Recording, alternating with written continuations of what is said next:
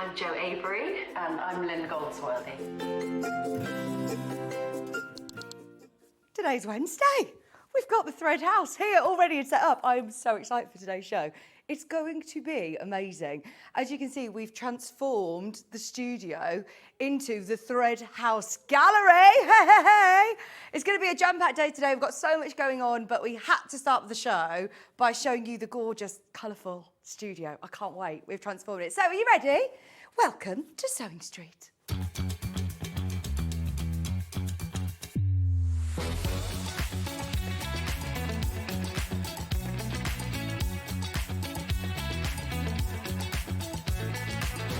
Good morning, welcome to Sewing Street. Good morning. Good morning. Good morning, everybody. Good morning. 10, 9, 8, 7, 6, 5 seconds, 4, 3, 2, 1, and visualize live.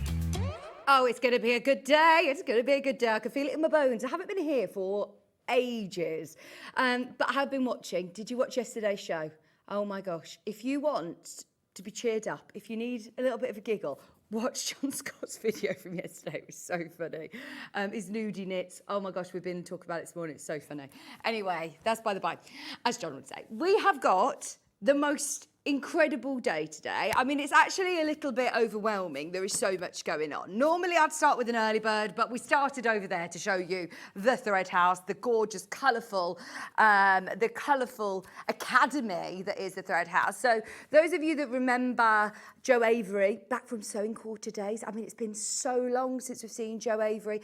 I don't actually know if I've ever met Karen Lewis. I don't think I have. It's the first time I've met her this morning. She is so lovely. But these are all names that are so famous. Lynne Goldsworthy, of course, as well. We all know and love Lynne. All of her shows, her designs are amazing. But these are the three queens of quilting, aren't they? Now, what we've done is we've put everything on pre-order as normal. So I just want to introduce what's coming up on today's show because the timings are slightly different to what is normally sort of scheduled. So our website hasn't really caught up with this. I know that they've amended it, but it's still saying, you know, 8 till 9 is me, 9 till 10 is Adam, and it's not the case. So this morning, I've only got half an hour this morning to do my early birds and some fabulous pre-cuts for you. Ben's put together some pre-cut bundles. We've got some charm packs and fat quarters coming up as well.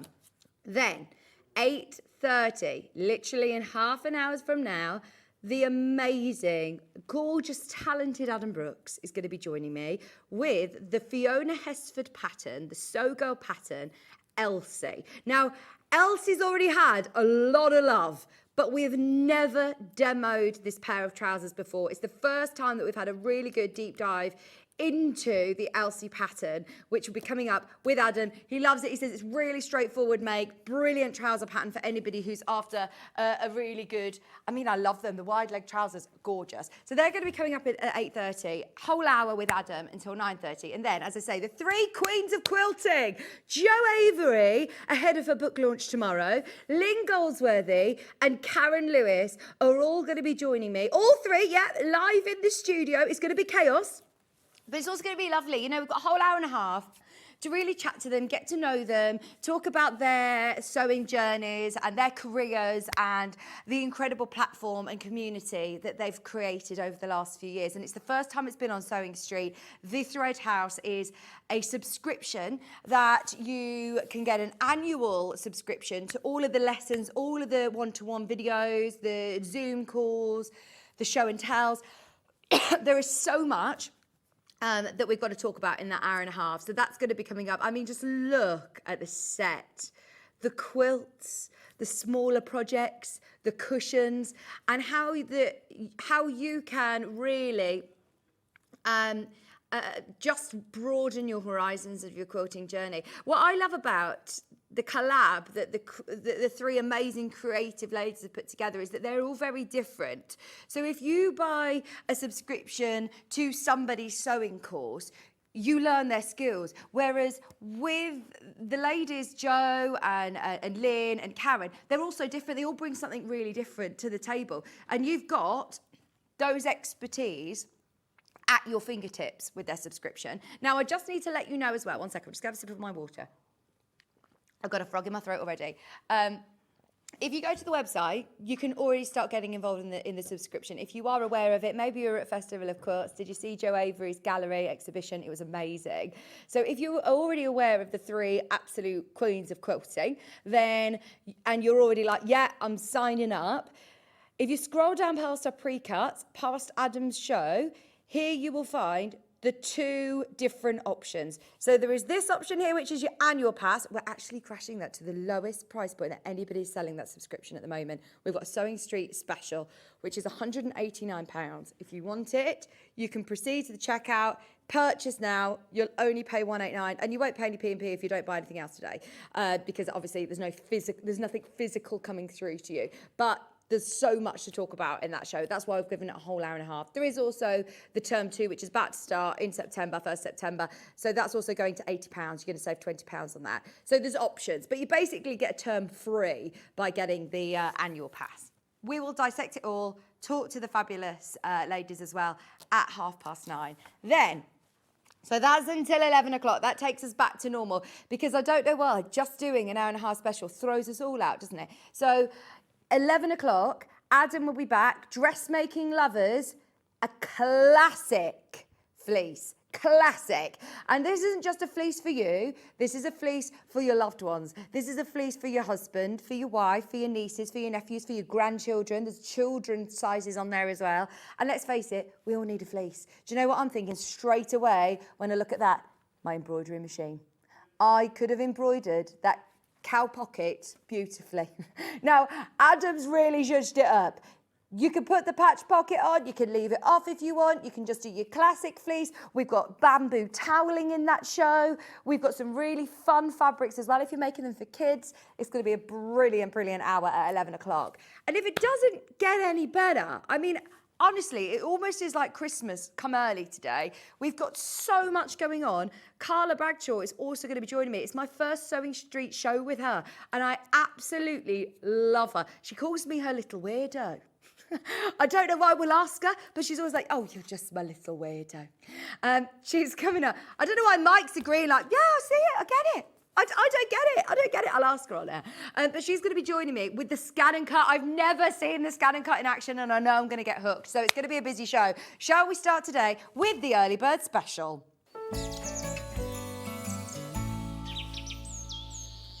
So as we said today, can't really get any better. I've only got half an hour, 20 minutes now until Adam Brooks joins me. So we're going to do some brilliant early birds. We've got 2. Now, these should never be early birds, because normally, you know, what qualifies as an early bird?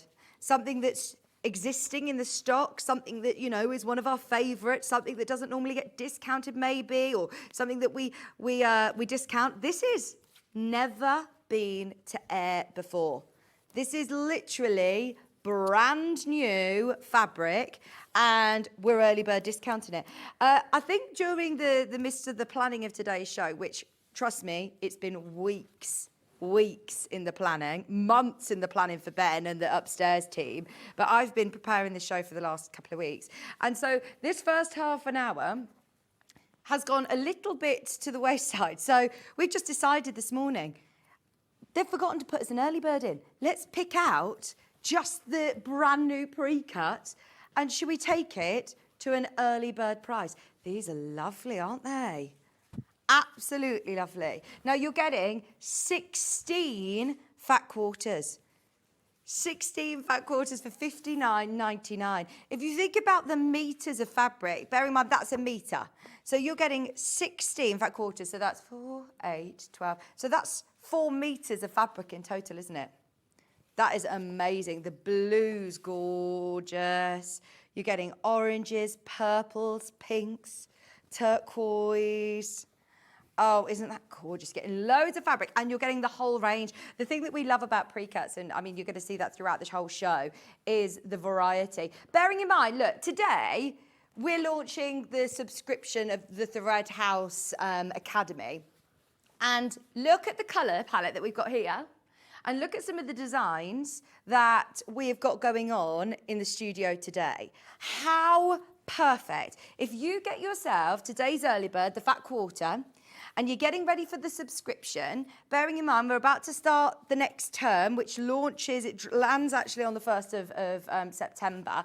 Imagine creating some of the beautiful designs that you've seen in the studio for with this fat quarter pack. You've got so much then to get on with, haven't you? A fat quarter pack like this, when you've got 16 fat quarters, we don't do very often. I mean, this one's perfect. Anybody who's seen Jo Avery's designs and Lynne Goldsworthy, all of the fabulous designers that are part of the Thread House, these colours would be beautiful. Now, this quilt I'm about to show you is actually really, really unique, and I'm sure that Lynne will tell us more about it because that's her design, and that's EPP and FPP. So that one, yeah. So that centre one is, that's foundation paper pieced, and then it's all traditionally hand pieced in the EPP way. So it's putting together foundation paper piecing and English paper piecing. It's amazing. That's designed by Lynne. It's part of the Thread House subscription, which is brilliant, isn't it? So you get all of your patterns, everything that you need included, but just having a bit of a stash, this would be perfect. I mean, I'm not even halfway through. There's so much. I'm just going to open it all out so then you can see the colour palette. But I must say, it is perfect. Perfect if you're getting involved in the Thread House subscription today. Still loads, still loads. And these are all, I'll remind you, half of a half metre. I like working with fat quarters. I find them less cumbersome. I think that you still get the large scale of prints. You're still seeing the secondary patterns coming through, but it gives you lots of choice. And with a fat quarter pack like this, think about your solids that you've got in your stash. Think about all the complementing colours that it's going to work with absolutely seamlessly with. That one's nice as well. I mean, just this one alone could be a cushion front. That is a cushion, isn't it? Straight away, that's the most amazing cushion front. And I know that we're heading away from summer now and we're going more autumnal, but just adding a little bit of colour into those winter months, I think is what we need. Because this morning was ever so dark, wasn't it? These dark mornings are creeping in, they really are. But this is beautiful. They're all your 16 fat quarters that you're getting for $59.99. Finn isn't going to be my friend that I've opened all of these out, but I think it's important for you to be able to see just all of the different prints you're getting. Lots of different scales of prints, some that are slightly more muted that you could use as your mixers, but that's still a hero print if you want to include it next to some of your lovely solids as well. Now, I just want to pick this out because yesterday I saw on the Facebook page, which I thought was really, really unique. A lady actually made a lampshade with free motion quilting, and I don't know what fabric she used or what material she used, but she did free motion and then made herself the most beautiful lampshade, and you could see literally the designs just like this. She did some birds, she did some rabbits, she did lots of wildlife, and it looked amazing. But I just thought of this and thought that would be a lovely little lampshade, just a small one. If you're doing some upcycling, I love all the birds. It almost has that bit of free motion sort of feel to it, doesn't it? That doodled effect. Loads of these are going. It's an early bird special. Bearing in mind, this is brand new, never been on air before. It's $59.99 today. It'll go back up to $74.99. Well done, everybody who's managed to get it. We've got another fat quarter pack coming up. No, sorry. We've got a charm pack, 10-inch charm pack next. Let's do this as an early bird as well. Early bird number 2. Now, if you do want your mixers to go with the fat quarter pack, right, $49.99, a tenner off. We want everybody getting involved today. It's going to be a really, really, really big day. We're so excited. We've got so many incredible guests. We've got lots of fabulous patterns, lots of lovely projects. So let's get our fabric stash sorted. Now, these are lovely because they are like that. You know when we've launched before the Macawa linen texture, but this has got more sort of detail to it. I love this. I think this is going to look great for your improv quilting, which I know Jo Avery actually really specialises in and really champions.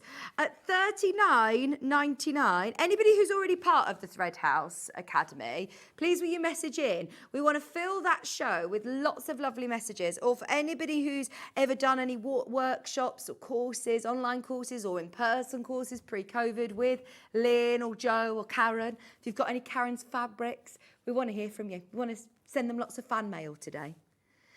$39.99. Look at this. This is so cool. Oh, so what do you think we'll use? Maybe they've got one next door that we could borrow. Maybe they've got one next door. Sorry, we're trying to work out an iPad get an iPad ready for their show. $39.99. That is a £10 saving. On a 42-piece charm pack, you're getting all 10-inch squares. Oh, I love this one. All of these fabrics are perfect for the projects that we're going to be launching. Perfect for the projects we're going to be launching with the Queens of Quilting. I've labelled them now. These are lovely, aren't they? All 10-inch squares, 100% quilting weight cotton. You're getting all of the sort of blenders, your mixers. You've also got the, oh look, the sort of doodled pieces. Imagine them doing some fabulous sort of quilting over the top of this as well. Love it. You've also got the polka dots. Under £40, 42-inch squares, 42 10-inch squares for $39.99. There are your early bird specials. Keep going through for those. Now, as I said, shop on the website, have a look at what's underneath us on the web and start getting ahead because it is going to be a very, very busy day today. Shall we do some of your bundles, Ben? In fact, please can we do this? Kaif, we never have Kaif long quarters. Oh my word, let's open these out. So a long quarter, if you think about a fat quarter, is half of a half metre. The way a long quarter is cut, oh gosh, I can't open it, is across the top of the full width of a half metre. So you're getting that whole length. It's a long quarter. Oh, there you go, for the last 6, we've discounted it as well. We've discounted it for you. We've turned this into a last minute half an hour frenzy sale by the looks of things, Ben. With only 6 left, you're getting the pink, you're getting the blue, you're getting the green. Oh, I mean, look, yeah, the improv quilt that's coming up as part of, yeah, it's vibrant. All of the colours that you're seeing on the examples that the ladies have brought in be perfect with fabrics like this. Oh, it's so limited. We've got less than 10 of these. Once everybody's checked out, it's sold out. We've got enough of you there to see that sell out. All of those long quarters, you're getting 10 long quarters from that folk flower collection. And in fact, there's lots of lovely folk art quilts coming up. Right, all of those. Which one should we do next? Yes. What does it look like? Is it the Garden Birds? 5-inch charm pack. Oh, fat quarter pack of 5. Oh, it's this one. It's Garden Birds. So do you know what happened with this one? This was launched by, look at the price, by the way. It's under £15. That is amazing for fat quarters. Absolutely amazing. Now, you get your little blue tits in there. These are all hand-drawn by Debbie Shaw. This colour palette is beautiful. Look, now she said, I thought they were doves. And she went, Vic, they're pigeons. And she went, they're garden birds. They're pigeons. I love it, or street doves as Ben calls them. Now, this whole fat quarter pack is gorgeous. It was actually launched by Craft Cotton. They Craft Cotton? Yeah, Craft Cotton Company. And they completely sold out. Completely sold out.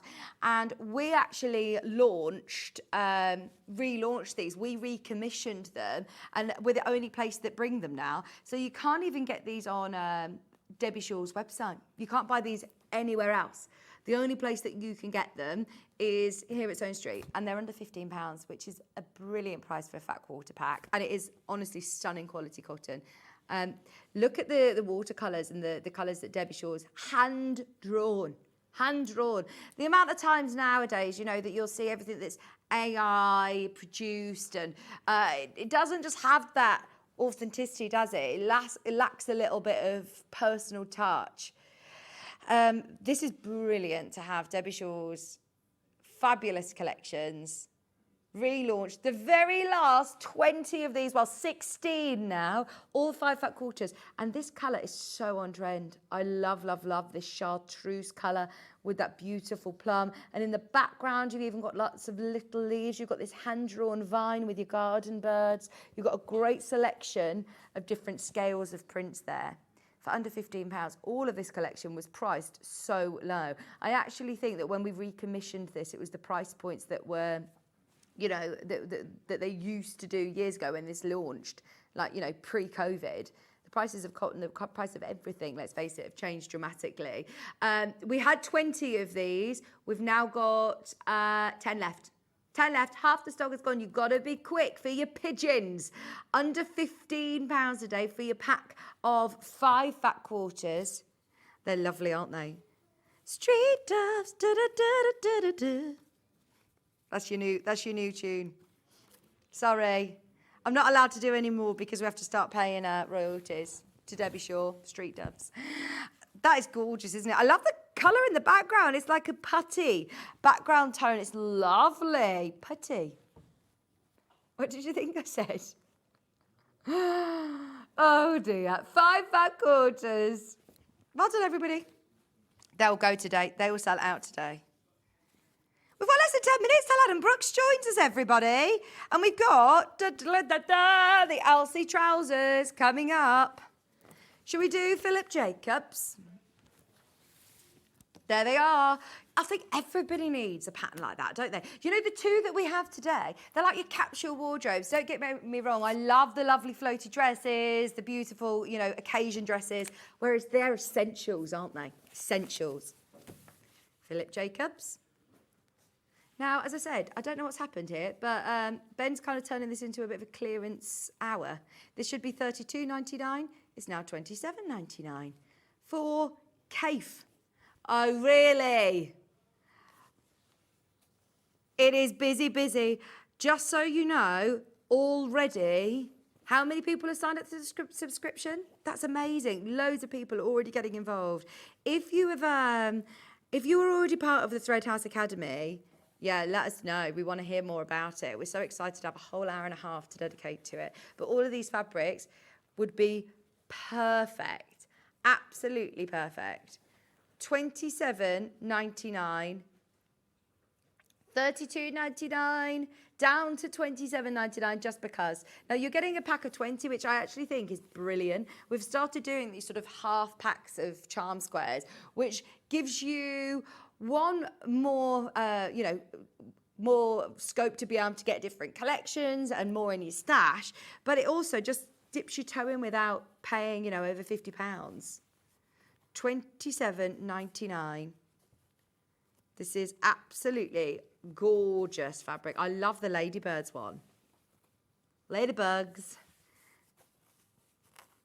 £27.99 for your pack of 20 Philip Jacobs charm squares. There's loads of these in baskets. Thank you for discounting it, Ben. We've literally got just over 5 minutes until Adam Brooks joins me, so let's do some more. Can we do the this one?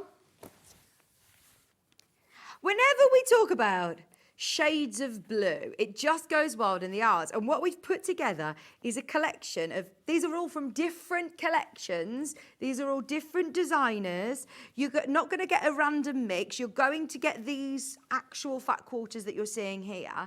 But they're all really hero prints. They'll all work together beautifully. But also, I would use this as a project. This could be a different project. See, this one is a Whistler Studios Banyan, which looks like Moroccan tiles, doesn't it? It's absolutely beautiful. Beautiful. This one, is that a Liberty? It looks it, doesn't it? That is beautiful. And I must say, it feels like it as well, is it? Oh, I don't know if it is. It's a Rose and Hubble. It's a Rose and Hubble. That's a beautiful ditzy print. You're getting all of these different designer blues for $22.46. We've done everything on price this hour. Honestly, it's been a bit of a... We didn't realise that it was going to turn into a clearance. That wasn't in our prep.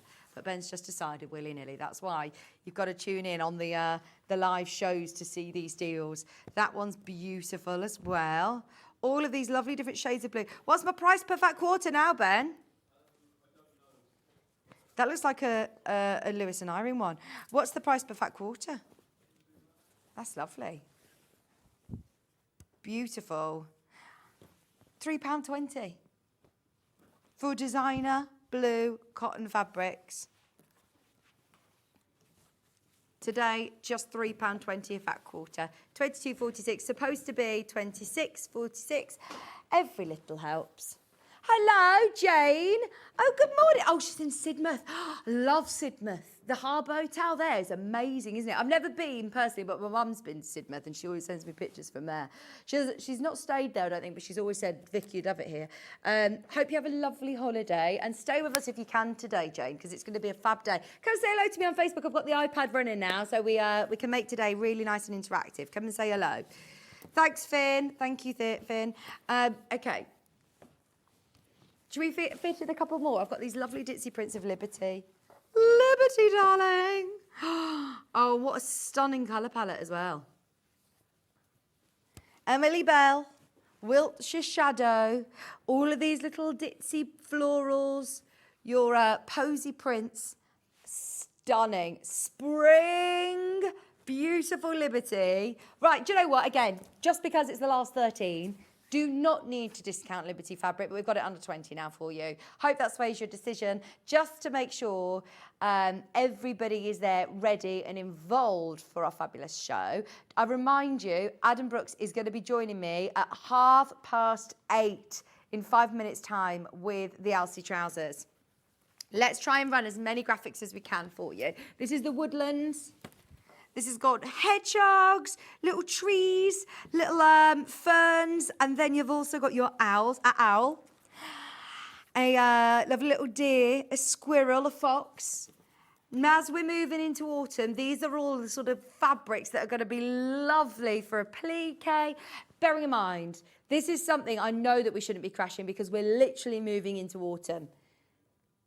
There you go. Everything off that we can, £1 off. It's never been that low. It's the lowest price it's ever been now. I've got time to squeeze one more in, and is there another discount coming? Right, now this is a ½ metre bundle of Liberty. These are all ½ meters. I've picked out this one, and I know that you can't discount it, but I'm going to put you under the pressure now. Anne said, morning, Vic, it's lovely to see you. Do you know, it feels like ages and ages, because I was due to do a show, I think, last week or the week before, last week or the week before, and then they needed me over on the other channel. So, yeah, I'm pleased to be back with you. Oh, he's discounted it. He's done it. For the last 10 of you, Liberty Postcard Paradise in pink for £42.95. Should never be that low. We are going to move on from it, but we just thought we'd let you know. There's a few cheeky discounts for you. And in fact, while we get Adam Brooks set up on air here, head to the app, head to the web, the rest of the pre-cuts, we're going to discount them. So have a look, pop the kettle on though, because Adam's going to be joining me in a couple of minutes with these fabulous Elsie trousers. Don't go anywhere.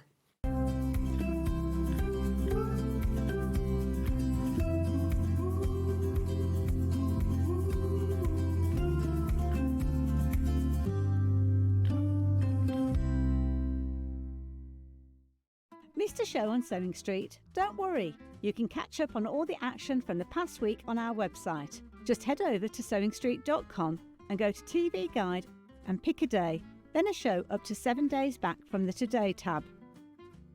Looking for something older? Check out the Sewing Street YouTube page, where you'll find our full archive of shows anytime, anywhere. Stay inspired and keep sewing with Sewing Street.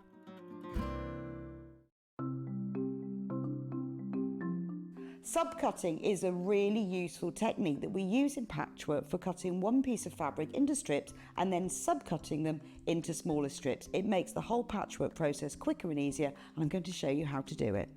So if you want to cut a piece of fabric into strips and you want to use the whole width of fabric, fold it in half to start with, and then have the top fold level with one of the lines on your cutting mat. You can then trim it to start with because this is nice and level. So I'm just going to line up one of the lines on the ruler so I know that this is at right angles. Then using your rotary cutter, just cut all the way along the line.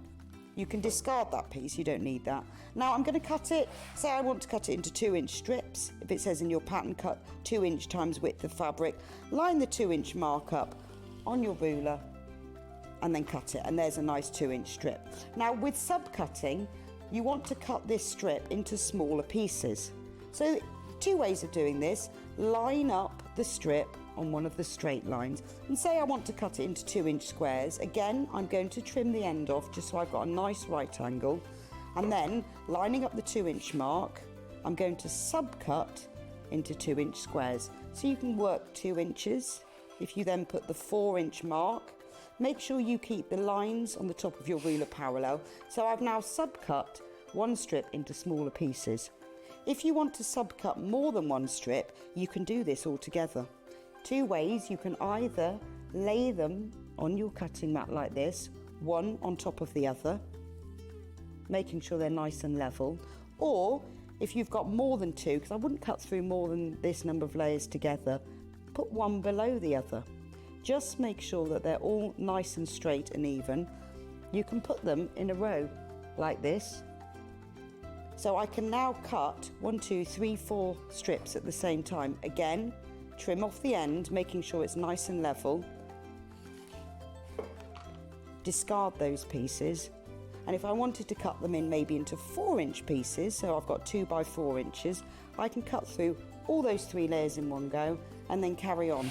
And I've got now accurately subcut pieces from one larger piece of fabric.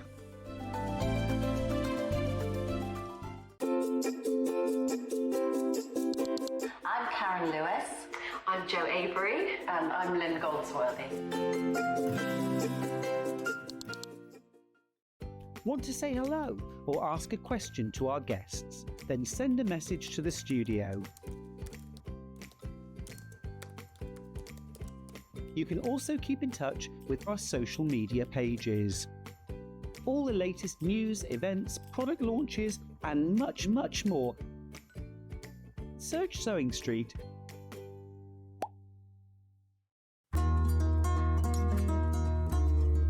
Now, normally when you sew 2 pieces of fabric together, you sew them together, right sides together, and open the fabric up. We, however, are doing a French seam, which means that all of the raw edges are encased within the seam. So, we don't do it the normal way, this is how we do it. So, instead of sewing your fabrics right sides together, you sew them wrong sides together within the seam allowance. Then what you do is you then take the whole seam, you would press it, and you will turn it round. So you now sew along the seam, but having the right sides together. So what you've done is you've encased your raw edges in here, you've created your normal seam from the right side, but on the wrong side, all of your raw edges are all encased within the French seam. A lot of people are terrified by French seams. You don't need to be at all. They're really haute couture and they turn your garment from being homemade to made with love.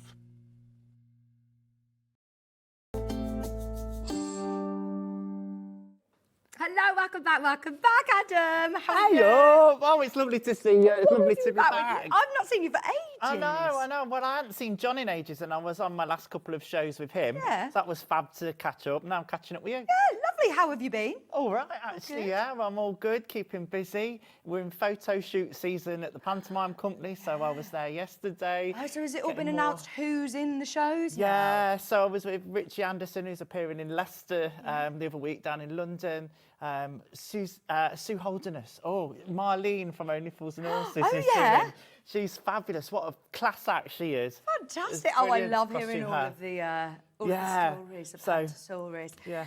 Now, we've got 2, I think, sort of wardrobe staples today. Oh, absolutely, yeah. Brilliant. I've loved making these. It's important to have a good, I think, trouser pattern because let's face it, Yeah. most days I'm wearing trousers and these are so lovely and so flattering, so comfortable. Skinnies are out, wide legs are in, aren't they? Yes, And this exactly. is a lovely pair of classic trousers. But I like the fact that they've got a little bit of a hidden elasticated waist. Yes, so that makes them really versatile for the wearer. So it's really important to look at the measurements because the finished measurements which are on the pattern will seem way wider than your waist and hip because there's the elastic in the back that's pulling them all in. Ah, okay. They're the perfect trousers for holiday. They're the perfect trousers for any time, really. But they look very smart when you see them in like the charcoaly grey, like they look very smart. But then when you see some of the fabrics that we've got today and, you know, the fabrics that you see on the front of the pattern, then, yeah, you realise how versatile these are. Now,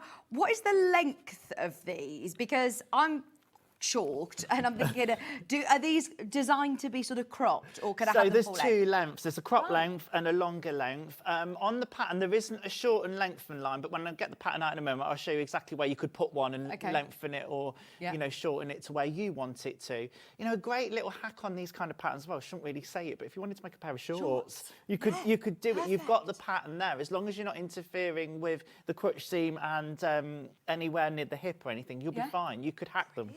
Shouldn't really say that. No, this is what every sort of dressmaker and sewer loves, is a pattern where you've got versatility, you've got a lot of bang for your buck. I'm even thinking now, just seeing them like that, they look beautiful in that fabric. Oh, but also, then start thinking about in like loungewear, like Christmas almost. Christmas pajama bottoms. Yeah, exactly. I mean, if you're more of an experienced sewer, you could perhaps make them out of a jersey fabric and have them as a loungewear fabric. What I'd say, personal choice with anything that's drapey or floaty, the pockets on the front are lovely and you need them. Yeah. It's got patch pockets as well on the back, on both sides, but it's up to you whether you use them or not. Yeah. And on something drapey, a more, streamlined classic trouser that you want to wear for posh, I'd probably omit the pockets. But for a workwear one, really or a smart. staple, really handy. Lovely in linen as well. Yeah. Lovely in linen. So there's two different length options. The pattern is size 8 to 22. You've taken the graphics out, Michael Wolf. We've got the size 8 to 22. They're your size information. We've also got the finished garment sizes and your fabric requirements. Now, the pattern suggests a light to medium weight linen or cotton, viscose, denim. Like a chambray denim, do you think? Yeah, chambray denim would be perfect. You could, if you wanted to, go for a heavier weight denim if you wanted to, and go to town with some top stitching. Just be aware that it's got those pleats in the front, so you're going to have a little bit of bulk in that waistband, so you don't want to go with anything too thick. Okay. And also to make sure as well that the thicker in the fabric you go, the less drapier it'll be, I'd say, especially with denim. Do I have a zip or a button or a fly? No, there's no zip and no button, which makes them a lot more simpler to make, which is what I love about this pattern from Sewgirl. Yeah, Fiona, we love our Fiona. In fact, actually, we've only really touched on this pattern in like roundups. We've never done a full demo on it before. Fab. So it'd be good to show, because it is actually classed as a beginner pattern, or they said advanced beginners, and you just want to highlight the waistband as well, don't you? Exactly. The trickier part is probably that elastic in the waistband at the back, but I'll show you the method, and there's actually two methods in the instructions, but it's really well explained. Right, so you get a full instruction book, don't you? Which is really great, and there's lots of pictures in there as well. It's really thoroughly explained, diagrams and pictures. And so I know best that of both Fiona worlds. also does a great blog where often there are hacks, there are all sorts. But, so like you said, making these into shorts, having a good trouser pattern in your stash, I think is so important, isn't it? Yeah. We always see lovely patterns of fancy dresses and things that you might wear a couple of times, but how many times and how many different fabrics are you going to make these trousers in? And that's it, and they'll look completely different each time. And if you want to have a little bit of fun, there's the tie around the waist, which you don't have to have if you didn't want to, but you could make that in a contrast fabric to see what you wanted with them. Oh, love it. Loads of you got this in your basket. Now, there's an option of a digital download as well, so you can get the physical pattern, which you've just seen on the screen there, at $17.99. Or today, we've also got the digital download. So, right, in terms of digital downloads, do you ever do digital downloads with dressmaking patterns? Yes, I've done a lot of them. Do I need to go to a printer to get it printed out on like A0, or can I do it at home on my home printer? You can do it on home. Usually what they supply is both formats. So you'll have an A0 photo, an A0 copy that you could take to a copy shop. Yeah. It tends to say copy shop because a lot of them are Americanized. Yeah.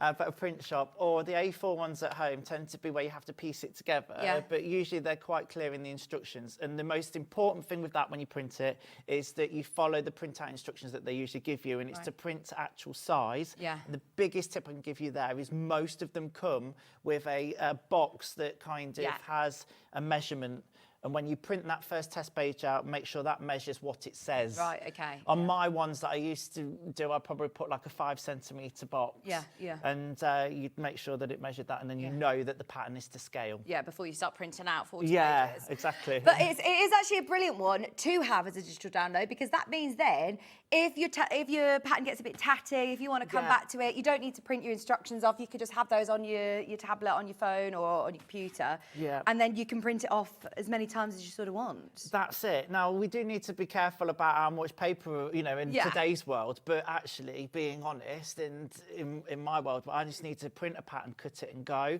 So if I've done one size for somebody, then I can just have that liberty to print it again and make it another size. Yeah. And it's easy without having to trace it off all the time. Yeah, yeah. Brilliant. So there's a couple of options. That's only £9.99 as well. So we have actually discounted it as the digital download. You can choose which one you want. Now, we've got lots of lovely fabrics. As I say, there's some beautiful linen sort of looks that we have available. I believe this might be a linen mix because it feels it's a linen viscose. Yeah. So you get all the properties of linen, but it's not going to crease as much, is it? Look at the colours in this. That's lovely. See, if you have got any holidays to look forward to, a bit of winter sun, or still got your holidays to come this summer, these would be beautiful. Really stunning fabrics. I mean, you could really dress these up, couldn't you? Imagine wearing this with like a coral sort of cami top at a wedding. Like, that's just stunning. I think all these fabrics are brand new to us as well. We've got them in especially for the Elsie trousers. So, talk to me about 2.5 metres. Is this going to be enough to make the longest size? The longest and largest size. Yeah, it just depends on the... Oh, that's not very helpful. Yeah, it's not very helpful that it's on there. But I think it says 2.4. I think it says 2.4 the most. Yeah, 2.4, 2.5. That's wide, 54. So as long as it's 55 inches wide, which these will be, you'll be fine. If it's only 44 wide, then obviously you're going to need a longer length, but just bear that in mind. The team are very good at putting together these bundles for you. So 2.5 metres is large enough for if you want to do the longest length in the largest size. £23.99. Now, we want to try and get as much demo in as possible. So let's fly through these fabrics, because I know that we're earlier than sort of scheduled on the telly. So I hope you've all found us. Now, this one is lovely. Speaking of watching this morning, Georgina, I wonder if you're still watching. Hi, Georgina, of course I remember you. She said, hi, Vicky, do you remember me? Going back in your singing days in Tamworth. Great show, I'm watching from home. Of course I remember Georgina, because also, you might know Adam. I said, you might know Georgina's son, Matthew, because he used to go to Stagecoach with me, and Adam used to teach at Stagecoach. What a small world. It was when we found that out, and you were working here, and we were like, oh my goodness, yeah, we know similar people. Such a small world. So yes, of course I remember you. Lovely to hear from you, Georgina. I was thinking, how did you find me on here? But it might be because I've shared John Scott's video of him having giggling fits this morning on my Facebook. Honestly, it made me so happy yesterday. I needed a really good laugh yesterday, and that absolutely... When I'm having a bad day, I'm going to just sit and watch that. Do you know, they showed me that book upstairs a month ago, and I was in hysterics. Well, they were questioning whether it could go on air. I'm Do you know what? It's a bit of fun, though, isn't it? It is! Oh, it is. It was, yeah. I know it's not for everybody, I get that, but... I've bought one for my neighbour. I've bought one for my neighbour, because it is just so fun, isn't it? Yeah. So funny. Oh, no, don't put it on with me. Don't put it on with me. I said it to my mum, and she was like, Vic, do you think that you would have been able to do it? And I'm like, no. Well done. This is gorgeous as well. Once again, linen viscose, 2.5 metres, with your purple floral, big oversized floral print. Fabulous price. Oh, I did. I've had a very busy weekend. Okay, now these, let's stick with the colourful ones. 2.5 metres. This is lovely. These are all brand new. Now, this one's a different, this is just viscose. Suitable viscose? That's lovely. Yeah, that's going to have some lovely drape in it, isn't Any it? tips of using a more sort of, I don't want to use the word slippy, because this is not, but lighter weight fabric? Yeah, just be careful when you're cutting it out, because it can shift a little bit. And if you're a bit nervous, anything that's cut on fold, which is not much in this pattern actually, you know, cut it singularly. Do you use pattern weights? Yeah, I tend to use pattern weights, but I like to use shears as often as I can do. But yeah, make sure you put all your markings on as normal. And perhaps just make sure you've got a nice sharp needle and a new needle if you're sewing anything like this. And if your machine has the capability to just have a straight stitch plate, that will help with finer fabrics. Okay. I mean, this isn't fine, do you know what I mean? But it is lighter. Yeah. Brilliant. Claire's just said, good morning, Vicky and Adam and all. Hello, Claire. Hello. Hi, Christine as well. She said hello. Adam, she says it's great to see you back. Oh, it was How's Gary? It was great to see you back. Hilarious yesterday. I love just got so much, makes me laugh so much. Honestly, it was. I've sent it to everybody I know. This one is like Monet, isn't it? There like 3 different books? Aren't there like 3 different books of that? Really? Knits thing. Yeah, I'm sure there's a few editions. Well, I think John launch a different one as well, because he says that it wasn't as rude as that before, the other one. Was there another one? Right. Sorry, I'm distracting us. No, oh gosh, it was so funny, wasn't it? So funny. Hi, Jenny. Jenny's watching. I'm excited to see what tricks she's done with your machine last time she was here. Well, we have arguments because she likes certain settings and then I don't. So I change them and then she changes them back. Do you know who I've realised who is the the person in the middle as well, who doesn't get mentioned, but it's Bex Reed. I think she also does some twiddling with it. I think Bex is doing a few bits as well. Christine said, Gary's doing great, thanks. He's at work today. Oh, so he should be. This colour's lovely as well, isn't it? Definitely have a look. Underneath is on the web. Fill your boots on all of these lovely linen viscose digital prints. That's your blue and black floral. And then we'll just do the charcoal colours. So we've got 2 greys and we've got a light blue as well. So if you do want to make a really nice, it's called black. It is. It's a lightweight denim. It's more of like a chambray. It says 4 ounce wash denim, but it is a really lovely lightweight. Don't think, when you see denim, I always think heavy duty. I know, and the 4 ounce thing, they call it that, but it never feels like that. It feels more like a chambray. Yeah, yeah. Yeah. Lovely weight, though. It's perfect for these trousers. Perfect for these trousers. This is what you've made the trousers out of, and they look great. Really smart. Really, really smart. And like you said, you could play around with top stitching as well and do some extra decorative. So that's what I mean, yeah. It would be really nice. We've also got the medium. Let's have a look at these 2 colours together, because I think sometimes they put them in... so that one's the dark. Oh, lovely. Absolutely. I think that this is perfect. You know, for autumn, this sort of time of year, with a jumper, with a T-shirt, they're going to look absolutely lovely. Classic one, actually. And at $25.99, I think that's the one that I'd be going with. Yeah, classic colour. I was just about to say that. It's lovely. We also have the lighter, so you can see there the difference. There's not much difference, but that's more of your indigo-y blue, isn't it? And then this is more of your classic denim blue. This is called medium. You're getting 2.5 metre bundles. They're already cut into 2.5 metre bundles, which is absolutely plenty to be able to make any size of the Elsie pattern in the shorter length or the longer length. Oh, Christy, I love the chat. I really missed you at Festival of Quilts. Were you not at Festival of Quilts? No, I wasn't there this year. Not on Jukie's No, stand? and I tell you what, George had invited me and I couldn't go. Why couldn't I go? I was away somewhere. Yeah. Living the high life.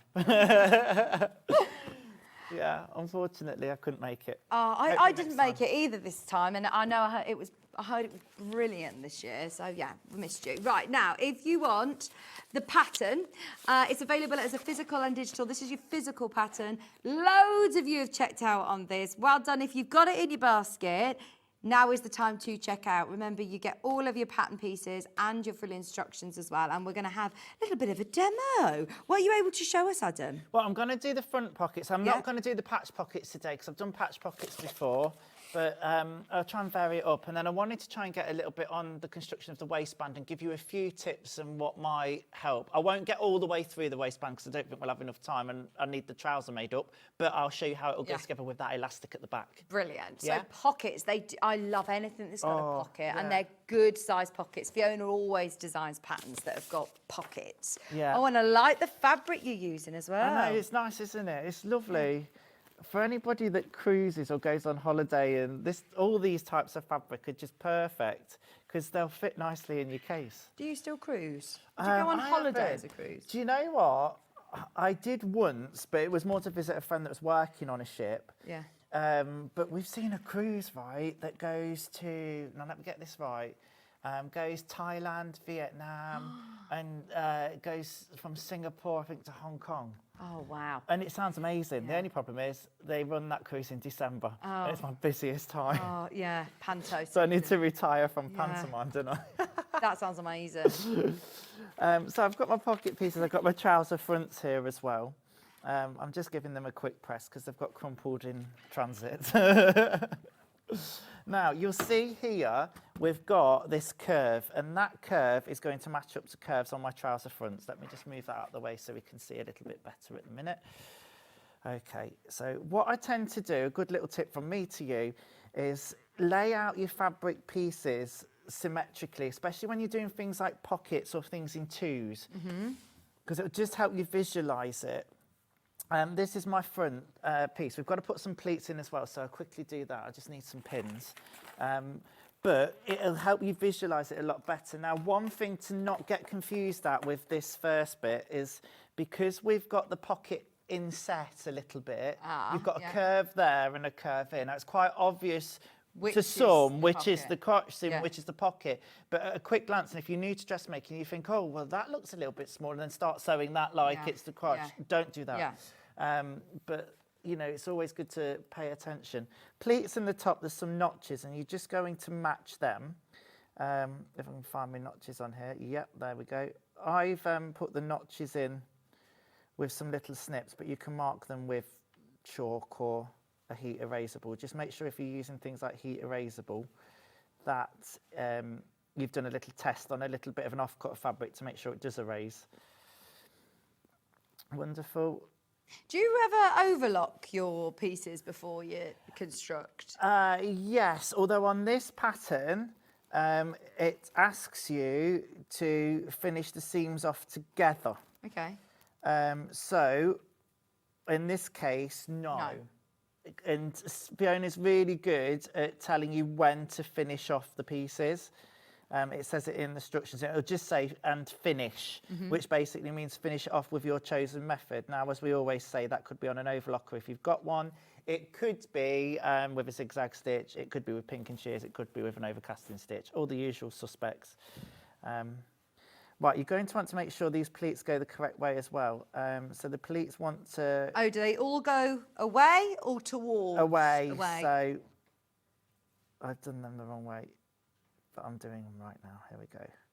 So I'm matching those notches. It's basically just two little notches that match up together. And this is why it's good to have it laid out as the trouser will be. So you'll be able to see that those pleats are going away. Yeah. Yeah? Right, I just need to get them on the other side as well. There's my notch there.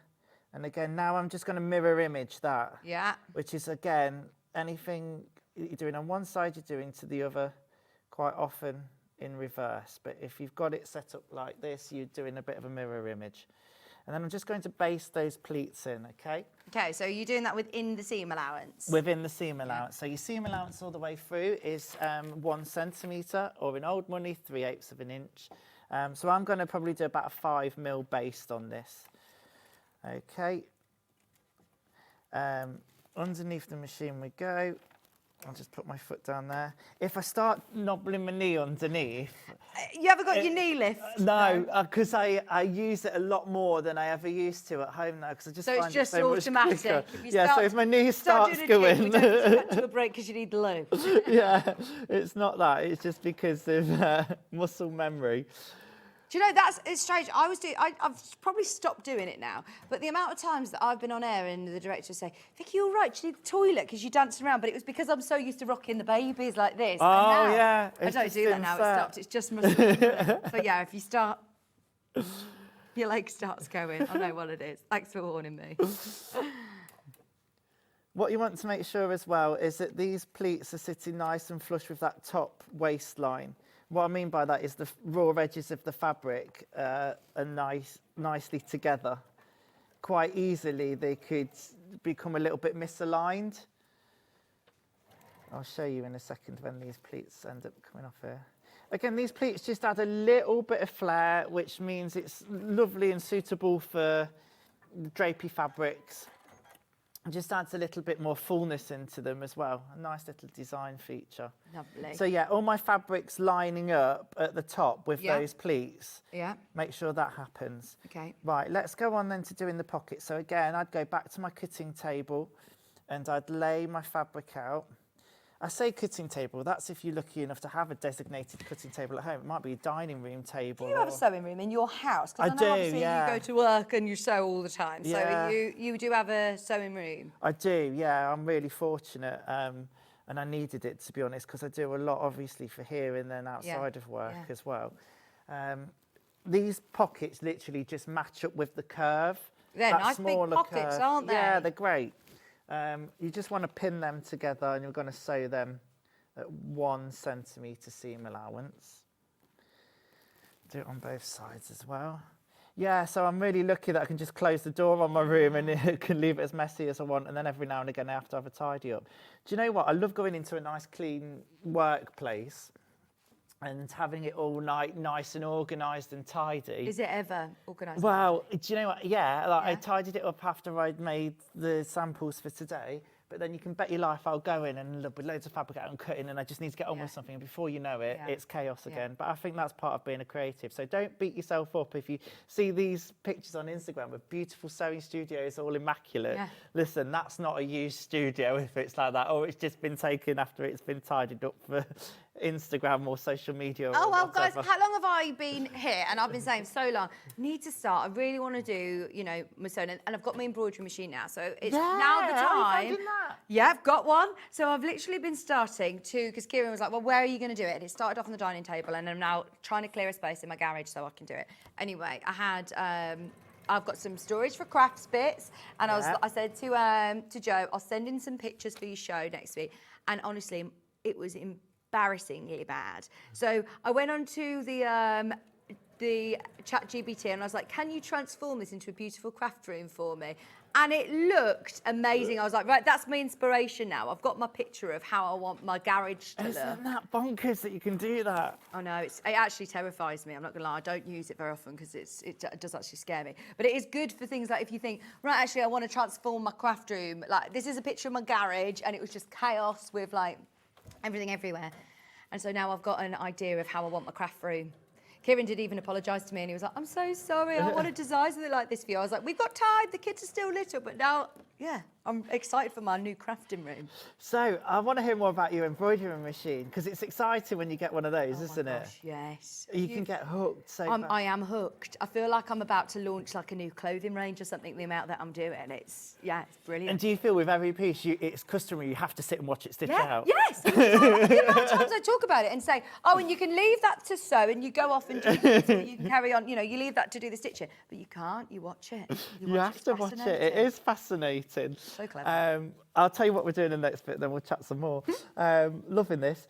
So I've just sewn them together at 1 centimetre. Now what I'm going to do, well, you've got two options. You can press that, and then you can top stitch it on the right side. Okay. That'd be lovely on denim. Yeah. I'm going to show you another way that you could finish this off for a little bit more of an invisible finish on these lighter weight fabrics. I'm going to use our old friend, the understitch. Understitching. I love an understitch. Well, I really like garments that are seamless, and obviously they're not seamless, there's seams in them, but a lot of seams, but that are made to look really sleek and sleek lines.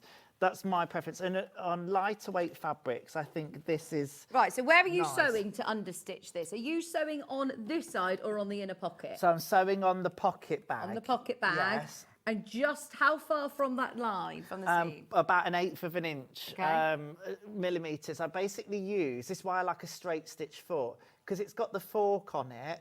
I'm using that fork to run down the seam, and my needle's just about 1/8 of an inch to the right of that. And I'm going through that pocket bag and all the seam allowance. Oh.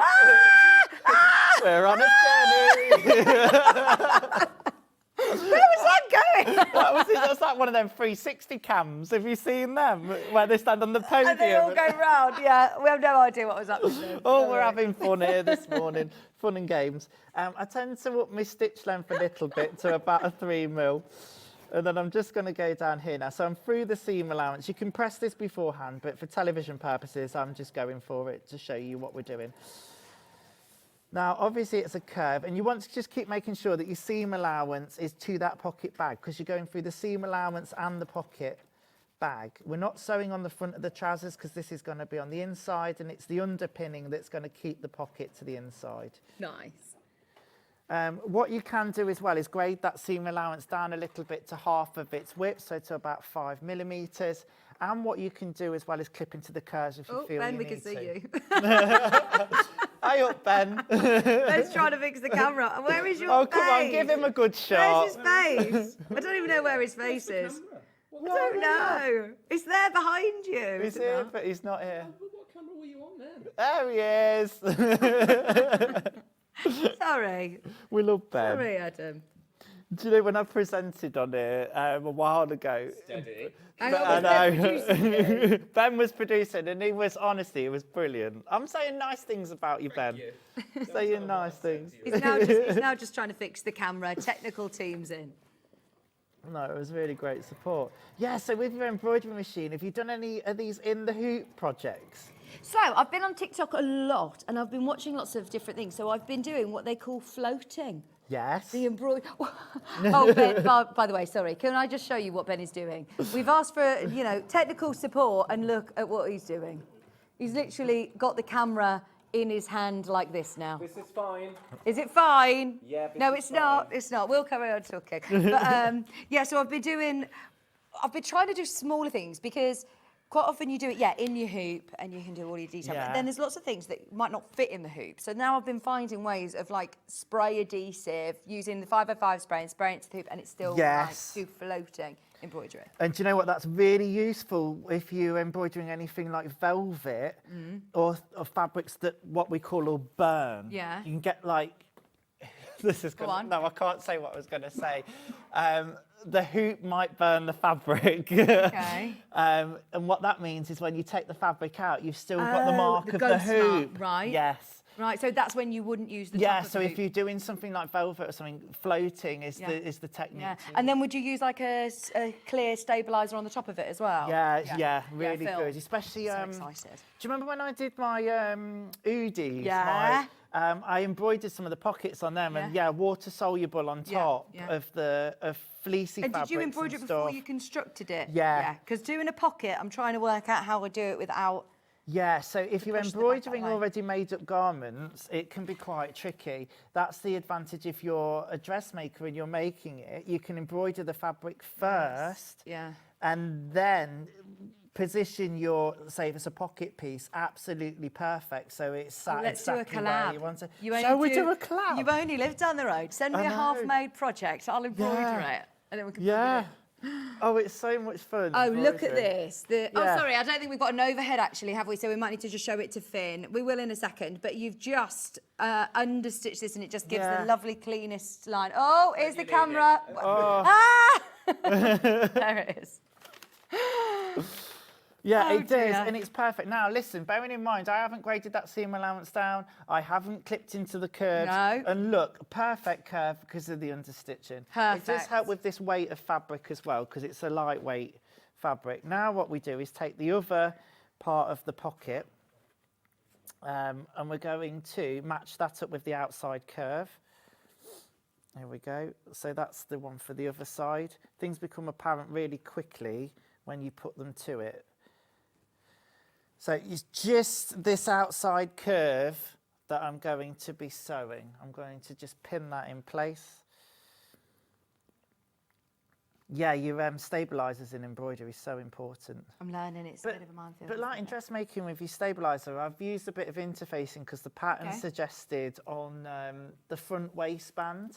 Yeah. And I've actually done it on the belt loop tabs to give them a bit of stability as well. It just helps keep them... They are actually really lovely trousers, aren't they? Yeah. I'm thinking in like a tan, they'd look nice as well, very smart. Oh, yeah. I love the pleat detail on the front, the tie, which you could have on or off if you wanted, depending on how you wear it. You've got the button at the little loop, so if you didn't want to put those on, you don't have to, but I think that adds nice detail. On the back, look, you've got the patch pockets, the elasticated waist as well, so they're super, super, comfortable to wear. don't need to worry about doing any difficult flies or buttons or concealed side zips. No, nothing. You've like literally that. got such beautiful detail, but yet they're really stylish, aren't they? Very, very stylish indeed. You'll now start, if you're on your dressmaking journey, you now start looking at garments in the high streets, don't you? And You look at can- them very different, yeah. You think, because obviously if you're going into any of the stores where they're having to make loads and loads of them for all of their chain stores, they have to make them one very cheaply and two very quickly, efficiently. Yeah. So you actually realise the detail isn't there. When you start dressmaking yourself, you realise how straightforward it is to make a tailored pair of trousers in Marks and Spencer's or Zara or on the high street like this, how much they'd cost you. Oh, How you make absolutely. yourself. But you've got the ability to adjust them as Yeah. well. And I think that's, as you go along your dressmaking journey, the important skill to learn. For example, just talking about the waistband, Fiona's brilliant. She gives you the exact length of elastic that you need in the back. Right. And that 40mm elastic that you've got there is exactly the stuff that you need. Right, okay, brilliant. We'll come to that because we will explain about the elastic. Sorry. No, it's all right. Yeah, it's brilliant. But you've got the ability, if you need to or want to change that. If you want a slightly looser fit, and you want to let the waist, the tie do a bit more of the work, you could increase the amount of elastic you put in by a little bit. Right, okay. Or, you could reduce it. Yeah. But she gives you the amount of elastic you need for each size. A lot of patterns will often just say, wrap it round your waist and go that way, but you can't with this because the elastic's just round the back. Yeah. So that method doesn't quite work.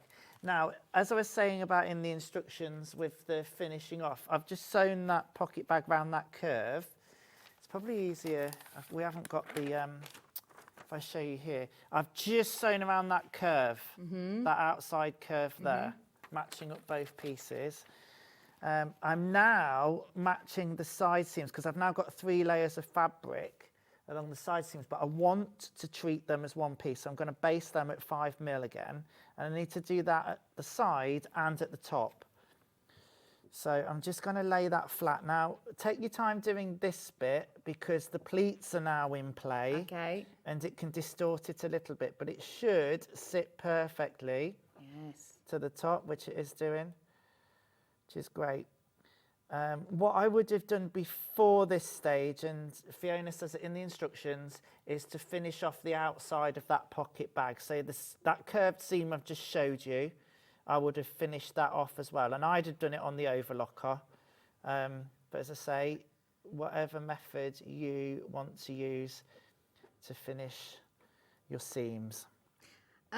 Karen is saying, learning so much this morning, fabulous demonstration. Oh, thanks, Karen. Because lots of these skills, remember, are very transferable as well. That's They what I think are. about getting a good dressmaking pattern, is that you're going to learn lots of different techniques. Yeah, that are transferable. absolutely. And watching shows like this today, you will learn, like we say, understitching. Yes, you use it on lighter fabrics for your pockets, but also around necklines. Or there's so many different ways of using understitching pleats and where to position them. And that's a good tip. Thank you, Karen. Understitching was one of those things that I never really understood when I began my sewing journey, and I'd see it in instructions, and I didn't have anybody really to show me.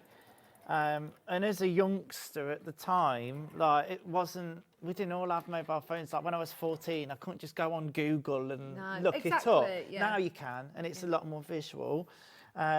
So it's good to actually physically see it and understand what it does as well. But also from my experience with just, me trawling through videos on YouTube or TikTok, is that it's quite daunting. There's so many different ways of doing so many different things. And that's what I love about, our show and our community is that actually, you can sit and watch a show and it's not just trailing through 30-second videos and you're thinking, I don't know which one's all a bit conflicting.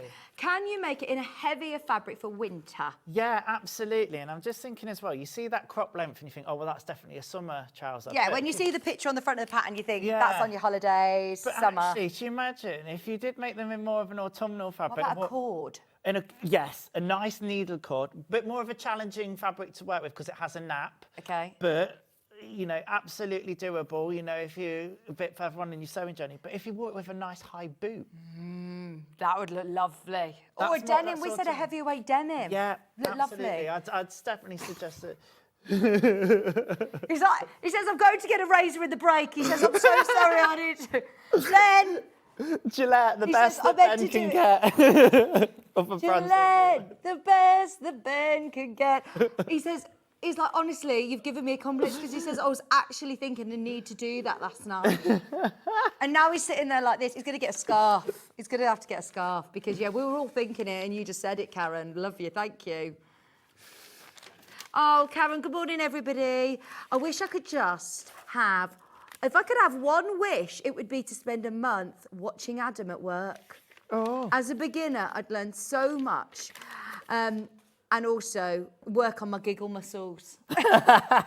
Oh, you've got to have a good laugh. Well, I was at the photo shoot yesterday. I think everybody thinks I'm a little bit nuts, you know. Well, I am, if I'm honest. But yeah, we were just having such a ball. Because to be honest, when we do these photo shoots, we'd got about 12 actors in yesterday, and we've had measurements, but things don't fit. Things go wrong, even with measurement forms, because you know people can't measure themselves accurately all the time, which is, you know, especially if you're not used to doing it. So yeah, I come up against a few issues, and it's just how you resolve them, and everything was resolved, and it's just what we do. I've gone onto the waistband because I want to show you this bit. Okay. So I'm just pressing. This is the back waistband. Right, so there's two. There's a back and a front waistband. Yeah, and they're literally just rectangles. Yeah, I'm just pressing that in half now because it's good to have that prepped. I've already done, let me just move that front trouser out the way. Jane, I wonder if you've just tuned in. Anybody who's only tuned in the last 5 minutes, you might need to watch the first half an hour back later on Facebook because we've already been live with you from 8:30. Yeah. As Jay just said, I'm looking forward to a great demo. Morning, Adam and Vicky. The Sussex seamstress, I met her. I felt like I'd met, like, you know, the Stig on Top Man. Oh, on, I know, Top Gear. yeah, So yeah. when it's like the Masked Singer, I'm like, who is Jane behind the Sussex? And I met her in the green room the other day. She's so lovely. Oh, isn't she? She's so She's lovely. fabulous. She's fab. I So love yes, Jane. we've I've already never been met on with her. her. Have you not? No. We spoke on Messenger a lot. Right. Obviously, because I've demoed so many of her patterns. But yeah, I've watched her appearances. I was so chuffed when she was coming on to demo her patterns on Sewing Street. Yeah, it's brilliant. What I'm just doing here, you will measure this, is I'm pre-pressing up 1 centimetre. Gosh, you have got a very good eye because I bet that is bang on. Don't get a tape measure out. I failed the other day, you know. I usually pride myself on being able to measure 1 inch. And I said, oh, yeah, that's about 1.5 inches that needs taking out there. Yeah. And it wasn't. It was 1 3/4. Oh. I mean, I was 1/4 of an inch out. But I was beating myself up because usually I'm bang on. 1/4 of an inch out. That was in a dame fitting. Anyway, so you'll notice that front piece that I've just done actually has a piece of interfacing on. And the pattern suggests that Just you a do lightweight, that. medium. A lightweight, lightweight. medium interfacing. Oh, I've missed some. We shall meet, Adam, says Jane. Yes. Does Jane live down near Brighton way? Was it Jane? Was it you I was talking to about meeting Wendy Orlando, saying that you were going to go and meet? No, who was I talking to? There was somebody else I met in the green room that said, we live really close to Wendy Orlando. It might have been Jane. Right, so I've pre-pressed that up. You could do it afterwards, but I just find the more you can do in advance, the better. I'm just going to stand that there and get rid of this a minute. So what I'm going to do now is make a circle out of this. Now, it's really important because I've pre-pressed those edges up that I make sure that those pre-pressed edges are... Can you just bring that slightly forward? Yeah, Thank you. I know it's unnatural. By the way, just so you know, once everybody's checked out, we're really, really, really limited on the pattern now as a physical option. There is the digital download available, but the physical option is limited once everyone's checked out. There you go. It's great that the PDFs are available, but I do like a physical pattern. It depends what you like in terms of, sometimes I just need something that's already printed that I can just go with. Do you know what I mean? But then instantly, if you've got a printer at home, you can do that, can't you, with PDF? Yeah. And I suppose you could do it today. Yeah, you could. If you're inspired and you're thinking, right, this week, Let me I've got do some it. time. Yeah. Because sometimes, don't you find with sewing, you'll probably find it with your embroidery, suddenly you get a flash of inspiration and you have to do it there and then. Yeah. And the problem is that flash of inspiration can quickly fade, and then the more you think about something, it's like, oh no, I'll put it off. Yeah, If you can't do it in the moment, I'm very much like that. I'm very impulsive. Yeah. Yeah. Funny. I keep watching all these things that pop up on social media, and it's like, are you the type of person that has 10 notebooks but has like only a few lines? And I'm like, yep, that's me. Yeah. And then it's like, you can have a deadline and we'll leave it till the last minute. And then it said something like, in the last hour, you go into God mode and you just suddenly turn it out. And I'm like, yeah. That is me. Is that you? Yeah. I actually feel very prepared for today's show. Normally, I am, to say like, you know, I've got 3 little children. I'm very scatty actually in my own life, but I'm very organised with them. It's Maisie's last day at nursery today, by the way. She starts school next week. How crazy is that? Feels like 10 minutes ago I brought her into Sewing Street when she's just been born. Yeah, so she's it's her last day today. I'm pleased I'm not dropping her off because I'll be in bits crying. I don't want to reflect that onto like her emotions. You know, at my nephew's nursery, he had like a little graduation. Yeah, we've got one on Sunday. Have you? So they have cap and gowns. My mum was just bonkers. I said to her, Mum, do you want to come to Maisie's graduation? She's like, graduation? She was like, no. She's like, that's too far. She says, no, that's too far. We didn't have anything like that when you were at little. It is bonkers. I mean, it's very American, isn't it? Yeah, well, she said, because I've been on a hen do this weekend, and she was like, we didn't even do anything like that. Now hen do's are so elaborate. She was like, we might go down the pub and have a drink or something as a hen do, but not. Yeah. It's all, very American. It is. Right, I'm just pressing these seams open. So centimetre seam allowance on both sides. Right. And do you see now, because I've pre-pressed that centimetre that you would have measured and not just eyeballed like I did, that's already prepped to finish. That goes on the inside of the trouser and is sewn from the front, stitch in the ditch. Tip from me to you. And you'll hear everybody say it and you think, no, I just want to get on with it. I can just whack it under the machine, baste it. The way I got... Hand baste it, especially because of the elastic in the back. Yeah. What you need to do is from the inside, you're going to manipulate the elastic and hand baste that folded edge on the inside, just past the stitching line from where you've attached or sewn the waistband. Okay. So if it just goes past that stitching line, you know you're going to catch it when you stitch in the ditch. And if you baste it, you've got no pins to worry about. It's holding all that elastic and you can manipulate the elastic through. Brilliant tip, yes. Baste it, please, because it will make so much more sense when you get to that stage. Okay. There's another option that gives you to do it with an overlocker. You could overlock it on, to be honest, or catch it in. Yeah, or finish this edge with an overlock and then do the same thing. Okay. But I much prefer this method because I feel like it feels again more streamlined, more couture, more finished. You know what I mean? It's a nice, clean way. I need to press open this other seam. And it takes minutes, doesn't it, to go around with a little running stitch basting it? Do you know what? Yeah, the length of basting stitches, you're not doing tiny stitches, you're doing long stitches. And actually, it's just the same amount of time as pinning it sometimes. But what I will say is you'll need to pin it at points at the centre front, the centre back, the side seams, and then in between a little bit first, and then go through. If you've got some thread wax and some good, well, it doesn't have to be good thread, to be honest, for your basting. No. But if you need a longer bit and some thread wax, that will stop it knotting. Lots of tips there for you. Right, let's do this elastic, shall we? And so you've got here the 40mm elastic. Everybody who has got the pattern, you're going to need this.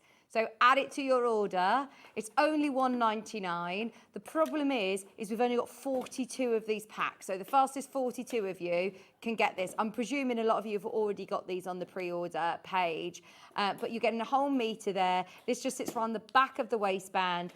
Fiona will tell you in the pattern the length to cut, and Adam will explain, any tips as well of keeping it in place. Because it's probably not the width that you're going to have in your stash. No, because it's that bit wider. So, but it's perfect for the waistband that's been drafted for the pattern, and it's what Fiona asked for, 40 mil. I know for the size that I need 12.5 inches in the back. Okay, so it just changes depending on the size that you're making. So measure 12.5 inches. I'm just going to put my thumb there, and on you, just go. Is that right? Yeah. Is that going to be around the back? Yeah. I mean, look how much that stretches at 12.5 inches. You know, you've got loads of stretch. Yeah. And it's gonna gather it up really nicely. Okay, you're gonna measure that again a little bit more accurately than what I'm doing today. Why don't you just mark it with a pen or mark it with a pin? So I've got a friction pen here. it, Let's do something properly, Adam, for a change. 12.5 inches. And you might think, as a beginner, is that 12.5 inches when I stretch it, or is it, you know? Hopefully that would be clear, but it's not. It's 12.5 inches flat as it is there. Sorry, we're having problems with our overhead, so we'll try and get... Good job we've still got Mike with us on camera, so he's going to do a great job to show us everything. So I'm just going to trim that there. Now, it's going to be on the inside of the waistband. If it makes you feel better, you could finish that with an overlock if you wanted to, or a zigzag. Yeah. See, it's fraying a little bit there, but it's going to be inside. You're not going to see it. Fine, okay. So now what we're going to do is sew this to the seam allowance. So I've pressed that seam allowance open, and it's got to run along the back, which is the longer side. Let me just move that out of the way for a second. There we go. So I've got the interface bit, which is the front. That helps distinguish it as well. And then I've got this longer bit here, which is the back, and that's not interfaced. Yeah. Yeah, can we show anything to Mike as well? Please? Yeah, Sorry. Absolutely. So what I'm going to do is I'm going to place this elastic to that fold. Where I folded the waistband in half, I'm going to place it right up to that fold. Fabulous. And what I'm also going to do is I'm going to stitch, I know I've pressed it open, but to one side of the seam allowance. Probably the best way to do it is this. I want it quite flat. The way it tells you to do in the instructions is to put the seam allowance together there and sew just shy of that line. Yeah. So there, I've lined my elastic up with that centre fold, and, let me get my fingers out of the way, and to the edge, raw edges together, and I'm just going to sew inside the seam allowance to catch it, yeah? Let's do that then. So underneath the machine we go. You can pin the elastic there if you want. Now here, you could do one of two things. You could do a straight stitch or that lightning stitch, because we're sewing now stretch. Yeah. You could do a zigzag stitch as well. Yeah, okay. All right, a zigzag stitch would be good because it's going to hold that elastic. The zigzag over a lightning stitch, would you say? Yeah, I think so, yeah. To be honest, in the pattern it just says straight stitch it, and I've straight stitched it and it's held. Okay. But if you work with stretch, these are good just little tips to know. If you wonder if, you know, your machine isn't holding it where it needs to be. Now, this is where we do exactly the same on the other side. Is there a notch on that side of where to line it up? So no, but what I'm lining it up to, again, is that pressed, folded bit. So that the elastic is sitting right at the bottom of or at the top. Well, it's at the top. Yeah. Because it's in the middle there. It's important that you do that, because if you go further down, you're then going to run into trouble, because when you stitch the waistband on and then the folded bit on the inside, you're then going to be catching the elastic, and that's going to cause you problems. It's not going to sit right. So it must sit right in the middle of that fabric there. There's my fold. I'm folding that makes sense. Yeah. I see that. Fine. I'm just going to now stitch that. I think we've got our overhead back now anyway. Fabulous. The other thing to do as well at that stage is make sure that you don't twist your elastic. That could quite easily happen if you're not paying attention. As you can see, I've got it laid out flat and it's running flat along there. Okay, so we sew that in. Underneath we go. I just wanted to show you this bit with the insertion of the elastic, because I think it's important that you see it and then can see where we're going with it as well. So now what that's done is obviously gathered all that back bit up together. What you're then going to do, and this is perhaps the easier part, is the unfolded bit. You know where I press that centimetre up? Yeah. We're going to leave that alone for a minute. And right sides together, we're going to then take the trouser that you've constructed with the pockets. There's some notches, and you've got your side seams on here as well. match them up with the centre front, centre back and side seams, pin all the way around, baste it if you need to, like I said, and then you're going to sew all the way around the waistline. So that is going to be this seam that sits on the front. Yeah. Yeah? Then comes the trickier bit. What you then do is that folded side. Do you see, if I fold that over now, there's my seam allowance on the front, and I've got my seam allowance folded under on the inside now, so it's already prepared. That'll go to the inside of the trouser, and again, I'm going to pin it at the centre front, centre back, side seams. But the bit that's going to be the trickier part, and the bit where you just need to take your time, I'll just fold it this way. Imagine that we've got, this is already sewn to our trousers. We're bringing it to the inside now. That's going to come over that elastic there. Yeah. But as you go along this seam, and this is why I say baste it, we can start right, hang on, and get right there. Get your pin in there first, and then get a pin at the side seam, but you're going to have to stretch it. Yes, Right. exactly. Do you think if you do it on, you know, like a ironing board and pin it?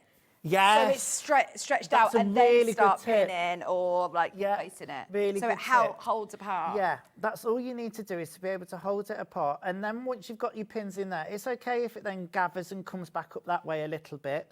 Do you want to stretch it to its sort of largest point? Yeah, well, you will only be able to, stretch it as big as that back bit anyway. Okay. I've actually got that on the interface bit, which is causing us a little bit of confusion. Let me get it on the right bit there.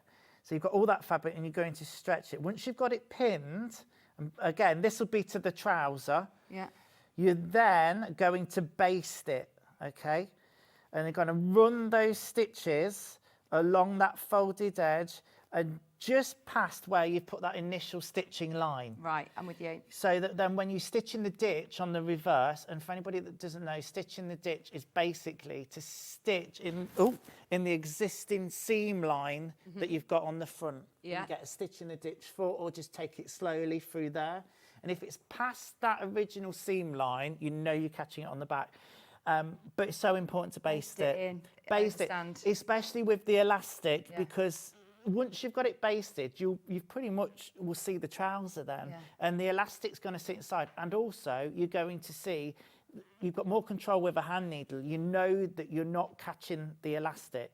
If you just, I don't know if you can see it clearly, but my elastic's in there, and because I made sure it was in the middle, it's sitting towards the top. And that casing that comes over there, there's a good centimetre in there for me to stitch. Yeah. But what I don't want to do is stitch through the elastic, because then that's going to pucker it. Yeah, yeah. And then it's not going to have the same stretch. It's going to hold it in you weird might places. pull your stitches and stuff. Exactly. Exactly that. Brilliant. Thank you so much. No, that's brilliant. Thank I know you. we, by the way, for anybody who watched at the start of maybe 9 o'clock thinking Adam was on at 9, apologies. I think there was an amendment on the website. Yeah, it's on there, yeah. So all of the show is on there anyway, if you want to watch back any of the tips, because Adam was with us from 8:30. You're back with us at the normal time of 11 with the fleece. Now, I've got to give this some love because how the Moo Fleece, we titled this. I love it. And look, you can put a Moo pocket on. You don't have to put the Moo pocket on. You can have a patch pocket or no pocket. That's it. Jess sent me this fabric, and at first I was like, this is fun, isn't it? And then I was like, is she having a laugh? Does she really want me to put the cap on? But do you know what? I see why, because there's kids' sizes and it'd be great for kids. But this is to highlight the pocket. But yeah, like you say, you've got so much option. Love the pattern. I think it's well constructed. And yeah, can't wait to show you. That's going to be brilliant. Please get ahead on pre-order. Well done, everybody who's managed to get the pattern. Now, during the next few minutes, we're having a slightly longer break to get our next 3 guests on. I can't believe. Wow. The first time, I think this is the first time ever. So we're going to get Adam's mic over to Karen. We've got Lynne. We've got Jo Avery here as well for the most amazing, amazing hour and a half. So stay exactly where you are. Pop the kettle on. Check out on your pattern, and we'll see you right after this.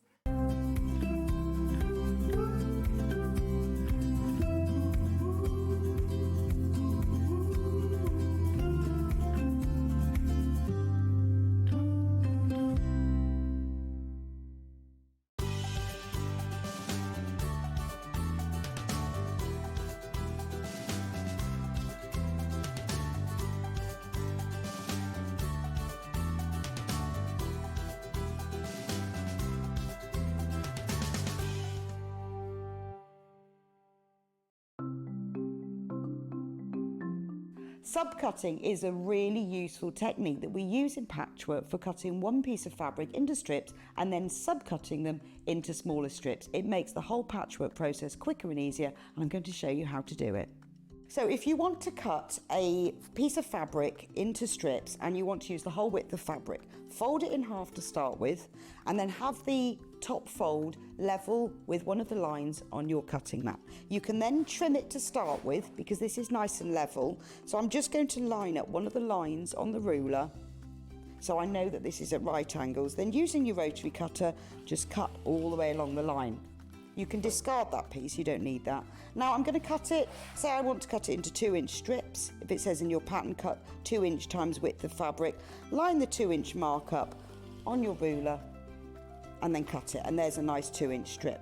Now with subcutting, you want to cut this strip into smaller pieces. So 2 ways of doing this: line up the strip on one of the straight lines, and say I want to cut it into 2-inch squares. Again, I'm going to trim the end off just so I've got a nice right angle, and then lining up the 2-inch mark, I'm going to subcut into 2-inch squares. So you can work 2 inches. If you then put the 4-inch mark, make sure you keep the lines on the top of your ruler parallel. So I've now subcut one strip into smaller pieces. If you want to subcut more than one strip, you can do this all together. 2 ways: you can either lay them on your cutting mat like this, one on top of the other, making sure they're nice and level, or if you've got more than 2, because I wouldn't cut through more than this number of layers together, put one below the other. Just make sure that they're all nice and straight and even. You can put them in a row like this. So I can now cut 1, 2, 3, 4 strips at the same time. Again, trim off the end, making sure it's nice and level. Discard those pieces. And if I wanted to cut them in maybe into 4-inch pieces, so I've got 2 by 4 inches, I can cut through all those 3 layers in one go and then carry on. And I've got now accurately subcut pieces from one larger piece of fabric. Missed a show on Sewing Street? Don't worry, you can catch up on all the action from the past week on our website. Just head over to sewingstreet.com and go to TV Guide and pick a day, then a show up to 7 days back from the Today tab. Looking for something older? Check out the Sewing Street YouTube page, where you'll find our full archive of shows anytime, anywhere. Stay inspired and keep sewing with Sewing Street.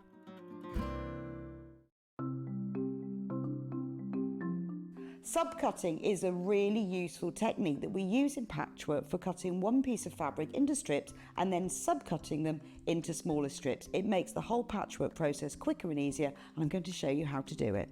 So if you want to cut a piece of fabric into strips and you want to use the whole width of fabric, fold it in half to start with, and then have the top fold level with one of the lines on your cutting mat.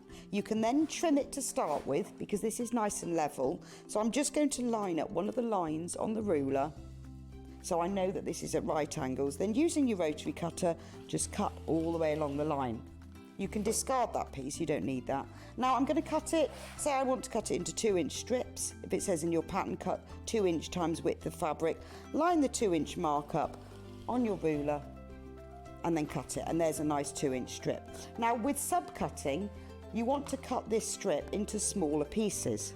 So 2 ways of doing this: line up the strip on one of the straight lines, and say I want to cut it into 2-inch squares. Again, I'm going to trim the end off just so I've got a nice right angle, and then lining up the 2-inch mark, I'm going to subcut into 2-inch squares. So you can work 2 inches.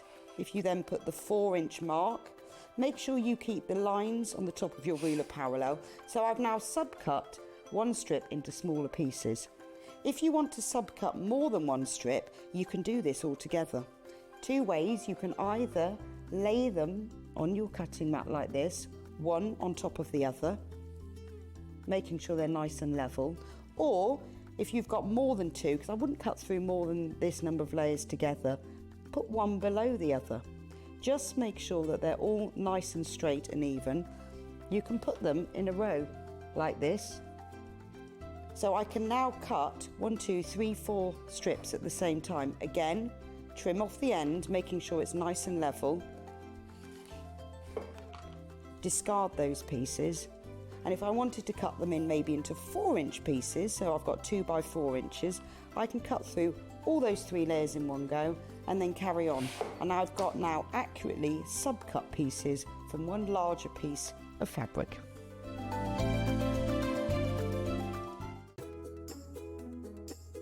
When you hear the term half square triangle, or HST, it refers to a simple way to create 2 identical triangle shapes from a fabric square. Start with 2 squares of fabric, any size, and place one on top of the other, aligning the raw edges. Using a ruler and a fabric pen, mark a diagonal line from corner to corner. Then mark a second line 1/4 inch on either side of the diagonal.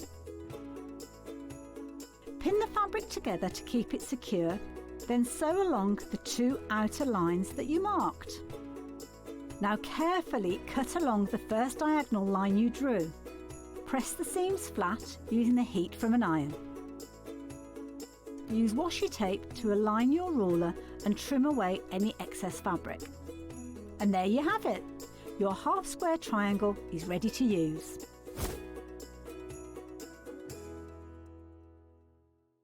Want to say hello or ask a question to our guests? Then send a message to the studio. You can also keep in touch with our social media pages. All the latest news, events, product launches, and much, much more. Search Sewing Street.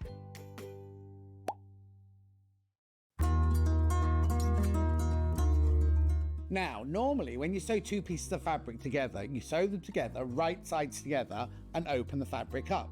We, however, are doing a French seam, which means that all of the raw edges are encased within the seam. So, we don't do it the normal way, this is how we do it. So, instead of sewing your fabrics right sides together, you sew them wrong sides together within the seam allowance. Then what you do is you then take the whole seam, you would press it, and you will turn it round. So you now sew along the seam, but having the right sides together.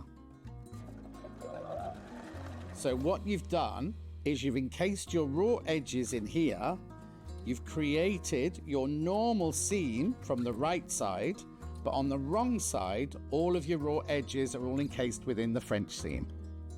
A lot of people are terrified by French seams. You don't need to be at all. They're really haute couture and they turn your garment from being homemade to made with love. I'm Karen Lewis. I'm Jo Avery, and I'm Lynne Goldsworthy.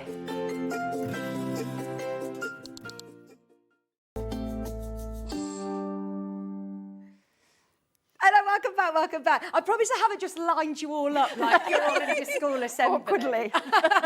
Welcome to Sewing Street. Thank you, Vicky. thank you. Lynne, we obviously know you Yes. here, and we see you, regularly bringing on fabulous patterns. But Jo and Karen, this is the first time you've been on Sewing Street. It is. Very exciting. I must say, when I saw that I had the show today, I was super excited because I've heard both of your names, numerous times throughout my, crafting world. So Jo Avery, everybody, who you probably will have heard of as you are a pattern writer. I mean, you do all sorts of design work in the world of quilting, don't you? Yes, I suppose so. Yeah, I mean, we all do. We have quite a broad skill base in the world of quilting. I think we all kind of got lots of hats to wear. Yeah. But yeah, so design patterns, author books, make quilts, really. Teach, online teaching, most important thing. And I think, Karen, actually, the first time that I heard your name was when I was looking at, I think it was with the Robert Kaufman fabric collection. Yes. So I know that you do a lot of screen hand printing and fabric designing. And if you have a look at Karen's hands, you'll see she is absolutely an artist in the making. Yesterday I did at work. some dyeing, and actually had a fit because I took my hands out of the gloves and they were blue. I mean, hold on, where's the one that you can't see? So no hand close-ups for Karen. Oh, there you go. Sorry to do that straight away. Too late. But it is so lovely to me. I'm so pleased that we've got a whole hour and a half because it's a really, really exciting opportunity for anybody who wants to get into the world of quilting. If you've started your quilting journey or if you're expanding it, then you've literally got 3 of the queens of quilting who are going to be at your fingertips for the next year. So tell me about the Thread House. How did it all sort of come about? You've obviously, the 3 of you are good friends and have worked together for a long time, but when was it the moment that you were like, right, this is such a good idea to start? So it was about 10 years ago, and we each worked by ourselves in our studios at home, which is great, but it's a little bit lonely. And I thought, wouldn't it be great to join together with a couple of other people? We could maybe do patterns together, we could maybe do retreats, we could do quilt programs, blocks of the month, whatever. Yeah. So I reached out to Karen and Jo, and they jumped in, and we've been doing it for nearly 10 years now. So writing patterns together, doing blocks of the month. The new thing, which is the Academy, that started just 3 years ago. We've done, through COVID, we did online retreats. Since then, we've done in-person retreats. Lovely to get back to those. So it's a whole mix of anything to do with quilting. What I love about having the online platform, though, and I think it's changed a lot since COVID, is that you can access it from anywhere in the world. And quilting, of course, has such a huge global community. I was watching one of your podcast videos with a quilter in America a few days ago, and I know a lot of people, of course, will have seen you at Festival of Quilts. People come all over the world to go to Festival of Quilts. So it's brilliant that you have access wherever you are. It's not like, you know, you live in Warwick and you go to a workshop there. Yeah, absolutely. Also, it's really inclusive for people that can't travel or, you know, maybe you can't go out to workshops. Everybody can do it, wherever you are in the world and whatever your circumstances. So we are going to be talking more about the Thread House and everything that you're going to experience, but we are about to launch for the first time here at Sewing Street. I mean, you say this has been running for the last 3 years? This is our 3rd year, yes. Wow. Yes. 3rd year, but you've offered us a special discount as well today. Maybe. So if you are purchasing the annual subscription, which loads of you I can see already have this morning, and we'll explain exactly what you get with that subscription. But we wanted to bring it live because today, the only place that you can get it at a discounted price, thanks to Lynne and Jo and Karen, we've actually got it at £189, which is brilliant. You're actually getting a term free, aren't you? You really are. Yes, you are, because each of our terms, some people just buy a term, and that's £100 for each term. But when you get the annual, it's only £200, or super good price here today, £189. You're getting 3 terms, so you're effectively getting a term free, and that's 9 months of workshops and well, we'll go into everything that you get, but there's lots and lots you get in there. So is this a quilting subscription? Am I going to learn all things of big quilts? Am I going to be making smaller projects? Well, both really. So as you can see from everything that's around, what the Academy is all about, it's all about learning skills, and we have a project each to go alongside.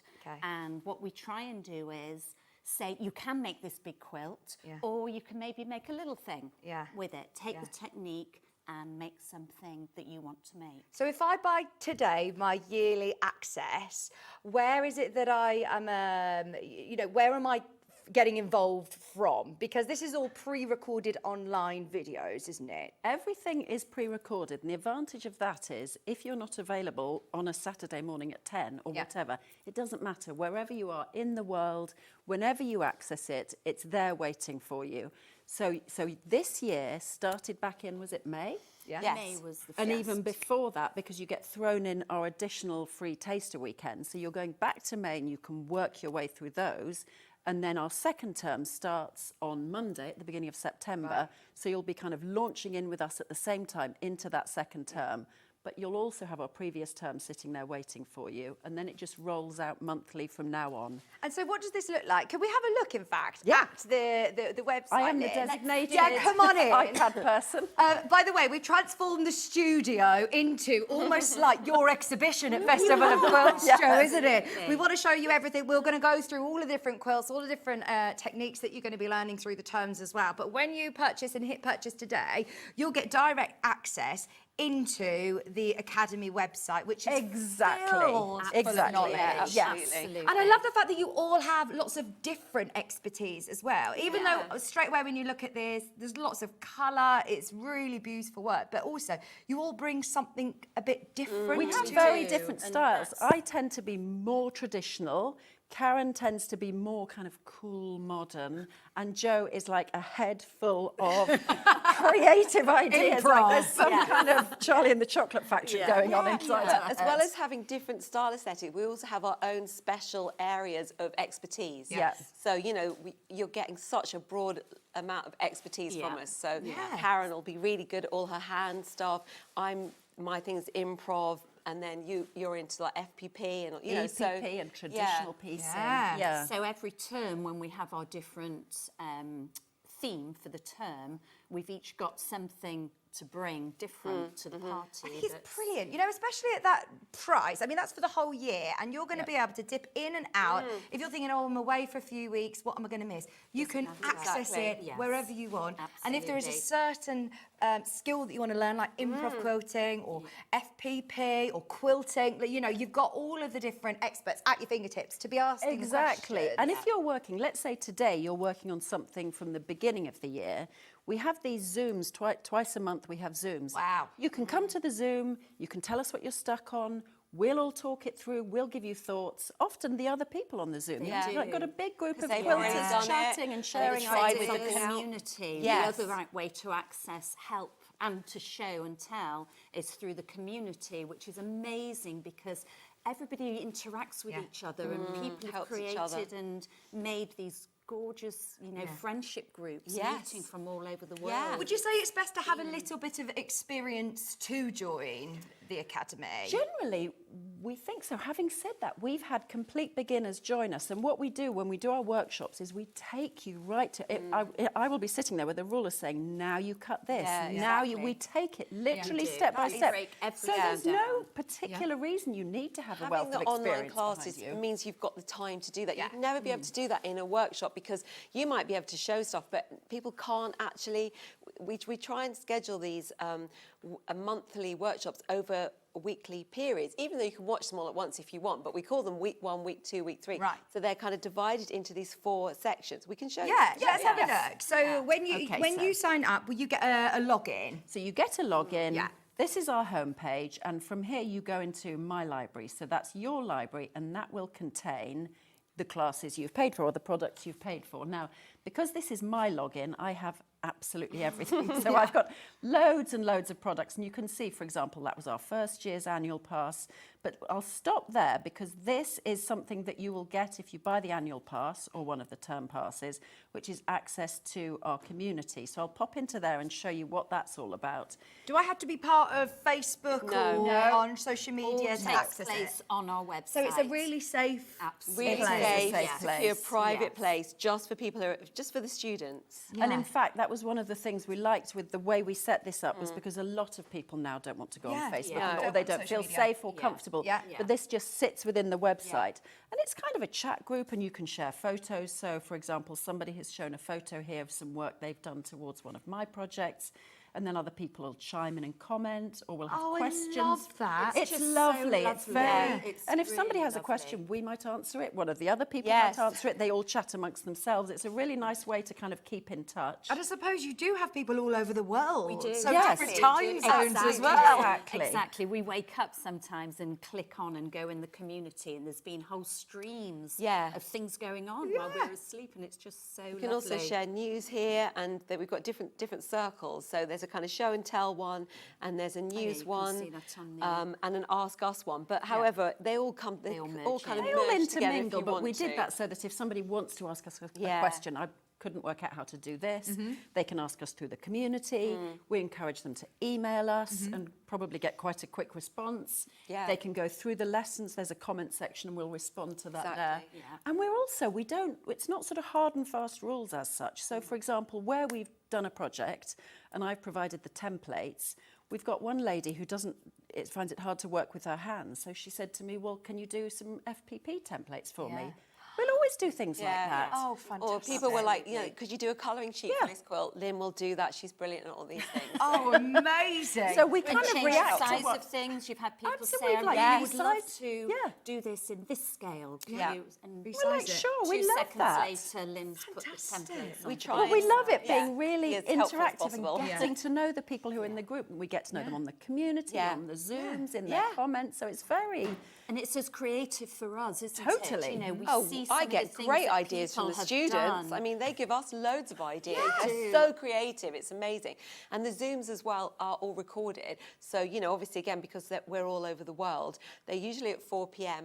UK time. So, you know, that might not be right for you if you're in a different part of the world, but you can watch them afterwards. Yeah. as So well. term 2 is about to literally launch on the 1st of On the September. 1st of so when, September. So is this when the projects always launch, the 1st of the month? One of them. Okay. So every month there's a new one going live. So you have to wait for mine and Karen's. Lynn's will be coming in September, 1st September. Do we know which mine, one it is? October. Oh, It yeah. is, I don't know if you can see it, but it's the one is called Hexagon Yes. Stars. So I had this Stunning. idea to mix So clever. FPP, which I love, foundation paper piecing, and EPP, which is that traditional hexagon piecing.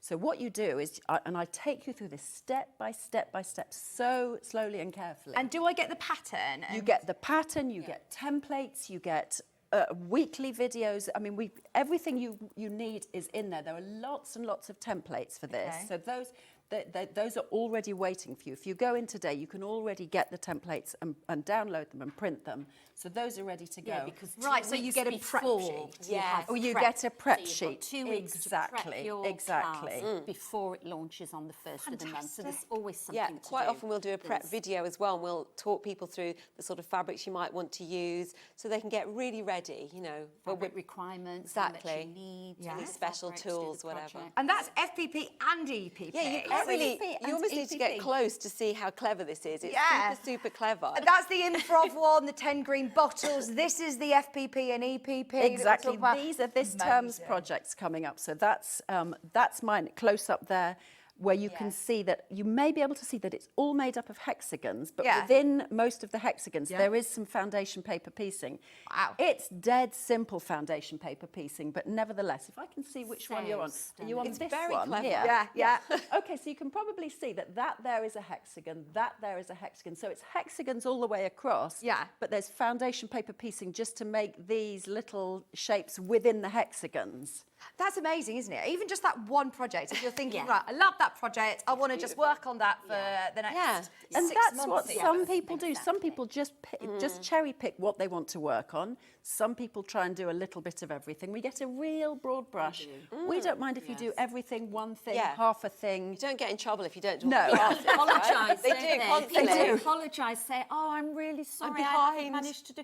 I'm behind." Yeah. And it's like you're not behind. I think for the price It's as well. for the choice. The Yes. price you can Yes. just do 3 or 4 in that year, and that you know that's you've got your value for money. You know, So term 1, let's have a look at term 1. So that's over by the steps, isn't it? So I can go back and look at term 1, can't You can look I? at Yeah. that. So This is- over my shoulder, Yeah. so term 1 was tiny. So Yeah. the We three have of us pulled together the theme of tiny. So over my shoulder, coming up, there we go. Yeah, coming up perfect. is a tiny, that's 27-inch square, tiny medallion. So the point of doing a tiny medallion is if you learn things in tiny, they're so much easier in large. So people loved the challenge, and they really did. I'm not just saying that. They loved the challenge of so many people did tiny this. foundation paper piecing for the mariner's compass in the centre, the circle of flying geese the same. Then you learn to do tiny quarter square triangles for the ribbon border, then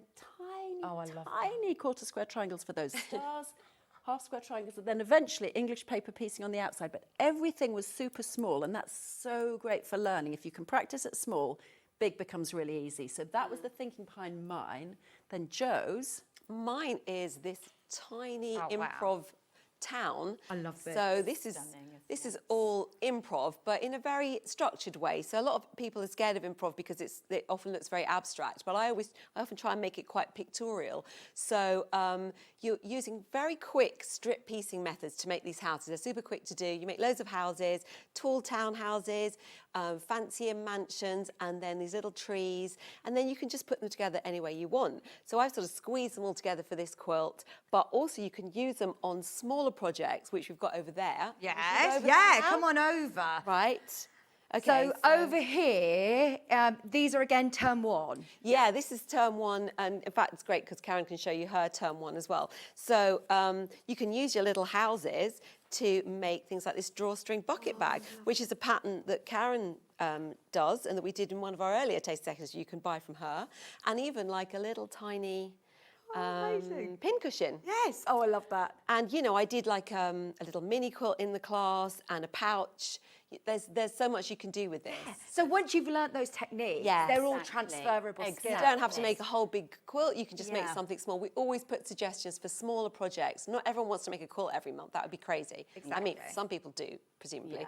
But so, Karen, are these your So this term was 1? mine. So my term 1 was tiny piecing with a tiny tool tidy. Yeah. So we learnt how to make really tiny half square triangles and just stamp patchwork. These are brilliant. And how to construct the little pouch, the little tiny tool bag.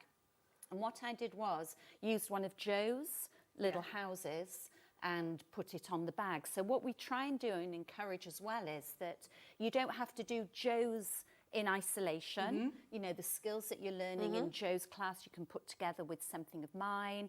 You know, you could easily have done, which I haven't had time to do yet, one of the motifs from Lynne's medallion could go on one of these as well, or another size bag. But it's just really lovely to, again, learn skills that are then transferable for other projects. And do you find through the academy, do you sort of go in stages of learning more difficult skills, or is it just a great mix throughout the year? I think we try and have a good mix within each term. So each of the terms has got a theme. So like tiny, and then we've got shapes, and the final one is folk art. And then within that, we might have one person's doing a big quilt, someone's doing a little bag, and then we try, we definitely try and mix up the skills as well. Big quilts, because that's way too. Because some people love to do exactly what Except we're next doing. term. Except next term, yes. But that's okay, because there's smaller things we've you can given do. options as well. We've got cushions. Of keeping it. So term 2 is about to launch, isn't it? So term 2 is all about shape. Yes. So we've got, the big quilt. Whilst we're here, go on, Ben.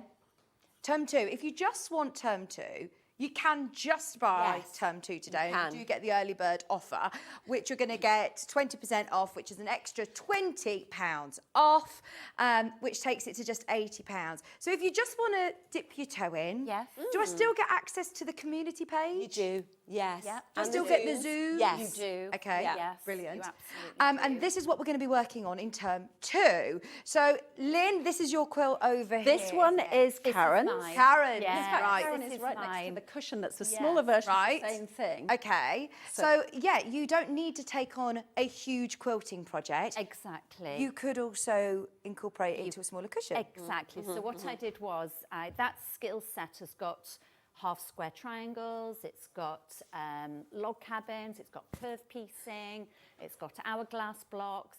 So lots of different techniques in there, which actually is brilliant for a beginner in terms of having all that information. Yeah. But I was very mindful that people don't necessarily want to do a whole big quilt. So I then did the cushion. So the quilt over here. We'll all come over. We'll all come over. So these are 10-inch blocks. Yeah.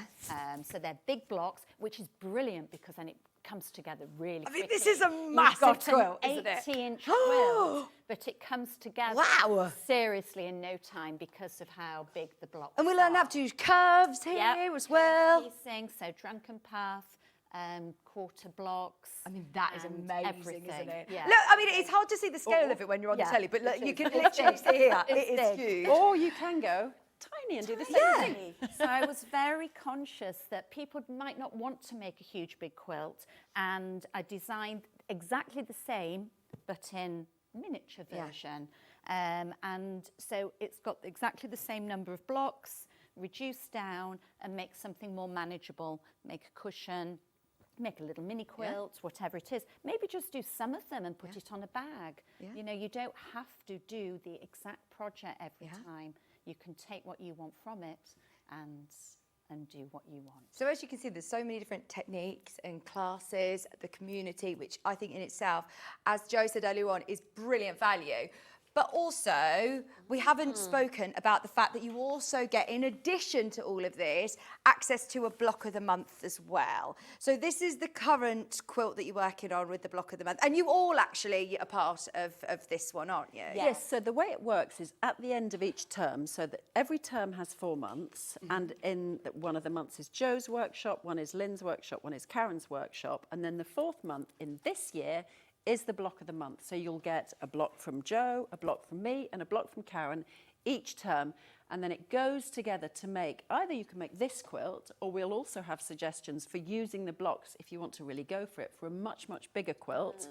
And we've got it in this colourway, but the people in the Academy will make it in any colourway that they... Already started making it, haven't they? Already started making it. It came out in August. And so. we are... encourage using scraps, don't we? Absolutely. We really encourage and you using your working stash. from your stash. And, you know, if you haven't got these colours, then we actually love seeing different ones anyway. Totally. Use what you've got and see if that works, which it But also we do list all the colours if you do. Some people, they don't want to have to make loads of decisions, so they want to just do what we've done. That's also absolutely fine.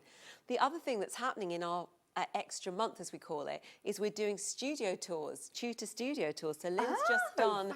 I've just done my studio tour. Because whereabouts do you all live? So I'm in the Peak District, Karen's in Leeds, Yeah. and Jo's up in Edinburgh. So we tend to sort of meet in the middle at Karen's when we get together. Yeah, yeah. But our studio tours are each of our rooms, mine, which is ridiculously tidy. It's crazy. For her thread collection, which was very messy, and she's been shamed into new thread storage since she did the studio And in fact, tour. if you join us and you go into the community, there's a video of my new thread storage, which is beautiful. But you're going to do a full behind-the-scenes Yeah, tour. we did a full I'm so Zoom. nervous. So it's on there. And, we've got the, and people were literally requesting saying, it. Look, what's in that drawer, Lynn? What's Yeah, in that drawer? exactly. And I was It was going absolutely through brilliant. pulling I was open the loving drawers. it. It was totally like through the keyhole of your Exactly. And we'll see that You all will. of The trouble is that Mine's Jo in and I, December. and particularly me, I have to tidy up mine because mine's a working... We're creative. We're very creative. Yeah. Lynn's is literally, you could walk in there and you wouldn't necessarily know it was a sewing machine.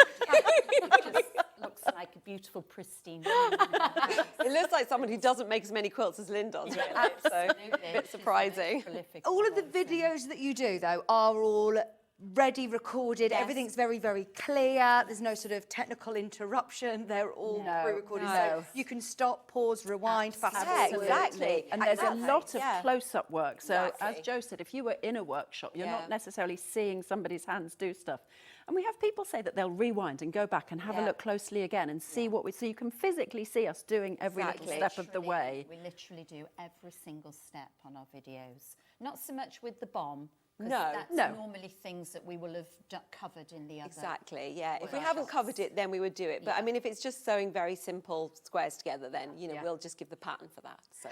But this is one block every single month, and at the end of it, you could either make this in a larger scale, in a lap size. Like Exactly, however you want. So you can make it like this, or we're showing you how to make it a lot bigger if you want to go a lot bigger. Then term 3 is folk art. That's right. Yes. Although we haven't done Jo's quilt from okay. term 2. No, that's right, we haven't. Let's go and have a look at the a very colourful one. And the that's coming up improv soon. massive quilt that you can see over here. I'm We going might to want move to this move the houses. easel out of the way so we can have Main a cushion. Oh, well done, Lynn, for remembering that.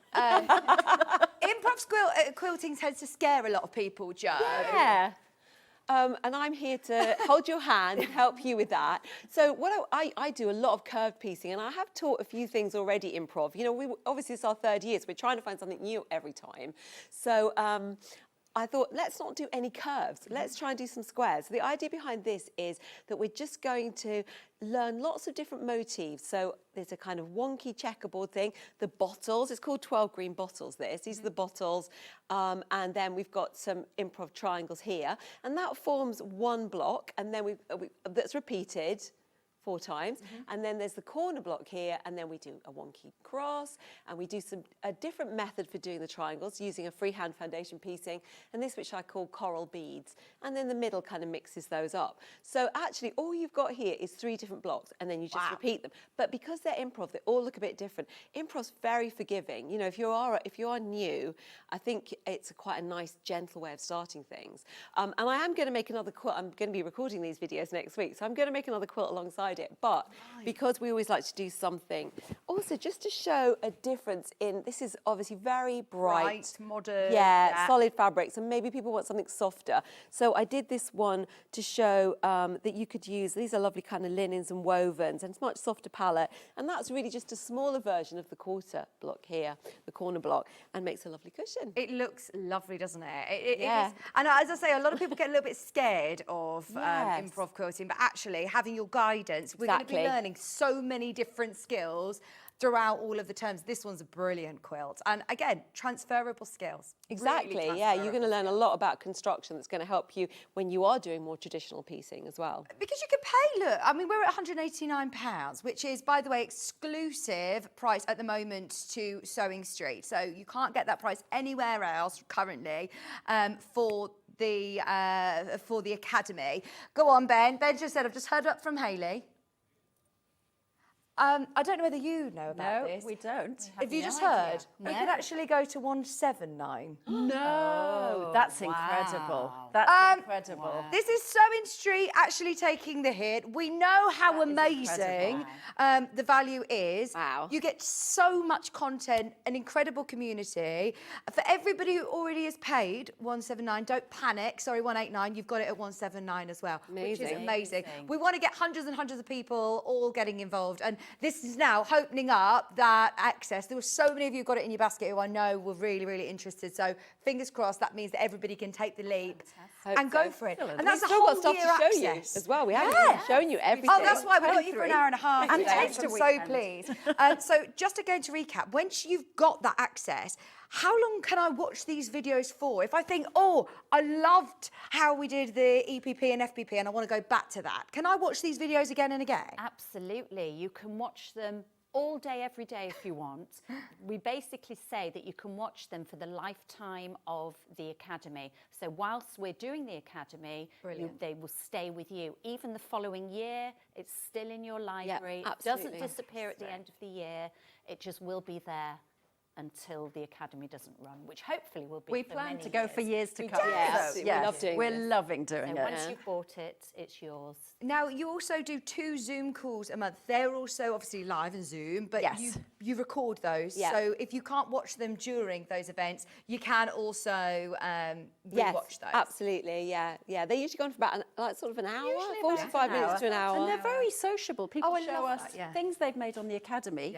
Or things they've made not on the Academy. They just come and show us anything. So we have a chat about something someone's knitting or some curtains someone's made. It's very sociable and friendly. Can we go back to the subscription? Because, by the way, this is absolutely flying. For everybody who's already checked out, well done, but this was not planned. So thank you for upstairs to our management who have allowed us to go even lower today.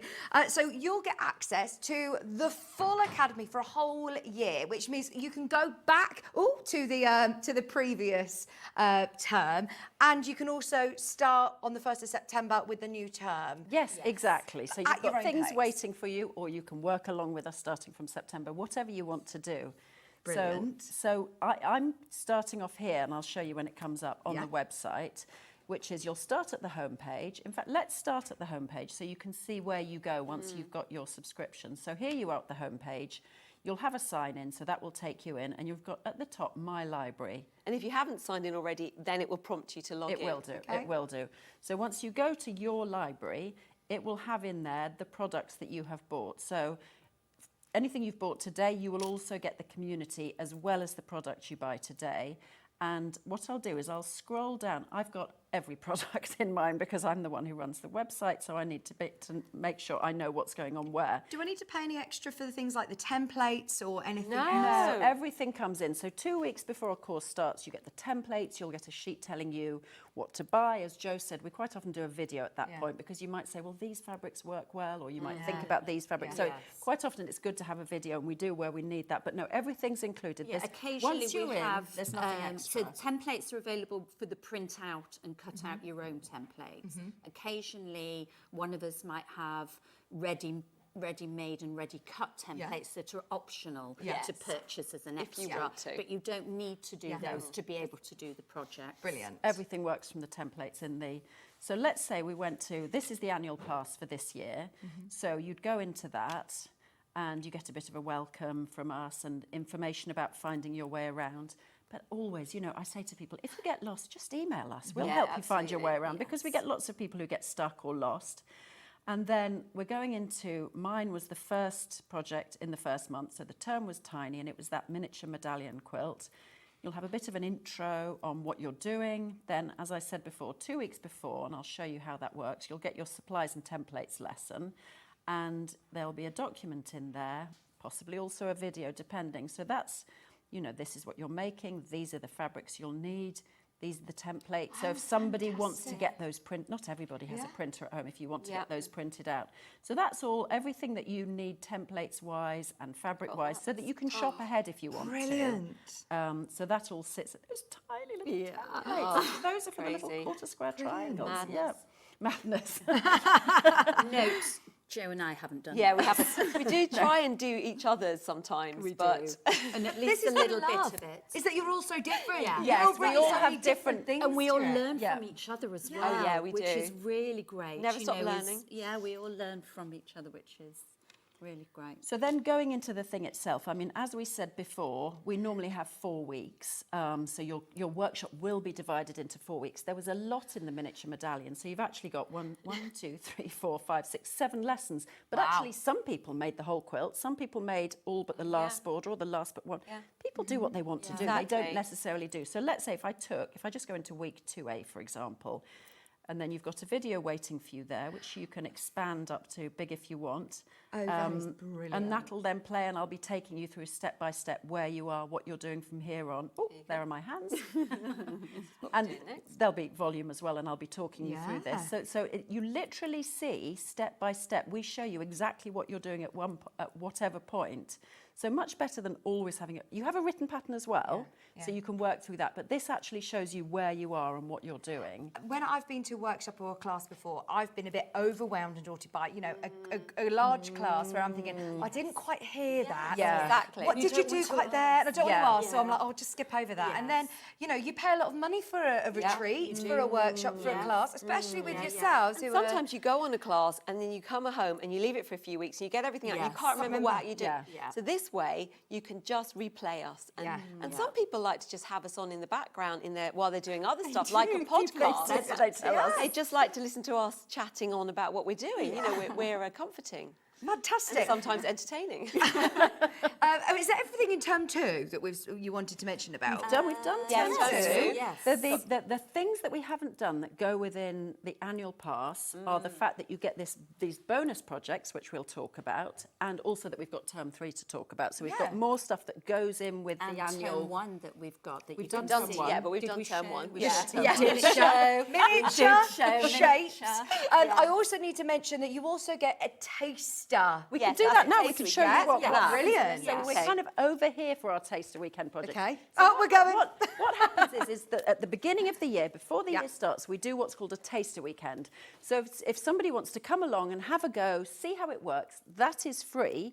But once the weekend, see our styles, see how the videos try before you buy. Chat to us and so on. But they can't keep it. It's only for the weekend. So but then if you buy the annual pass, you get to keep those classes. So if you're buying the annual pass today, these are the additional classes you get, which are part of the Taster Weekend. So mine was no surprises cranes. here. I love Foundation this. paper piecing, origami cranes. So again, that's in a miniature size, and that's very good for practicing your FPP skills. Do I get the templates and everything for this as well? Templates Gosh, and this everything. Is just giving. And then I added like a little sashiko border around the outside, and we had people make this in different fabrics, in different shapes, in different sizes, a cushion with just one on. We get a whole variety of projects, but that was mine. So you'll get that as well as your taster weekend. I can't get over the value for money in the amount of patterns, projects, videos, community, block of the month. It's amazing. So much. We never expect you to buy anything else to be able to do the project. You don't need to buy a kit everything from us. You don't need to have special fabric. You can just use your own, whatever you've got. Totally. Oh, these are genius. I've These seen are this. It's like a bit of origami going Yes. on here, isn't The it? Taster weekend went viral with these. Yeah, I know. These were almost too popular. They were. So there is a little chicken pouch. Basically, it's a kind of generic Japanese pattern to make this triangle pyramid pouch. But I decided that you could put eyes and a beak and little wings on it and make it into a little chicken. That could be a robin at Christmas, couldn't it? I did do a robin. I've done a robin. I Something didn't for bring that Halloween. one. Well, I did do a little blackbird. So the blackbird went down very well. I was like, oh, people don't want to just do something that's black, but they do. So, and it's all pretty much all hand done, and I've added quite a bit of there's a little bird one as well, and so you get to do a little bit of embroidery embellishment as well. There's some colonial knots there, and in fact in the separate sort of tutorial you get to learn how to make the little felt beads that go on the end here. So even that on its own actually is like this is the only way. I don't have a pattern for this or anything. The only way you get to make these is through, at the moment anyway, through our taster weekends. Right. So normally people wouldn't have access to that after they've completed Constantly the weekend. asking me how they can make these. I'm like, well, you have to buy the whole annual pass, basically. Yes. and this is the best prize, by the way, that anybody. You don't offer this on your website. No. The only time this is special. At our launch weekend, we do a discount then, and we never discount the annual pass after that because it's already discounted. And it's like 3 for the price It's of always 2. value for money. Yeah, absolutely. So my taster weekend was a little everything is hand sewn. Don't need a machine for this, so you could be away for the weekend and perfectly happily do this project. And this is couch stitching. And Hold them up like that, you can see in the TV. Can you see ahead of you? Yeah. Oh, we were. Yeah, that's fine. Say that. to me to you. Don't move. so those are little, and I've turned them into little mug coasters by showing you how to finish them off by hand, by using the front as folded over as your binding at the back. And again, people went to town on all sorts of different designs and motifs on there. Because you were showing people how to design their own. You weren't going, right, this is the pattern for this. Exactly. It's all about, It's all about facilitating creativity. Yes, and that's really what our academy is all about. We wanted to not be something that, oh, this month you can make this month you can make that. We wanted to give people the skills and the confidence to go off and become creative on their own. And they have done. haven't they? They've taken. It's been incredible to see the things that people have done. This isn't a new academy as well. All of the, teething problems with the technical are already ironed out. Anything that, you've learned from what people like and what respond well to and how people learn. Exactly. We're in year 3 now, so we've got it. We've got better at rolling it. well, and we know. For example, we learnt quite quickly, as Jo and Karen have said before, that people don't want to make a great big quilt every month. So every project, my project coming up now, I do it in about sort of 6 or 8 different sizes, the fabric requirements. So you can make everything we do, you can make to your own size or scale. It's not a project of 12 months of quilts. It's not that at all. No.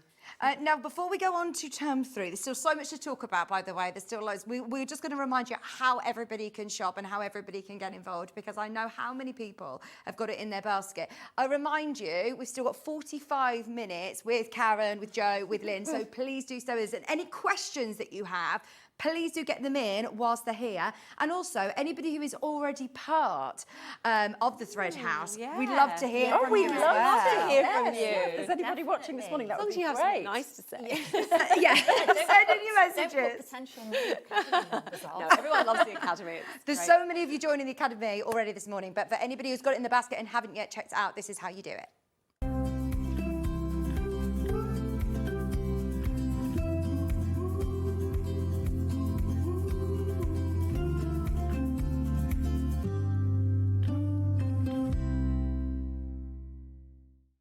Want to say hello or ask a question to our guests? Then send a message to the studio. You can also keep in touch with our social media pages. All the latest news, events, product launches, and much, much more.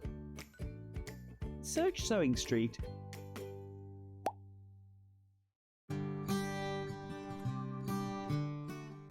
Your pattern will often tell you to put your fabric RST or right sides together.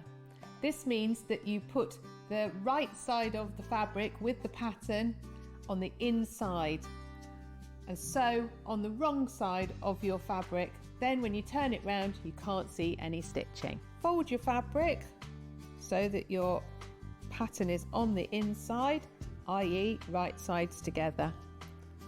Make sure your edges match carefully and pin them.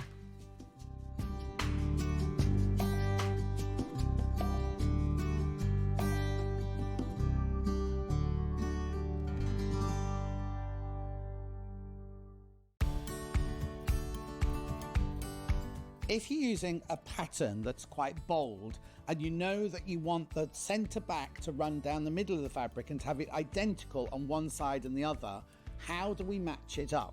Well, it's quite easy. What you do is you pin your pattern piece to where you want the pattern.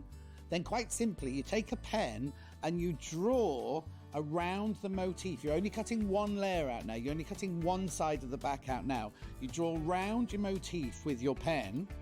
Then cut the piece out, put that to one side. Then when you cut the other piece out, you flip your pattern, because obviously you need a right and a left-hand side, and you just put that pattern that you've drawn in exactly the same place, on the fabric, which means when you make the dress, both motifs will be in exactly the same place on the back, either side of the centre back. Head over to your App Store now and search Sewing Street and simply download to your smartphone or tablet. You can watch the shows live and see your favourite presenters and guests. Click on the Today button to shop all of the products that are featured in today's show.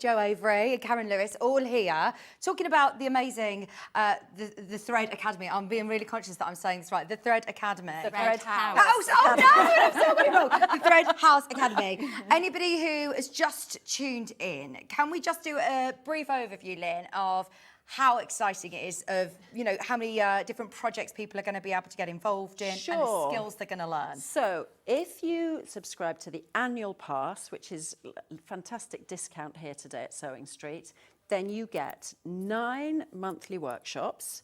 You then get the 3 extra monthly workshops for your block of the month. Mm-hmm. On top of that, you get your 3 workshops for the taster weekend. So altogether, you've got 15 full workshops, and bearing in mind that we sell those individually at £40 a go. Oh, really? You're getting a huge amount when you buy the annual pass, and that was always our plan, because we wanted people to actually get involved rather than just dipping in and out. And then with that as well, you get regular Zooms, you get access to the community, you get access to us in terms of questions and chatting and getting involved. So it's you get a huge amount within that sort of annual pass umbrella. And so can I ask you questions directly? Absolutely. Yes? We encourage that. We want you to ask us. We don't just want to say, we don't want to just put the classes out there and then just sit back and not have anything to do with you. You know, one of the reasons that we set all this up was to create a community and to be involved in that community. Yeah, definitely. And, you know, want to teach and want to share and do all of that. So absolutely, do ask us questions. I think that is such an important part and such a huge part of sewing, actually, since I've been part of, you know, the community. It is brilliant, isn't it? I know since COVID, everybody's talked about how important it is for their mental health, but also having people who are like-minded. It's lovely to be able to ask questions and just do the show and tell and have that encouragement from other people. I know, absolutely. Because a lot of people do their hobbies at home on their own, and then to be able to show stuff to all the other students and get all that lovely feedback, or it's really, I think it's wonderful for the students and for us to see. And most people, I think it's true of us, although now you've got a quilting friend, I think most of us quilt in isolation, and all our friends, or for me anyway, my friends are like, yeah, it's lovely what you've made, but I'm not interested. Don't ask me to join in with you. So, and I think that's quite common. So actually to create this community, it's your friends on tap. Yes. Your quilting friends. By the way, if you're hitting purchase today, we've had a lot of messages about the P&P. You obviously won't pay any postage and packaging if this is the only thing that you're buying today. So if you're just getting this, hit purchase. Our graphics aren't clever enough to take off your P&P on the screen there. But you pay one P&P all day anyway. So if you've bought anything else, then that's covered. But if you're only buying the annual pass today, then yes, you will only pay £179 and that's it. So when I get it home, do I then get a welcome email from you guys? How does it work? Do I get a login straight away? Yeah, you do get a welcome email. There's an automatic, on purchase, there's an automatic welcome email that comes out that just explains a little bit and about everything we've been talking about how to access the library. Okay.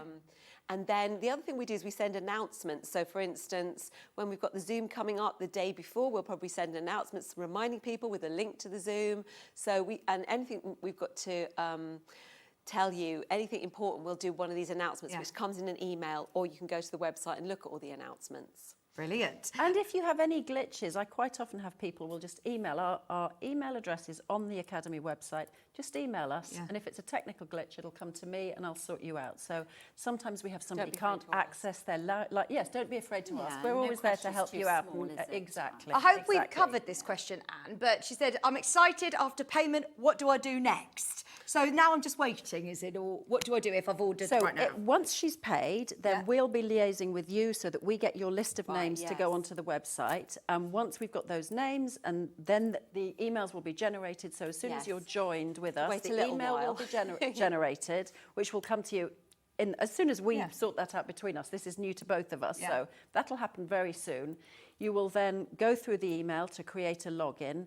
Then you go to the website and that you go into your library and you'll find your product in there. And again, as I say, any glitches, anything doesn't work quite right, just email us. Our email is on the website and we'll sort you out. And if I'm purchasing today and you get your access, there's already videos from term one there, isn't there? Yes. So you can even wait and just do that in your own time and start with everybody else on term 2, which is the shapes, or you can start just going along on term 1. It would be lovely to do some of the taster weekend would be a great way to start as well. But so it isn't going to be immediate now, is it? It's going to take maybe a day. We'll need to work between you and us to get that sorted. You might have to be patient for a day or so. Oh, look, there's so many people who messaged in for you. Bethany and Andrew are sending you lots of love. Oh, that's so nice. It's so lovely. I mean, we know Lynne, we see Lynne a lot, don't we? But also, it's so lovely to see you all together, because you all have been friends for... How did you actually...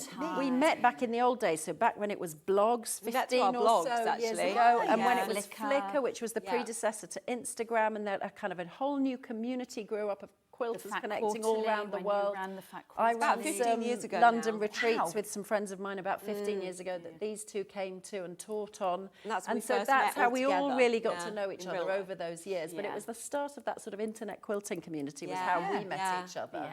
Oh, it's amazing, isn't it? Not only having all the knowledge and the experts, but also the friendship. I mean, the three of us, you'll see when we're on our Zooms, we get on like a house on fire. There's much laughing. We try to keep it relaxed and fun. It's not formal. It's not. Absolutely. There's no quilting police in there. You can't get it wrong. You know, we talk you through wherever you get stuck, or we try not to encourage. We try to encourage. There's no stupid questions. Not to be we always say that. Absolutely. Yes, and people really worry about points meeting or not meeting, and don't do close-ups of my quilt because and you don't see them when you're enjoying looking at a quilt. You tend to look. You step back. You're not there looking at it, and you just have to learn to let it go, enjoy the process, and you will get better in time, but not get held back by that. Just go. Perfection is overrated. It's very overrated. As you can see from behind us, these are all the projects that you're going to be able to take part in, and more. and more. I mean, the studio is literally transformed. It's full to Look, bursting. it's full of amazing projects, big projects, small projects, transferable skills as well. Now, we're going to go on to term 3. We've been talking about term 1 and term 2. This is all about folk art. That's right. Okay. What projects are we going to be doing? Okay, so I'm going to start with this quilt, which actually was a Sewing Street quilt. So this is not the quilt you'll be making, this is not the project you'll be making, but this is the kind of feel. So I'm going to be working again with these big Dresdens, these kind of lollipop Dresdens. So you'll be doing a mix of working with Dresdens, a mix of raw edge applique for the circles, which you can see within the quilt, and some bias tape here. So there's a whole mix of skills in this, and you'll make a really fun lollipop flowers quilt. So it's going to be playing around with lots of different shapes, and it'll be one of those projects where I'll make it to look a certain way, but you can kind of play around with the shapes and you can make it look how you want it to look. So that's the idea of this. And you could do a cushion, you could do a quilt. And again, do take one of the flowers alone. Exactly, exactly. So it's just really, that one flower could be a cushion. Or exactly. So it's really bag playing or around with Dresdens and just looking at them in a different way and playing around with them a different way. And seeing your stash. I mean, we've all got, you know, piles of fabric, and you're thinking, I need some inspiration. With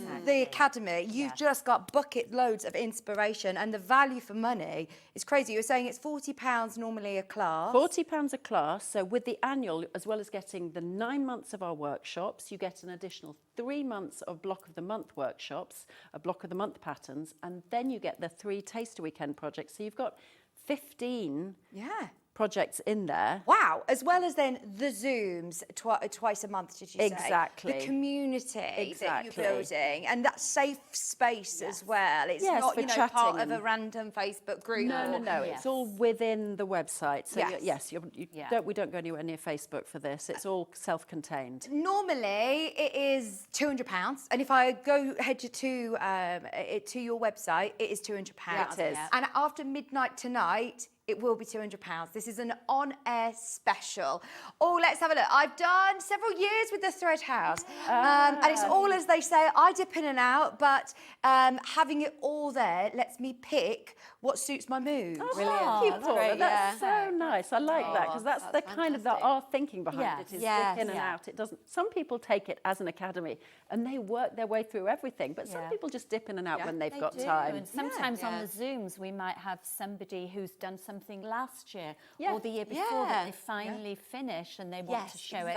And that's amazing. Yes. I think one of the really good things you were saying about how we all have all this fabric and we're like, what are we going to do with it? And, you know, sometimes getting started is really hard on your own. Whereas if you can put on one of our classes, we're going to get you started. You can get started with us, you know? That is, it's often just actually the starting point that's, you know, organising yourself. But if you've got someone helping you, you can just listen to us and watch us. You'll get started making in no time, which makes everybody happy. Jo, which classes are you going to be doing in term 3? Right, I am going to be doing folk art dolls. So, I love these. I saw these in the images. These are brilliant. So these guys are, well, so again, I don't want to just give you like a little toy pattern. In fact, I don't think of them as toys. They're kind of like little friends for, you know, putting in your pocket and comforting you. And I started off making them as like little birds, because I like to do sort of things with birds. I've got these dream bird patterns. And what I'm going to do is to be giving kind of quite basic shape patterns for these, but encouraging you to personalise them and make them your own. So here's a couple of little birds that look a bit different, very easy to make, lots of nice embellishment, that, you know, I'm all about kind of putting in different embroidery stitches. You can then, if you want, transform it into a little cat. This one's got its own little cardigan.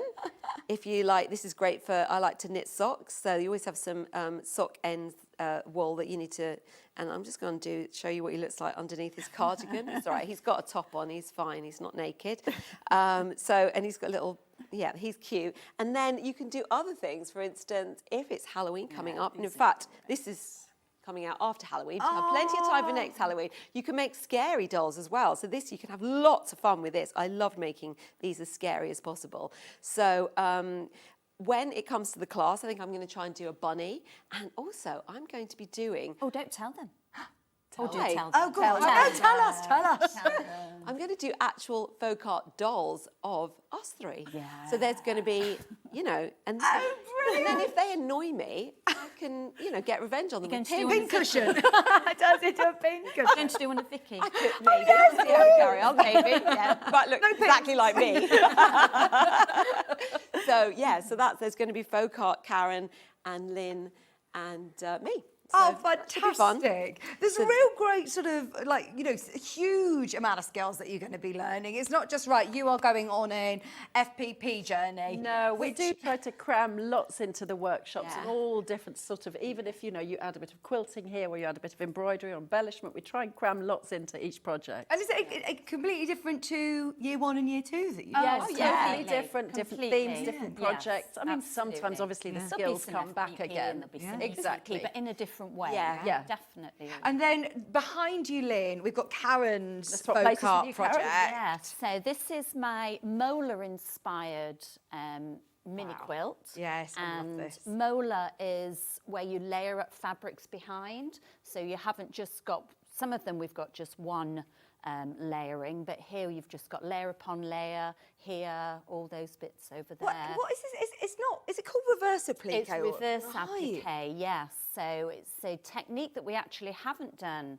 so far in the Academy. So this is a new technique for the whole Academy. And alongside it, I've used hand quilting, which I do a lot, but that's part of the workshop as well. I mean, that's beautiful, isn't it? And to do bits of hand sewing as well. It's so mindful and it's really transferable. You can take it while you're travelling, you can take it on a car journey, you can sit in the garden if it's nice out.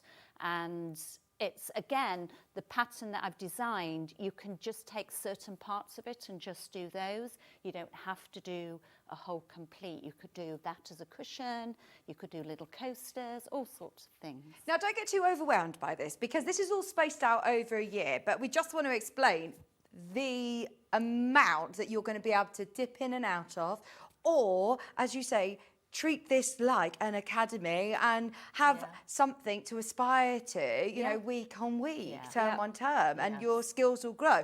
I'm going to come back to the actual website again, because, oh no, you don't want me to? Yeah, you're happy to?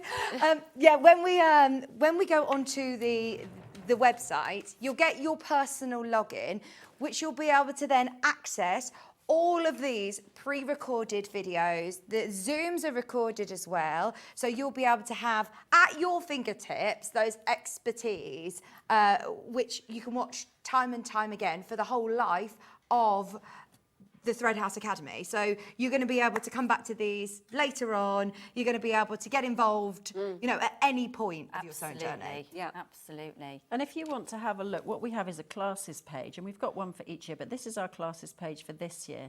So what you can do is you can go to that now if you want to have a look around and see what you might get involved in doing. So let's say, for example, you know, first term is Tiny, you go into Jo's project, Tiny Improv Town. She'll tell you the kind of techniques you're going to be looking at, what we're going to be working on.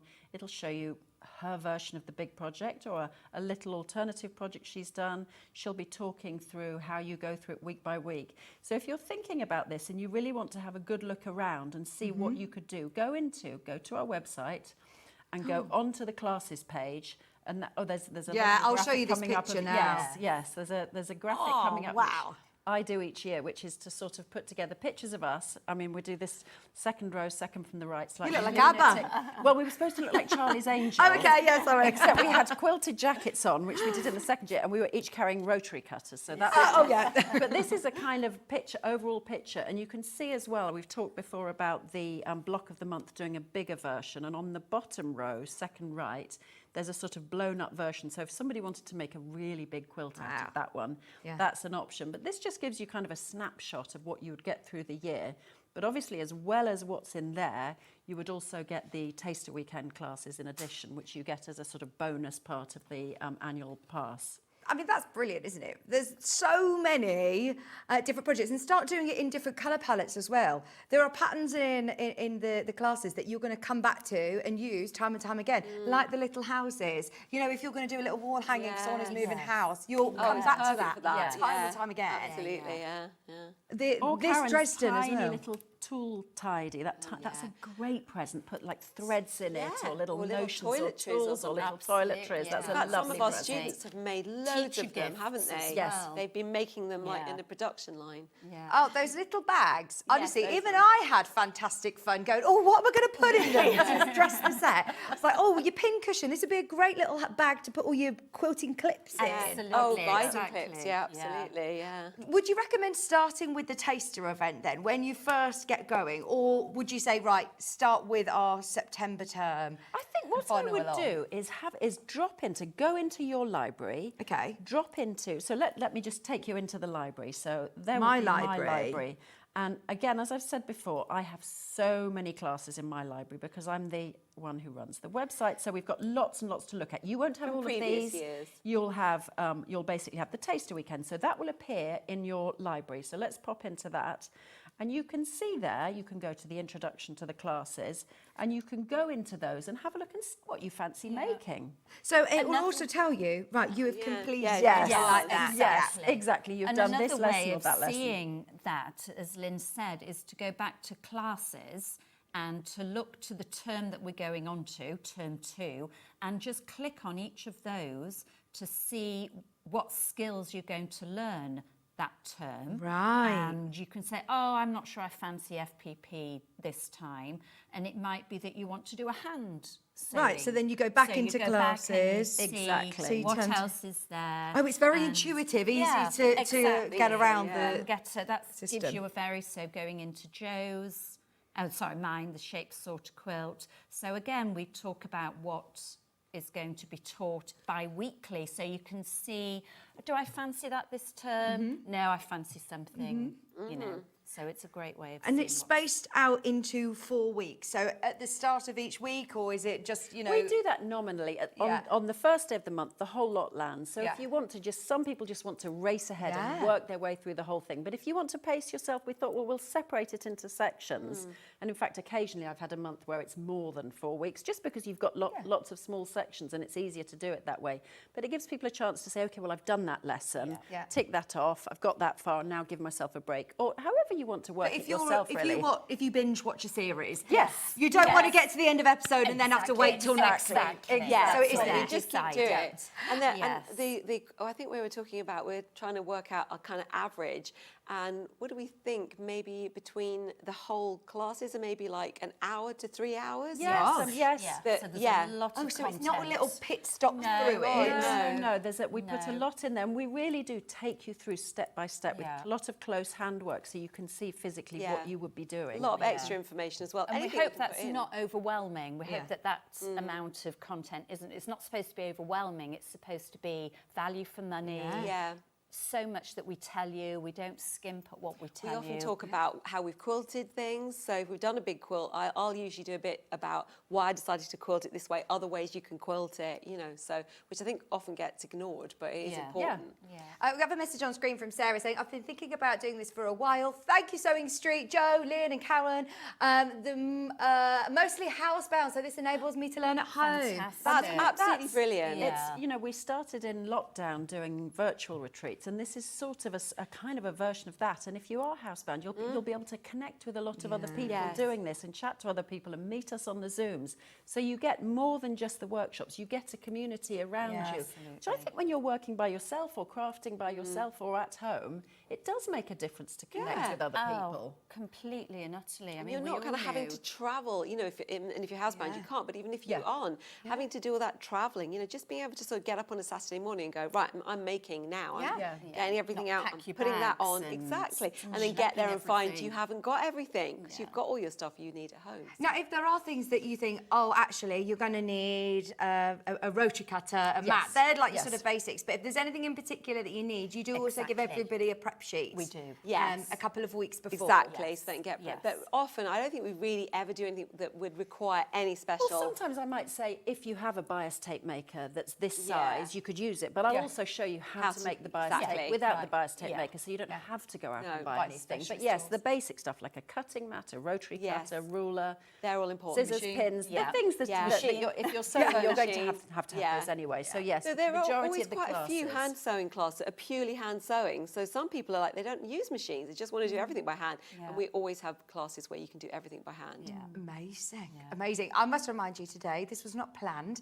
It was supposed to be £189, and we've taken an additional £10 off, which is brilliant. And I must say thank you to Hayley upstairs, because Ben's saying, I can't take credit for this. This is so good. Which makes the value for money. I know when you put it out there at £200, it's brilliant value for money anyway. Yeah, exactly. You're already getting a free term, and the terms are already getting like a free class in them. So, you know. Well, yeah, they're £100 a term, aren't they? Yes, exactly. But that would normally be like 160 if you were going to buy 4 classes, you see. So. Oh my gosh, I'm awful at maths, but I can already tell you. I can't do the maths, but it's 15 times 40, if anyone could do that maths. Yeah. That's what it is for Somebody class per class per class. Do that. No. So that was 15 times 40. 600. 600. Yeah. It's £600 here. worth. We have Karen, the maths classes. teacher. Yeah. For 179. Oh, Plus the taste. That doesn't even count the taste. That does include the taste weekends. Which could I've easily included be, those. Oh, right. Not and how much am I going to pay for a one-to-one Zoom with you? You know, priceless. That's priceless. That doesn't exist. And we always have, every time on the Zoom, there will be 2 of us. Two of So us, yeah. 1 week Karen and I, 1 week Jo and Apart I, from whatever. the The fourth studio month, one, it's always we're all on it. Yes. Yeah. Don't forget the studio tours, which are really exclusive. You know, you get to see inside our sewing rooms. Messy, And in tidy fact, sewing I'm room. going to be showing you parts of my house as well, because my husband has built a house on his own. So a lot of people are really keen to look in that. Oh, fantastic. So that's a little exclusive for Academy. They're going to get to see around the house. I'll be trotting across the garden to my printing Yes, shed. that's Oh, right. it sounds so much fun. I know, it is going to be fun. I'm going to love it. I mean, I've been TikToking you. I've been having a look on TikTok because Not everybody's TikTok. been. No, but I have. What, really? Because everybody's been putting videos of your exhibition. TikTok? Here you go, look. I don't even know who did this, but I was like, right, I need to show everybody. That's amazing. Exploring Oh my God, I Jo don't Avery's even gallery use on TikTok. Festival. But But there you're were on so many TikTok. people You're that wild on came, TikTok, Jo. especially Brilliant. to see your exhibition. How was that this year? It was amazing. It was so, it was quite overwhelming, actually. It was super busy. I mean, I had a huge space, which obviously I knew. I'd been working towards it for the last year. And it looked amazing. I was really, really happy with how it looked. And then it was just so busy. And people were just constantly coming in saying lovely things. So it was a really amazing. It was incredible. Jo Lynne was and I exhausted. Were you from all the there? praise. Yeah, Oh, yes, we yeah, went to yeah, see yeah. it as well. And everybody I spoke to said it was the best thing Yeah, at the yeah. Festival of Quilts Yeah. this year. It was Lots of people did incredible. say that, which was But Jo was a amazing. bit sort of rabbit in the headlights. I was a bit. It's She all was a just blur. all this praise coming at her for the whole which 4 days. Normally I- you can't get enough. I know. Normally it's like, It's overwhelming now. They didn't know I had a limit We to, didn't. because I'm usually like, love being the centre of attention, but I have a limit, and I found it. Yeah, found it at the Festival of But Quilts. it was an incredible, it was amazing. It was like a kind of career highlight for me. So I think I can't really top that. Oh, well, yeah, there was a coming lady, here. this one who I found, I Googled you on TikTok, and she literally says, I'm going to Festival of Quilts. She was on the train to go and see Jo Avery's that's exhibition. And so, amazing. how much does the train cost? How much does, Yeah, your ticket exactly, cost? yeah. Your parking costs at the end of the day. Yeah, So yeah, to a lot. come and have access at your fingertips, at your own home, Yes. at any time of day, internationally as well. I know that we have a lot of people Yes. all over the world that will be tuning in to see this as well, because you all have huge followings And we in have America lots of as well. we have we do, people yeah. from all around the world in the academy. So if it's Brilliant. actually, I'd say if it was the wrong time of day for them, but they seem to get up at Yes, 2 they- a.m. to We've join had the that Zooms. lovely lady from India Who was there at gets up 2 a.m.? 2 a.m. Yeah, she Some joined people the Zoom. from the Middle East, Yes. like Denmark Australia, and Sweden, America, Canada, Germany. Yeah. Wow. Yeah. I Yeah. love that. And yet, you know, you can connect with all these people through that safe community as well. We've had so many lovely messages. Anybody who is part of the Thread House Academy subscription already, please message in, because we're loving your messages. But anybody who is thinking, right, What is it that I'm getting? Because I love having you all here for so long because it means that we can absolutely make sure everybody understands exactly what they're getting. Yeah. So when you're purchasing today, which I remind you, it's the best price. You're not going to be able, because we're all guilty of it. You see something and you think, I'm just going to do a search and see if I can get it cheaper anywhere else. You never, and not for the rest of never, never actually. The rest of never. And this is only till midnight tonight, we've been told. So if you do want to get involved, now is the time to be checking out. Yeah. So tell us, Jo, take us back to the beginning. What is it exactly that we're going to be entering into the subscription? So you pay that one-off fee and that's for the whole year. Yes, and if you get the whole year, so when you get your access, say in a couple of days, you'll get an email and you will go into your library and you will go into Annual Pass and you'll see already that you can have all of the tiny terms. You can go straight in and start doing tiny classes, 3 different classes. You can get started on your block of the month. You can see the Zooms we've already done. You know, they're all there. You can see Lynne's studio tour and see how tidy her threads are. And then you can go into community and you can see how tidy they are since then. So you've got all the taster. You can get started on those straight away if you want to. Make little chicken pouches, do the little couching. And you can also go into the community, you can introduce yourself, you can start reading everything. And then on September the 1st, you're going to be able to start with Lynne's amazing hexagon star quilt. And then in October, you'll be doing mine. In November, you'll be doing Karen's. Then we're into December, we've got block of, and then every month up until May, I think, it's April, there'll be something. Exactly. There'll be a new class or a block of the month dropping in your library on the 1st of every month. So you'll just you've already got loads to do, and then it'll just carry on through the whole of the year. I mean, you're not going to need to do anything else. You know, you've got you your are just project going to be for us now. Exactly. And you can keep thinking, right, what I've got my stash. You don't need to be going out buying huge we really kits. encourage people to use what they've got. We love it when people use what they've got. But if you want to shop, go shopping. Exactly. Absolutely. And you can see from the set all behind us, the colours are absolutely amazing. Oh, Pauline, is this new? I've just woke up as I've got the flu. I'm intrigued. What is it? Pauline. Join us for a whole year, Pauline. It's an online academy of classes at your fingertips from home. So when you have the flu, when you're not feeling well, you don't have to go anywhere. You could just sit and sew with us. Or just listen to us. Just watch Yes, videos and a listen. whole year of workshops plus bonus projects as well. And you don't need to have huge experience already as a quilter, do you? I mean, even like some of the taster ones, just getting started. If you haven't done nothing before and you've just tuned in because you're like, what's sewing? Like you could do your little coasters. Absolutely. You could do the little chickens. They are like the easiest thing to do, and you can really achieve something. And then you can move on to doing things like the FPP that Lynne's I literally take you through it step by step by step. So you never have done it before. You could and people have said to me they've never done it before. We have complete beginners, and you can do it. I always think, I never like to say, right, this is easy, this is intermediate, this is advanced, because if you've got the tools and the videos and the tutorials, you can learn how to do it. Everybody's got a different natural aptitude as well. Some people will, their personality will mean that they'll love the improv, and others be like, no, I prefer the kind of more structured things. There's no right or wrong way to do these things. It's exactly, what suits you. And there's English paper piecing, foundation paper piecing, improv quilting. Like you say, I'm going to say toy making, it's not. It's the little folk art dolls. You've got reverse applique, which you haven't done in any other of the academy lessons. Embellishment. Traditional piecing, machine quilting, Dresdens, shapes, working with unusual shapes, curves, curve piecing, half square triangles, tiny little, ridiculously tiny. I mean, I couldn't believe everybody did those tiny stars. They're mad. The tiny miniatures. I wasn't brave enough to do them. People are so proud of themselves when they did those tiny stars and showed off their little stars. And absolutely, in my tiny half there it is. Yes. I mean, that's such a beautiful quilt.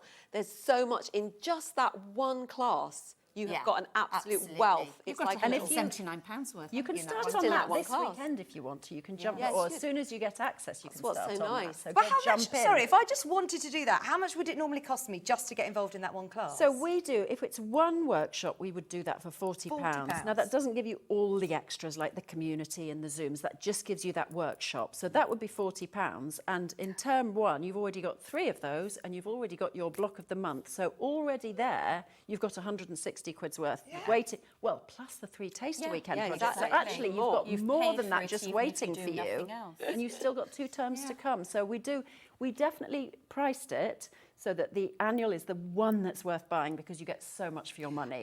Like I say, underneath us, there is the option of just getting term 2 today. But seriously, especially with that extra discount, there is no better way to get involved. Honestly, if you can afford to do it today, then this is a full year. Full year. Think about how much you pay. I started going on a beginner's quilting class and I went home away and thought, I can't even remember anything I've done in that 1 hour. It's daunting. And actually, workshops are expensive. Really these days. expensive. You could pay that just for like a 1-day workshop. Yeah, you Or could. certainly for a weekend one. So Yeah, absolutely. So to have all 3 experts as well. This isn't just, you're investing in Lynne Goldsworthy or just, Karen Lewis or Jo Avery. You've got all of your knowledge all compiled together, which Totally is different brilliant. skills and interests and favourite projects and favourite types of... So we throw all of that in. We give you as much information and as many tips and ideas as possible. Somebody's just asked, once it gets to April or May, when the year ends, can I then still go back and access my video stuff? Yes, there for the lifetime of the Academy. So whilst we're running the Academy, which we hope to do for years and years. Everything is there for you to. So people in year 1 who may have still be working on year 1 before they join us again, have it. They still have it. People who are in 1, 2, and 3, they've got all of it. So every year it's just there until we stop. That is brilliant, isn't it? So then you can go back to a project that you did at the start of the year and think, actually, I love those little chickens. How did I make those? I can't remember how, or I can't remember this. I'm halfway through, and you can go back and you can just get started again. So there's absolutely no reason not to finish stuff, people. Now, you're all on social media as well, so if anybody's got any questions at all, or like you say, when you get into your academy, there is also an email that you can on social media or through the email, or there's a comments part in the lessons, or you can go into the community. And we like to be responsive, so... Because there's 3 of us, there's someone always kind of manning it. We should always get a response from one of us pretty, within hours. I mean, if you're just tuning in, we are still live for the next few minutes. So if you do have any questions, get them in. But if you're watching on a replay and you're thinking, right, they didn't answer that question, I really hope that we have answered every question that you might have. But if there's anything that you may have missed, please, please, please do message in to either the fan page or message one of us, and hopefully, we're going to be able to answer those questions for you.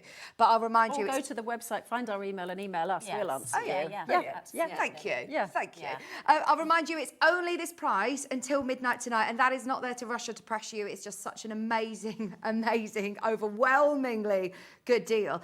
I've been preparing this show now for the last few weeks, and I didn't even know it was going to be at that price. I thought it was going to be 200, which is brilliant. Same. Which is brilliant. It's fantastic. Good. So I am thrilled that as Sewing Street, I know that Sewing Street always like to, offer you, Hayley. extra special deals.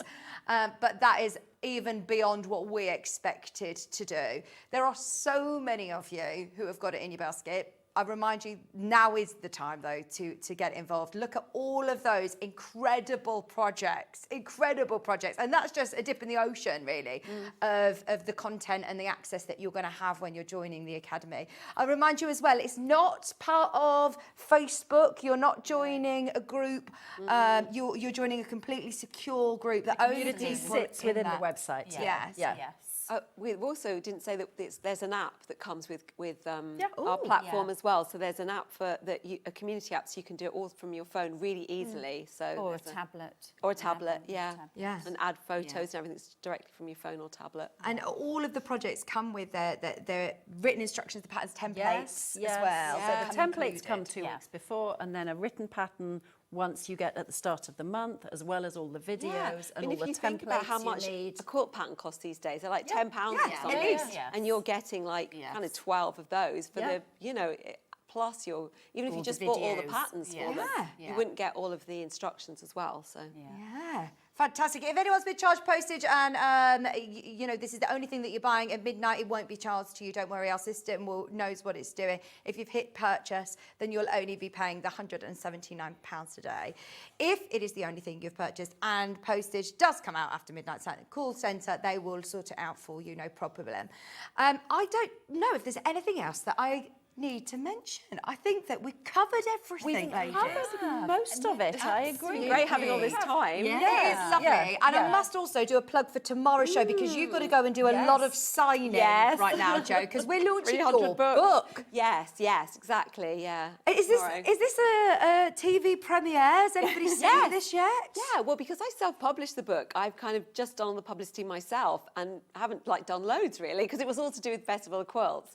So it's lovely to come on here and actually do a proper... I haven't done a book launch, so this is the official book launch. Fantastic. Yeah. Oh, I can't wait. I can't wait. It's going to be brilliant. And you say you're going to sign them all personally. I did see the pile Yes, that's what I'm doing this afternoon. I did see the pile of books. I thought, oh my gosh, Jo. It's going to be fine. It's going to be great. I love doing that. She's looking forward to it. Yes. Are you all staying over tonight? No, we're both heading off. We're stopping afterwards for a bit of a chat and a meeting, but basically heading off, yes. Oh, and then, of course, what will happen now, I'll remind you, is that all of the names and the email addresses obviously get passed over to the Thread House Academy, and you will then receive your email. Put them into the website. Thank you. And that will trigger your emails, and then you'll be ready to go. Lynn's doing that. Yeah. If anyone on the app, on our app, is having difficulty checking out, it's worth heading to the website or speaking to the customer service team during the break as well, because they will sort it out. But it's been amazing. Thank you Carolyn, so much. thank you, Lynne. Vicky. It's been amazing. And honestly, thank you as well upstairs for giving us even better access to the Academy by giving us a discounted price, because that is unmissable. But it's been brilliant. And yes, we can't wait to see more creative, fantastic projects from everyone at home as well. We love that. We love that. That's our favourite bit, seeing what you make. Guys in our Zoom. Yes. The next Zoom, tell us that you've come from the Sewing Street. Absolutely. We'd love All to come in the community and do that. It'd be lovely. Brilliant. Introduce yourselves. Jo, I'll see you tomorrow. Yes, come see us as well, Karen. Will Because, do. yes, Yeah, it's been will lovely do. to Thank meet you for having me. Thank you, Liz. See you soon. See you soon. See you soon. Right, go and have a check out on the website. Have a look on the app, on the web, whatever you need to do to get your annual subscription. There is also the term subscription available at a discounted price of £80. But trust me, at that price point, it is worth getting the yearly subscription without a doubt. Don't go anywhere. Adam Brooks is going to be joining me with your everyday fleece for all of your family. And we'll see you right after this.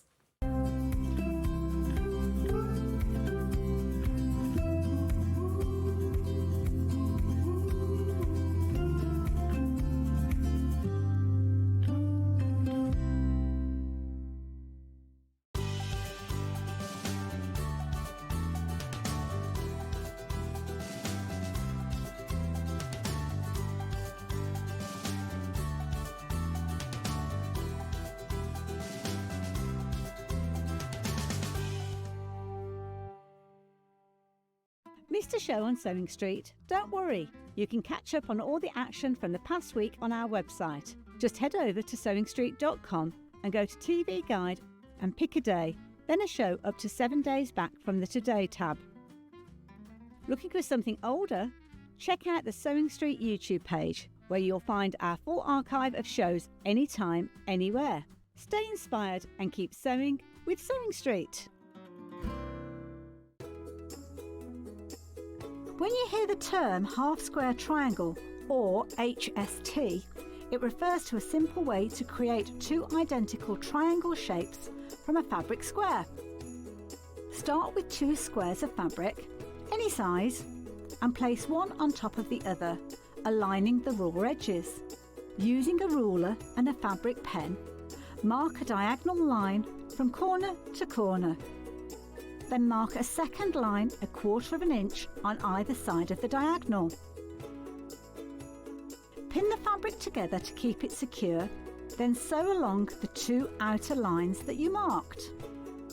Now carefully cut along the first diagonal line you drew. Press the seams flat using the heat from an iron. Use washi tape to align your ruler and trim away any excess fabric. And there you have it. Your half-square triangle is ready to use.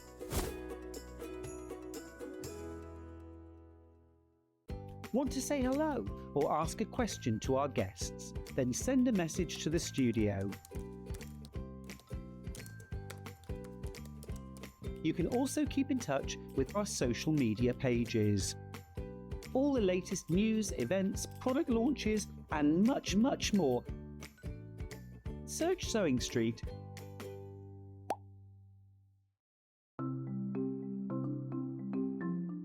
Nesting seams is a really good way of getting perfectly matching seams. We use them a lot in patchwork, but they're also really good for dressmaking as well. So I've sewn these two separate pieces of fabric together and I want to join them. So what you do for nesting seams is press the seam allowances over to one side. So with this one, I'm going to press them over to the left. So you could do that from the wrong side. I also like to give it a little press from the right side, just gives it a neat finish. Now, with the other seam, I'm going to press this one over to the other side. So the seams are pressed over to that way, and then I'll give it a little press from the right side. Then you take the two seams, and because I want them to sit exactly one on top of the other, if you take the top fabric and pull it very gently, it stops. It stops just there, and that's the nesting of the seam. Because the seam allowance is higher this side on this one, and higher on this side, it makes the seam nest. So all you have to do now is pin, then sew them together. Want to know what's coming up on Sewing Street? It's easy. Just visit www.sewingstreet.com and head to the TV Guide section for all the latest show details. Stay ahead and never miss a stitch with Sewing Street. Want to say hello or ask a question to our guests? Then send a message to the studio. You can also keep in touch with our social media pages. All the latest news, events, product launches, and much, much more. Search Sewing Street. Head over to your App Store now and search Sewing Street and simply download to your smartphone or tablet. You can watch the shows live and see your favourite presenters and guests. Click on the Today button to shop all of the products that are featured in today's show.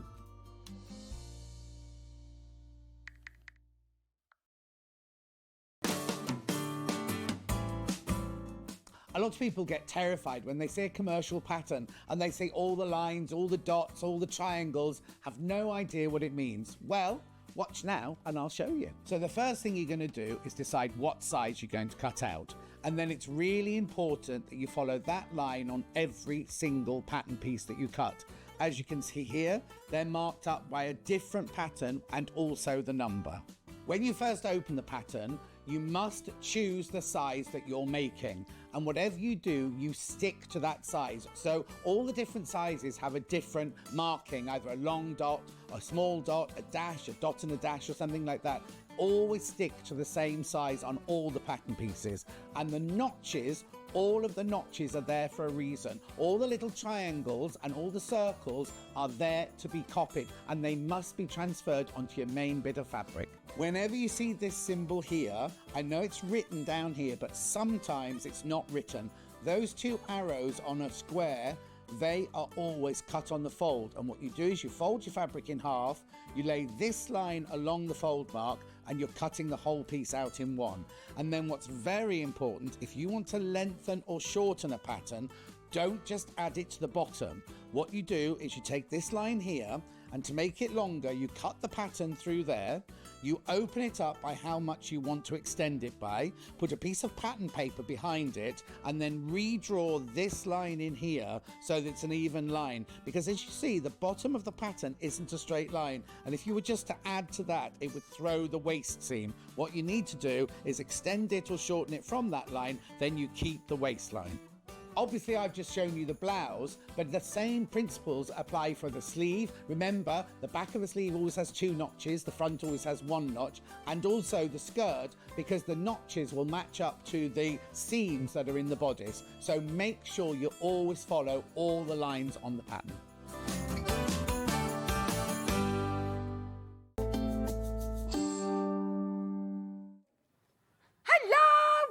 Welcome back. By the way, any questions that I didn't get a chance to answer, my iPad was over here, I was over there. Lynne, Karen, Jo, they're all going to be answering your Facebook questions, so don't panic, but definitely get involved in that subscription. Now, we're back. Jalie, I've not seen these Jalie patterns before. I have. Oh, now, I've you? seen some things like certain dance wear stuff. They're great at doing leisure wear and all sorts. And the patterns that I've used in the past have been really well cut. Okay. As in, like, the shape's really nice. Yeah. So on our lovely fleece today, this is so fun, this cow. Oh, by the way, we've just said to Jess upstairs, we're all here for the cowgirl, you know, moo pouch, but we understand that it's, you know, I don't really know. This is a moo pouch. We've given it a new name. I think we've lost the plot today. But anyway, don't just think about this as a moo pouch. You can have it as a patch pocket in the same colour. You can have it as a contrast colour, or you can also. Oh, by the way, Benny's just throwing clips now across the studio. Oh, what is wrong with us today? Or you could have it as a contrasting. But we got sent this fabric, and I love it because this pattern is also for yourself, for your loved ones, and all of the family in one pattern. How good is that? Yeah, so it's amazing, the size range in this, and I think it's great that you can make for the kids. Obviously, we've had a little bit of fun with the moo print fabric here. Yeah. You don't have to do that. In fact, you don't have to do that front pocket if you don't want to.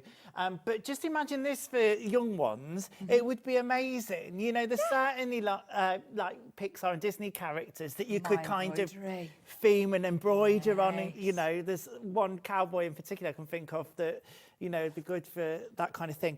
But yeah, I mean, you can have so much fun with it. I've even done a little nod to it on the inside of the pockets as well. Oh, brilliant. But just think about colour blocking. I think that's what I've done today. You can clearly see it with the print that we've used. But if you were to buy multiple bundles of the fleeces, you could colour block and put different ones together, because the side seams have got panels in, which gives a really lovely fit. Yeah. But also chance to colour block. So, yeah, really now, nice. the pattern's got 28 sizes. Yeah. Is this quite daunting to look at? By the way, we're limited already. It can be quite overwhelming at first. Let me show Oh, it's all you. colour-coded, though. Which is brilliant. Fantastic. So you've got, I don't know whether I can get this close in. Let me show you on this front Yeah, we piece can. here. We can show it really close. By By the way, loads loads of you have got this in your basket. It's going to suit every single one of you. I know it is. It's going to sell out today. I'm going to get one of these because I can make one for the girls, for my kids, for my husband, for myself, for walking the dog, but also, like you said, to then embroider onto. It's going to be so much fun. And fleece is so affordable and so forgiving. It's not going to fray. That's easy it. to sew with. And it forgives a lot of sewing mistakes, actually, Right. which we'll get to when I show you how to do this pocket, because it's zipped as well. Love You've got it. That, so I'll show us how to do that. So going back to the pattern lines, colour-coded, you've got the letters as well, which respond to all the sizes. I must tell you this, just be on your guard a little bit. Highlight your size. There's certain parts in the pattern, and I can't find an example just now. In fact, I've cut it off on here.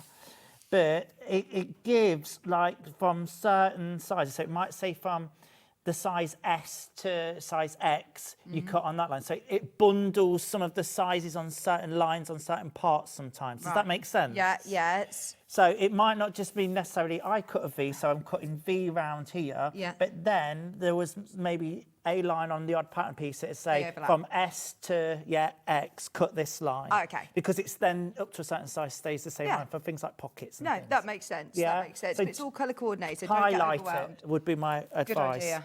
Really good idea. So with your pattern, it's only $16.99. Gosh, that is good, isn't it? For all those sizes, for all of your family, for something that, let's face it, we all wear.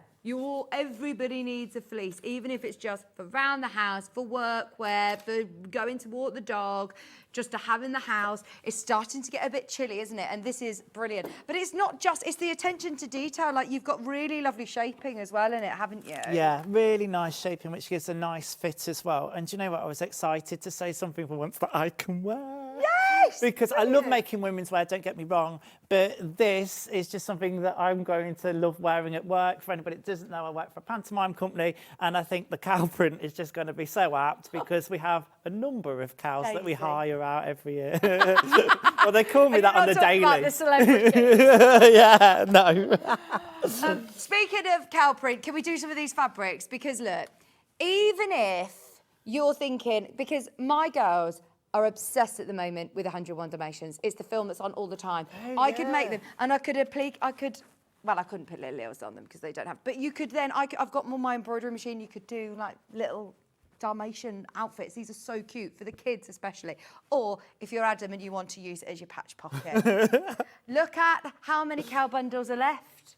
You said to Jess, this is definitely going to sell out, and you're right, there's only 3 left. Really? Yeah, if you want the cow bundle. It's only $14.99 though, that's why. How affordable is it to get Well, this is dressmaker? great. Exactly. And if you've never worked with fleece before, this is your opportunity to do so at an affordable price, because let's face it, fabric can be expensive and you don't want to make mistakes. You know, but this is at such an affordable price that, you know, if it does go a little bit wrong, then it's not the end of the world. I want to make your Oodie in this. Yeah, that'd be amazing, Dressing innit? gowns, anything. Yeah. That's why we don't ever bundle it with the pattern, is because you might have, you know, something else that you're making, a onesie or something for a kid, and you're thinking, right, that's the perfect fabric. You're getting a whole 2.5 metres for $14.99. That is literally about to go any second now. The lovely, the tan fleece is sold out. Should we do the grey, which is the one that Adam's made? There's some more clips. Adam's already made the grey fleece out of. This is perfect for anybody who is who you're making this for. Oh, this one's sold out. Has it? Oh no, sorry, that was the tan's gone. This one, oh, we've got a better quantity. 2.5 metres of your anti-pill fleece in grey, 2.5 metres. Is that enough to make the largest size? I found so, yeah, and it's lovely and wide as well, this fabric, really nice and wide. So yeah, it was fine. Super soft. Any, you don't, I mean, it's not fraying at all, is it? No, I've got other pieces cut and not fraying. So most common question will be, do you have to have an overlocker? The answer is no. The construction and the way it takes you through it is by doing a lot of zigzag basting, and you sew the seams before you overlock and finish anyway. Right. So no, you don't have to have an overlocker, although it is a perfect overlocker project. Could I construct it and finish it all in one go then, more or less? So there's a few bits I need to Yeah, there's a few bits with the pockets that you need to be basting, especially these pockets here as well, with the way that's constructed. Yeah. The other thing that I might suggest as well, if you've got some fabric in your stash at home, just to do the pocket lining, I've used a thinner grey fabric. It's actually an offcut of linen that we've used here before. Yeah. But you could use any cotton or anything. The reason the thinner fabric there is because once you start piling up the fleece, it's quite thick. Thick, yeah. So that just helps with that. Is that why you've asked for lots of clips instead of pins? Yes, because I wanted some quilting flips and Ben started to chuck some at me, bless him. I never asked for anything. It wouldn't be such a thing, would it? I can't imagine him furrowing the cross studio. Can we do the pink, please? Because I love this pink. This is so fun. It's so bright. It's going to look gorgeous in the fleece. And it's only $14.99 for 2.5 metres. I can really see this working in the pink. Oh, yeah, absolutely. And you've got this actually, you're demoing with this. Yes, yeah. So we'll see it starting to come together in this colour. It's lovely. It's in your cerise. 2.5 metres, $14.99. There are more of you that have got these in your basket than we have availability. Oh, how lovely as well. Now, could I do a matching colour pocket? Can I leave this off completely if I wanted to? Absolutely. So you have enough fabric to do it out of the same fabric anyway. So yeah, you could do it a matching coloured pocket. You could do it out of a different fabric if you wanted to, like you've got some fabric in your stash. It's quite tricky to sew because it's quite bouncy. A walking foot's good. Yeah.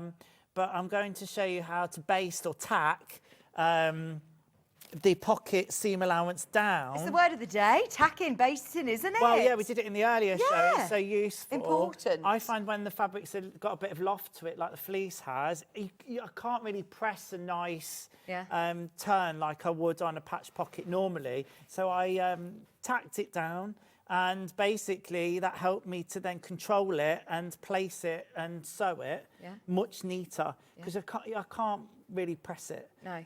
So yeah, there you go. The pink's going to sell out. We also have got the orange. I'm going to go through the fleece first. Don't worry, we'll have plenty of time to do the demo. I've just got some really, really cool fabrics, which I don't actually think we've ever had on before, which are bamboo toweling. Oh. Can't wait. $14.99 for the terracotta version. This is very trendy, isn't it? This will look lovely. And in fact, actually, this is a little bit similar to the pattern front in the kids. I mean, you could have really good fun with playing around with colour blocking as well, colours of the arms, colours of the body and the pocket. But remember, you don't need to buy a separate pattern for the kids version. It's all in one for the gents in your life, for yourself, for your loved ones, and for the children as well.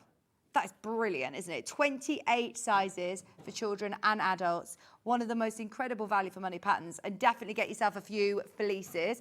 In fact, what about the green with it? Yeah. They'd look nice together, wouldn't they? Really nice. The green sold out.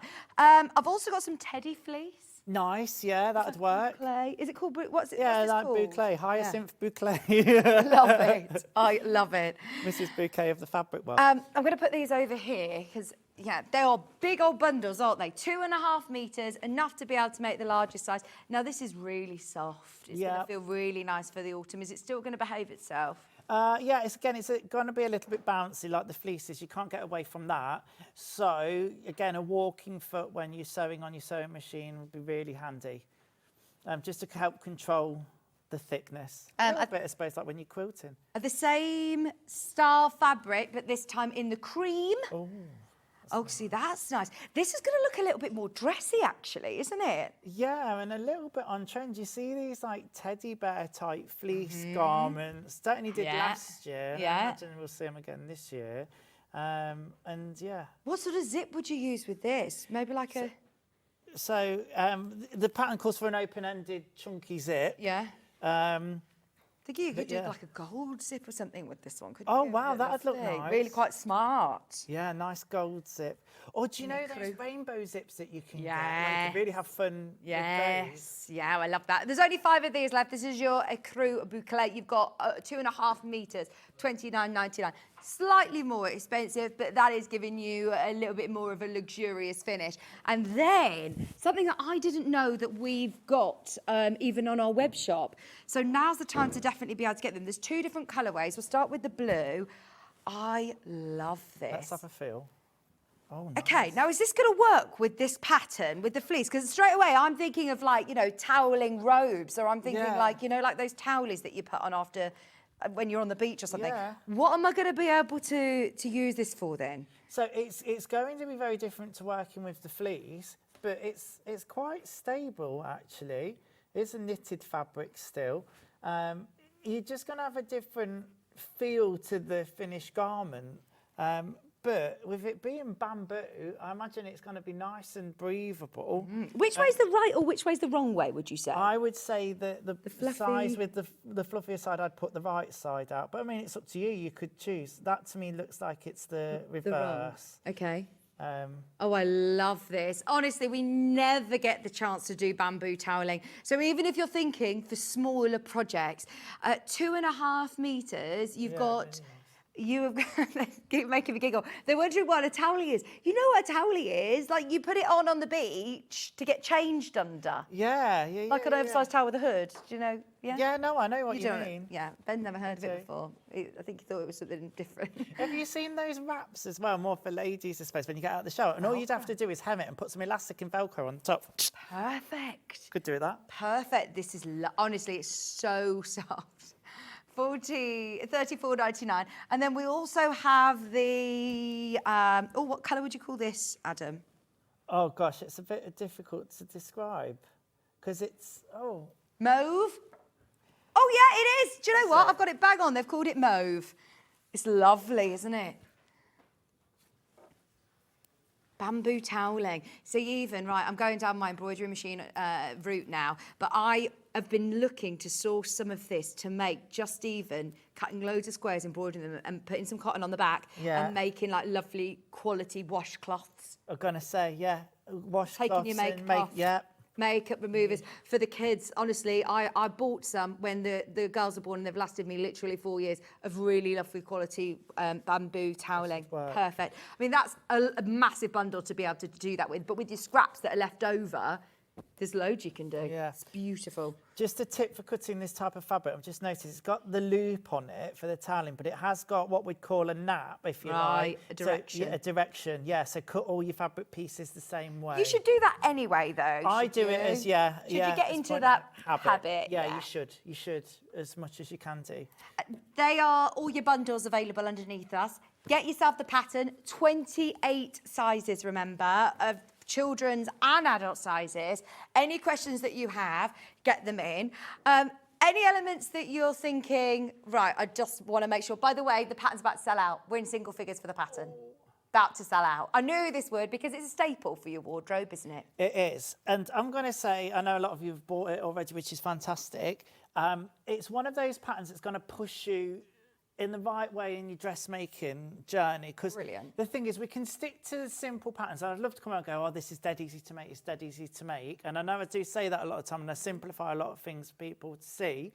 But you need that project that's going to push you. I was just talking to Jen upstairs, actually, about this. So it has got zips in it. I'm going to show us the zip on the pocket. I'm going to show us the beginnings of how we construct this pocket here as well. Yeah. Listen, the rest of it is seams, but it's going to push you in the right direction, and it's taking time. Yeah, and I tell you what's great as well as me today. I never know how to pronounce it. I say Jalie. Jalie. Are they French? I think. Well, the instructions are in English and French, so I'm going to assume. They also have videos, though, don't they? Yeah, on the website, really helpful. Now, the video doesn't have any sound. And which is actually better if it's a French company, because it might all be in French. So actually, it's quite good to just have the visual. It's really, really clear on the visual. So if you're struggling, if you bought the pattern and want to see, go on their website, and it's honestly perfect. It's a nice big pattern as well, isn't it? So, so it's in US sizes, UK sizes. Which one are you going for? I literally looked at my chest measurement. Okay. That's the way I did it. And it's important to do that as well, isn't it? When you're dressmaking, because every pattern is different. Yeah, well, John will always say, I wish they did patterns that were just letters and not sizes. This does have sizes at the top, but it has the letters. And that's what you go by on when you're copying the pattern over. Okay. So, yeah, I literally looked at my chest size and went, right, okay, well, I'm a 36 chest. So I actually went one up and made a 37 inch, and actually it made it roomy. I think I'd be all right with the size down. But, you know, if you're a bit unsure on caution, but you've got your waist measurement there as well, it's important to look at that. And I suppose all three measurements with your hip as well, because it is coming down there. The pattern sold out. Well done if you've got it. I'm excited for you to get it home and to get sewing.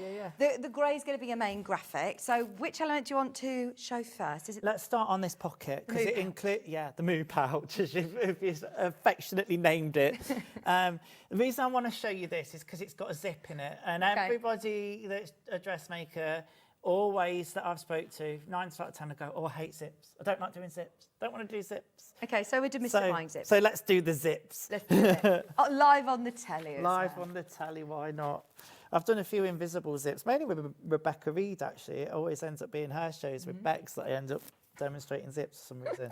Right, so we've got a couple of pieces here for the chest pocket. We've got one rectangle and then a skinnier rectangle. I'm working on the skinnier rectangle first, all right? So I'm just going to pop that to one side a minute with my front piece. And I've got a zip here now. Oh, is it too long or is that okay? So this is longer than I need it. Right. That's not a bad thing, because I'm going to cut the zip down, actually. Right. Which you can do. You can do. It's not a metal zip, is it? No. Do you need a drink? Fleece at the back of my throat. Oh, no! It's just hit that spot. Anyway, I can cut this, like you say, nice and easy, because it's a plastic zip. What I'm going to do, I've marked a line on here that's on the pattern. I've transferred that. It's basically a centimetre wide rectangle at certain points. Okay, and I'm going to line then my zipper tape next to that line. All right, and then I'm going to pin that in place. I've got to pin this one in place because it's not right on the edge. So I can't use my quilting clips at the moment. I'm just going to put a pin through here and a pin through the top as well, just to keep it aligned next to that line there. That's really tickled the back of my throat. It must be a piece of, a bit of fluff. Have you got water there? I will get you one. I'll soldier on, I'm all right. Then what I'm going to do, I'll probably do this with my friction marker, just so that you can see it maybe a bit clearer at home. I'm just going to mark, continue that line onto my zipper tape at both sides here. And then what they ask you in the instructions and what's on the diagram as well and on the video is to mark the centre of this zipper tape. It doesn't have to be bang on, but just that centre line there, just to give me a guide to sew down. I'm doing this with me. Yeah, that's it. Because I've got my pins in, you could have done that beforehand, but there you go. And what I'm going to do is sew, sorry, I'm it's because I'm not dead centre on it, am I? It's fine.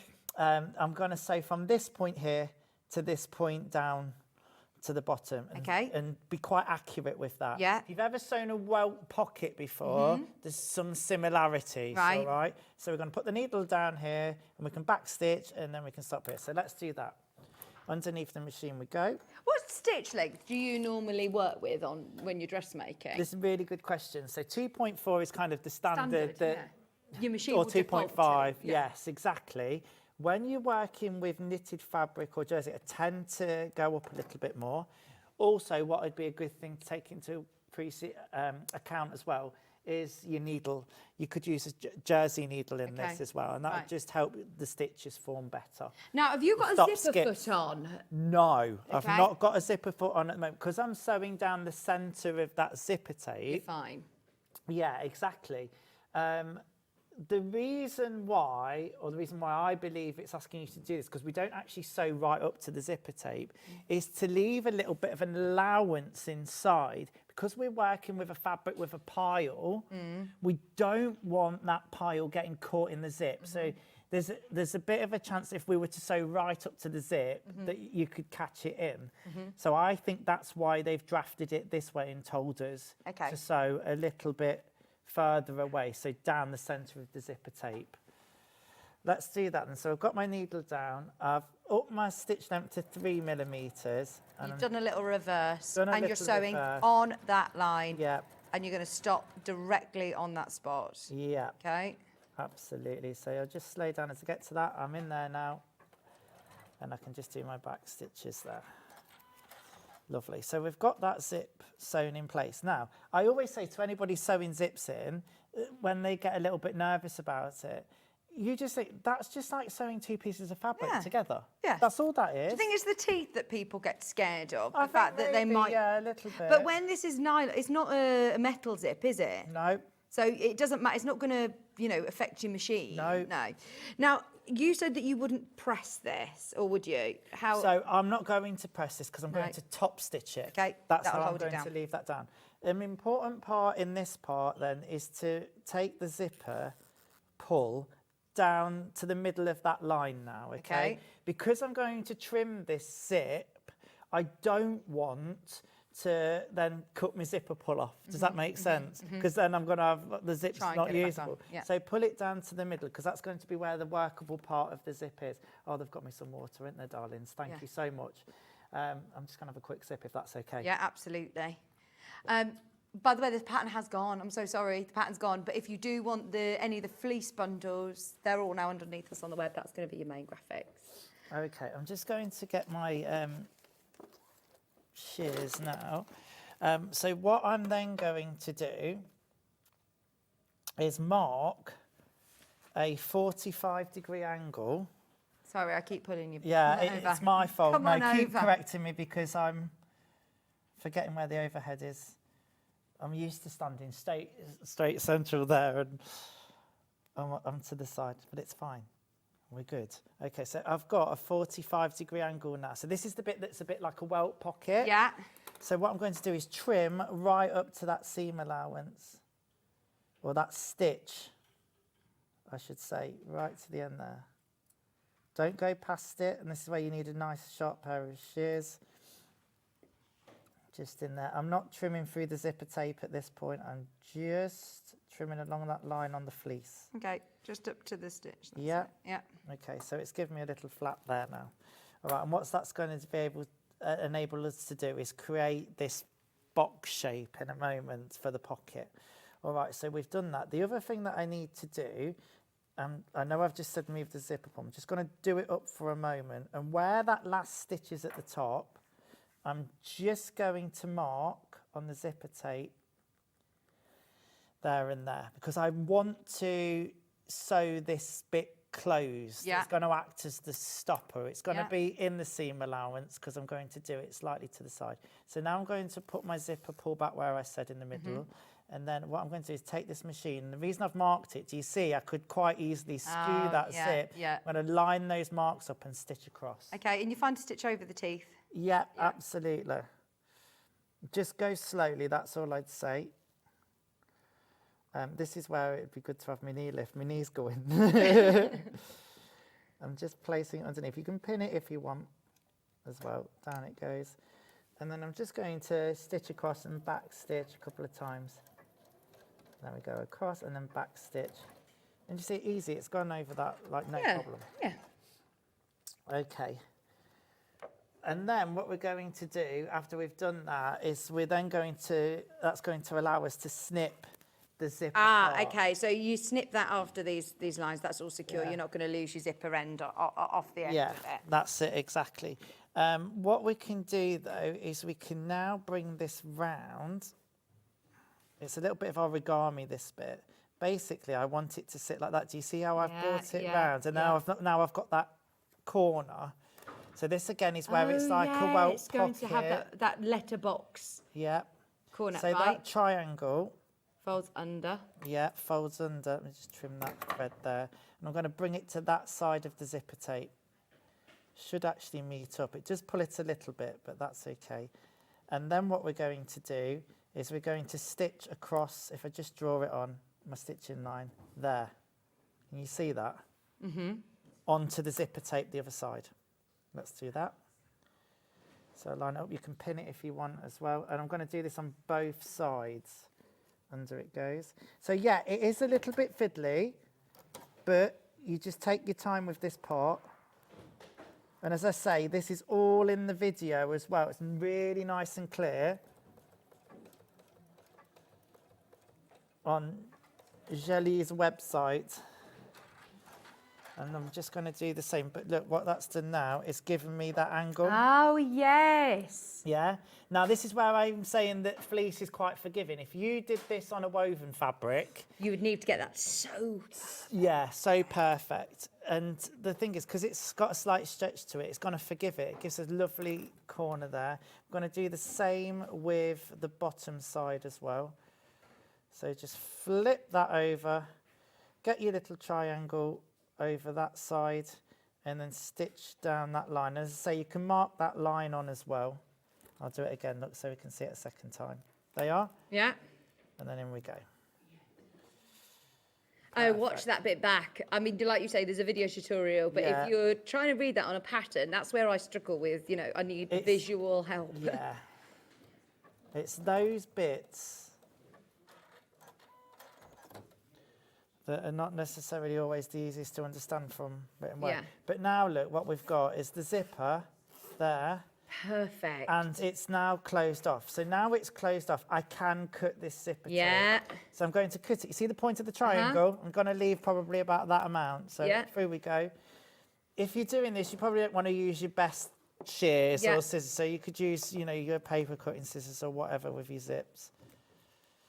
And that can come off as well. Don't need that anymore. So you can see, you could use any length of zip as long as it's long enough. It doesn't matter if it's too long. Then what I'm going to do now is top stitch around that box or along the three sides. So in we go. And again, I've got my stitch on about well, it's on 3mm. I could up it a little bit if I wanted to for a top stitch. So there we go, round we go. When I get to the corner, I'm just going to lift my foot and pivot. Down here as well. Now, you'll come to a point naturally. You can't sew any further. Because you've got the zip pull How do I move it? Just literally... Well, I'm going to sew a little bit further. So I've got some room now at the back. Needle down, foot up, and then just... pull it out the way. Pull it out the way. Okay. Easier said than done. Some zips are easier to do than others on that. A little trick from me to you, if you're struggling to do it that way, sometimes if you just pivot the fabric and bring the zipper pull towards you, it helps a little bit. Then we're going to sew down the rest here. And then get to that corner. Pivot. Pivot. Pivot. There we are. So that's the first part of the pocket done. And look how neat that is, yeah? That is lovely. Nice and forgiving as well. The other thing that you can do at this point is you've got some seam allowance down here now. You can trim that to the length of the zipper tape. It's where we cut those 45-degree angles. And just trim that now. We don't need that. And that's just going to keep that flush. It's not really going to matter. Nobody's going to see it. So there we are with that. Then we need to take the next piece, which Has is all this this pocket pink piece. fleece sold out yet, Ben? Because I think if not, I'm going to get a bundle of the pink, please. Are you going to have some? It's a lovely colour. Oh, it's gone.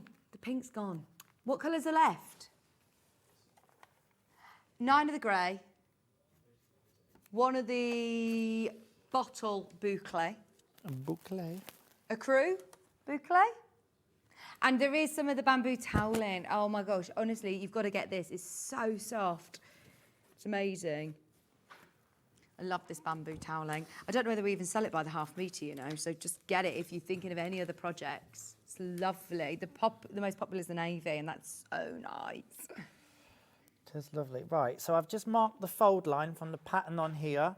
Okay. Now, you'd think, I initially thought, oh, chalk's not going to transfer, but it does does. really well. So Yeah. I'd recommend using chalk for this. And then next to that, the pattern tells you to mark 2 centimetres away from that fold line. So I'm just using my tape measure to do that. If you've got a hem guide or something similar. I'm having to use my tape measure and not my quilting ruler because that's in inches. And the instructions are in centimetres. So I'm just going to now put another line down there because that's going to become a sewing line later on. Down we go. Fine, okay. Now what it'll tell you to do is to press that fold line, which is marked on the pattern, the first one we marked, and that's where we've got it there. However, the difficulty with this is you try and press fleece, it's bouncing back, so I managed to do it without pressing it. What we're going to do is we're then going to pull this right sides together. Let me get this right because this can get a little bit confusing at this end here, so the zipper tape end. So what's going to happen is, if I just simulate it for you, is that fold line is going to fold back, do you see, over the zipper? Yes, yes. And then I've got a stitch line there for the flap. for the flap. And then that's going to create the pocket. Do we see how that's working? Yes. Sometimes it's good to position it where you want it before you sew it. Exactly, because I could quite easily said, you know, right sides together along raw edges. I could have done that way. And then I nearly did it, to be honest, even then. And then actually, well, that doesn't work, does it? No. So you want your raw edge up against here. Yes. I'll just flip that round. Raw edge up against there. Fabulous. And then this is where your quilting clips, if you've got them, could come into play. It's not too bad in the zip section, but these really do help with thicker fabric. And did you say put a walking foot on if you've got one? Yeah, that'd be amazing. Yeah, if you can, put a walking foot on, that'd be great. I'm lucky with this machine because it just drops down and it's on. There you go. Love that. I do too. And do you know what? People always think for thicker fabrics, but I've used it on chiffons and things that are a little bit trickier to manage, and it really helps. So if you go in with different fabrics together, which I do a lot in costume, if like might be doing a stretch metallic lycra to a woven, or backing it in calico, and actually it really helps with easing that fabric through evenly. Yeah, I was going to say that's exactly what it's doing, isn't it? Is bringing the fabric through at both similar Well, some companies call it like an even feed foot, don't they? So I'm going to sew this again. I'm going to do it from the other section, the other way, from the zip part. And again, what you're going to want to do is basically sew down the centre of that zipper tape. Ignore the clock on screen. I don't know. Don't show Hayley that. Oh my gosh. It just had a countdown clock coming up in 40 seconds. Oh really? What's happening in 40 seconds? No, we'll find out in a minute. You've just reminded me talking about numbers actually. On the video that they've got on the website, they have numbers come up on the numbers on the screen, so that instruction is numbered. Does that make sense? Yeah. I can't explain. Oh yeah, so it's sectioned. It's like almost like chapter 1, chapter 2. So each section is numbered. Kind of. Ben, would you find it on the website if you go onto the Jalie website? It we can find the video to show you. It refers to the instruction number in the manual. pattern. Yeah. Yeah. So it might come up number 12, and that's instruction number 12 on the written instructions. Perfect. So we've got that in there now. That's great. Then what we're going to do is just take that fold line there. That's it. Bring me over. I keep forgetting. Sorry. Do apologise today. And then what I would do is just clip that in place at the ends there. And here. So I've got that fold line, it's really easy to see. And then what we're going to do is sew down that 2 centimetre line, and that's just going to catch everything underneath. Sew down the 2 centimetre line here. You can, if you want to, put a couple of pins in here as well, just to keep it in place. I'd recommend doing that. Right, okay, so here we go, underneath. I just need to move that to the side slightly, there we go. This is why it's really important to transfer your markings. Yeah, if you go to, is it on their website, the Jalie website? Yeah, I'm sure it is. I think it's under something like Sewgirl Classic Fleece or something.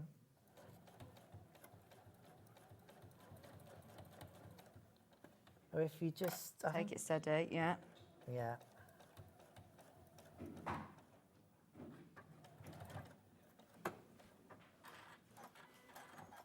And that's that there. Take my pins out. And then what you can do just at the top here, if you want to, is machine that across with a long stitch to hold it down. Okay. And then what I did then, so what it asks you to do is, like you would a normal patch pocket, is press this under, but of course we're working with fleece. So I'll quickly show us what I did, because I never get the chance to actually do that. Or is it enough just to say I go for it. Down? I might just have to get my sewing. Here you go, we can show you the video. So if you go onto the website, it's so easy to find. Ben's just found it in the last couple of seconds. How to sew a polo fleece jacket video tutorial. That's the one. And it hasn't got sound to it, but in a second you'll be able to see. It's all in sections. So you've got the full video instructions. Ben, just speed along on the clicker, if you will. The clicker. Craving some background music. You're in control. Feel free to play your own music, it says there. But right, so it's got, look, your pattern pieces, literally up close and personal. So even if today we're literally just showing you, you know, snippet pieces and Adam's tips along the way, it's still given you here a full, how long is this video for, Ben? 35-minute tutorial. I mean, it's quality and it's in depth as well. You know? Oh yeah, can you see the bottom? If you just underneath the bottom graphic there, it says number 3. So each section in your pattern, it will tell you a number that corresponds back to your pattern. That's what I meant. You put it better than I did. Which is the assembly, the collar and the hem. That's the section there of the collar and the hem. Then you've got a fabulous long section again of the zipper, of putting in your main zipper. So anything that we don't get chance to cover today, look, it's a really fabulous video. That's great, isn't it? Oh, brilliant. I like this colour as well. Yeah, and it's really clear with the sections on this one. This is the child's one that's on the front cover, picture, I think. yeah. What you're going to want to do around this pocket then is mark your centimetre seam allowance all the way around. I'll just do the top just to show you for anybody that's never done this before. Maybe it's good to make it in the child's version first, because you're going to do exactly the same skills and you're not using as much fabric. Yeah, exactly. You know, you don't need to worry about it being as fitted. Sorry, I'm just going to push your head back slightly. That's it, thank you. Okay. And then you can just, I'm just doing this corner just to show you. I'm not going to do the whole thing, but just so you get the idea. You mark this seam allowance on. There we go.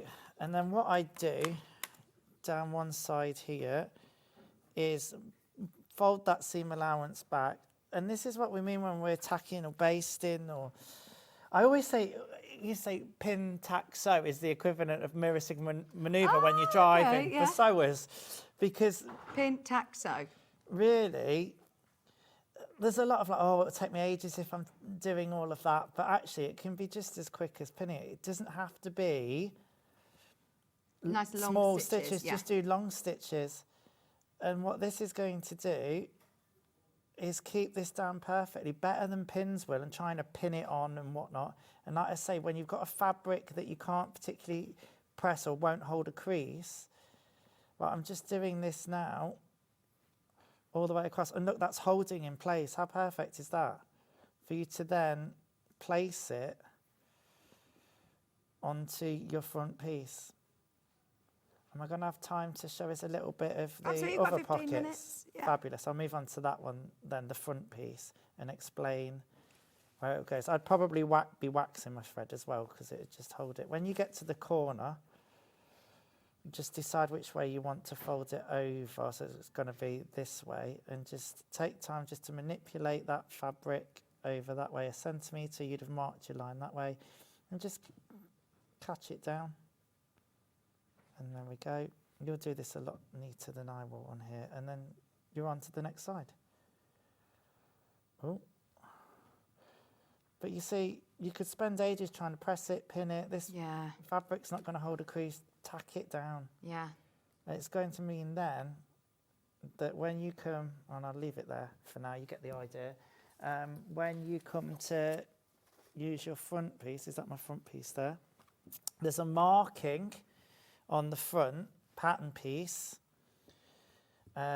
which you'd have pre-marked. And what happens is then, that's a lot easier to place on there. Yeah. You place it against the marking that you would have marked at the top. Yeah. This flap is going towards the centre front. Yeah. You don't do anything. You don't need to base this seam down because that's going to be caught in the centre front anyway. And then you would top stitch along here, down this side and along there as well. A lot easier to do when it's tacked in place. Yeah, brilliant. The only thing I would say is you've got quite a little bit of bulk here. Take it steady. Take it steady. Lengthen your stitch? Yeah, you could do. And it's really helpful if you've got your jersey needle on as well, because you won't get any skip stitches that way. And then you've got your working zip pocket. That's brilliant, isn't so it? That's something I've never demoed on here before, and initially you might think is quite scary, but watch it back. And I encourage you, if you don't go for the pattern or have missed out on it today, why not have a look at that and give this technique a go? You only need 2 rectangles. It doesn't matter what size they are, as long as they're equivalent. You could give that a go today. Absolutely. Brilliant. Have a bit of practice before. And you can add that onto any then jacket, can't you, also? Yeah, you could Brilliant. do. Once you've learnt the skill, and that's what I'm saying, that's like, initially that sounds overwhelming to do, but you've got to be able to push yourself. And I think, for me, I was like, oh, I really want a fleece. And I'd never made a fleece until this sample, first time. This is yours now, isn't it? This won't go back into the studio sample cupboard. No, this is Adam's. I'm wearing that at work. This is Panto one with the moo. With the moo.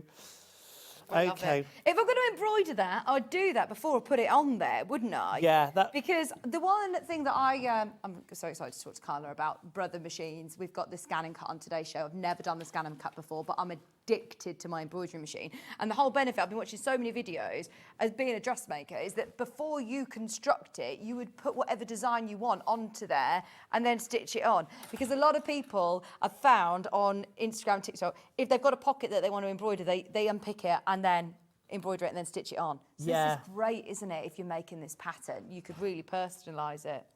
There are different ways of doing it. And you know what? It's really scary when you're going onto an already made garment. But if you're a dressmaker and have got the embroidery skills, you can do the embroidery. And if the embroidery doesn't go quite right, well, you just get another piece of fabric and do it and then cut your pattern. Yeah. Do you know what I mean? Because mistakes can happen. But you've got a lot more control over it when you've got the skills to embroider and Love your pin cushion. Oh, I made that. Did you? Yeah. Can I show everybody, please? Yeah, you can. Look at this. It's like you're an Oscar Award winning singer pin cushion. Do you know what? I did it on an embroidery machine. Did you? Oh, the pieces, I drafted the little pattern pieces for the mannequin. Yeah. And I used some, I think it's like cotton or cotton drill, on top of some H640, the wadding. Yeah. Whatever it's called. Yeah, it is H640. Is that right? Yeah. And then I designed it in the digitizer for the embroidery machine, and then it did my little stitches. You can't quite see, but there's stitches all around the shape to keep it quilted. And then I stuffed it. And then this thing, I'll make you laugh, is a soap dispenser. Oh my gosh, that's brilliant. You put your clips in? No, you little well, usually I threads do, or yeah. scissors. Oh, right, that's your next pattern. I'll This is have our to bring collab. it Yeah. Love that. There you go. That's brilliant. Back onto the fleece. I'm just going to zigzag base to tack this on to the lining piece. Now, if you're watching this, you think, Adam, he's changed for a different fabric that I don't have. This is where I was telling you, if you've got some fabric in your stash, this pocket lining will be better to use as a thinner piece because you're then not going to add bulk. If I was to do it out of the fleece, then I'm going to have 3 layers of fleece at one point. So anything that you want as your pocket bag, I mean, you've just used some matching coordinating, like lighter weight linen, but perfect. I'm just using it obviously as an example, and it can be quite a long zigzag stitch. All right, and we'll just go in here, and it's just all the way around this smaller rectangle.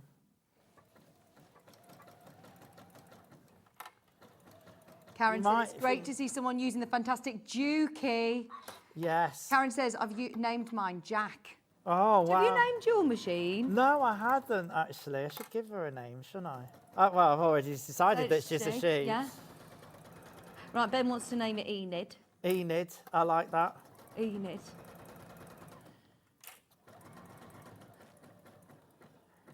Again, a zigzag stitch here because we're on a stretch fabric. But again, this is where your working foot, your even feed foot or your walking foot is coming in handy because I'm going with a knitted fabric to a woven fabric now.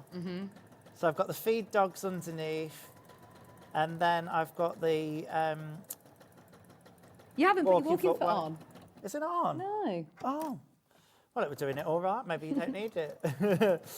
So it's on that. I thought I'd switched it on. I didn't realise you could do it mid-seam. Gosh. Yeah. Enid's great, isn't she? She is. She's a clever cookie. She's a clever cookie. So there we are. We've got that piece now. Fabulous. So then we're going to need our front piece again, which is here. And then what we're going to do is right sides together. We're going to be putting the pocket, if you just visualise it, that's your centre front. We're putting the pocket in here. There's some notches to match up to again, so you'll match those notches up to the side here. And then what we're going to do is place that there. Now, on this rectangular piece, I need to find the pattern pieces, which I've got all over the shop. There's another centimetre box around here. Let me just find that pattern piece. I find that the chalk rubs off after a bit, so if I mark them at home, when I've travelled, they all end up disappearing. Where have you put it? I don't know. I'm going to... Could you, a moment ago. Could you use a friction pen, or does that not erase with it? Yeah, but then sometimes I find that if I've got it anywhere near an iron, there it is, side pocket facing, perfect. And there's some little notches on here as well. So I'm just going to line that up now. And again, there's an example of it. If I just pull that in, there's a notch here that says S to double D. Yeah. Right. So that's inclusive of all those sizes. So that's one thing to watch out for. And because I'm doing size V, I'm going to mark that. That's one I need. And then up here, I've got S to double D again, which is there. So just mark that. And then what I need to do is mark this a centimetre. So you'll measure it at a centimetre here. And again, what you're going to do, a little bit like the technique you used for the zipper on the patch pocket on the front, you're going to sew this box around 3 sides. So here we go. So we're right sides together basically on this bit. And then what's going to happen is then that's all going to turn through. Have I got that the right way? It's that way, Adam. Is it that way? Yes. I need to mark it on the other side. We've got about 6 minutes. Are we all right? Yeah, we're all good. We're all good. So let me just mark that now on the other side. I marked it on the other side because I'm mumbling and I'm rushing. Because I want to show you everything. Is that your UX8? UX8, yeah. I don't think we've got a UX8 in stock, you know. Correct me if I'm wrong, Ben. Okay. Yeah. It's a bit easier to mark on that side. Cool. So I'm going to sew around that rectangle there. Put a few clips in as well. That's a nice big clip, isn't it? There we are. Okay. And try and be accurate with these corners as well. And remember to take your stitch back to a straight stitch because I've just had it on a zigzag.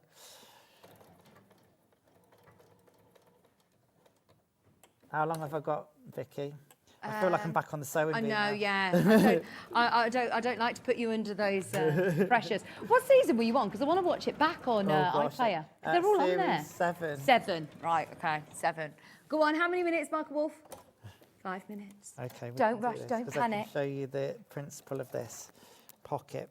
Because then I think I've covered a lot of the harder bits. And don't forget, it's all on their website, the video as well. You've got this show to watch back, and you've also got the main video. It's all right, your head's not in the way. Okay. Okay. So, you know, like I did before, cutting that 45-degree angle, that's exactly what I've just done there up to the stitch line as well. Then what that's going to do is allow me to turn that now to the wrong side here. And then that's going to flip out and give me like a little indent. And that's what gives the shaping for the pocket.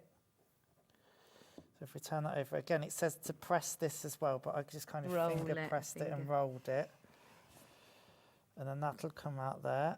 I just need to manipulate it a little bit. Do you see it's starting to form? And then what we need to do is mark an inch. So your quilting tools, I'm going to have to do it this way. Your quilting tools come in so handy for bits and bobs like this, you know. Do you generally not use rulers then for dressmaking? No, you might use a hem guide and stuff, but look, I can mark my inch straight away because that's what the pattern had asked for. And then because you've got your quilting rule, you've got all your lines, so you can do nice 90-degree angles, and you know you're getting it accurate, which is what I like. Here we go as well, across there. And now what I'm going to do is top stitch that part down, and that's giving me that pocket there, yeah? This isn't classed as a welt pocket though, is it? No, but it's giving you a really, a look like it when it's, it's closed.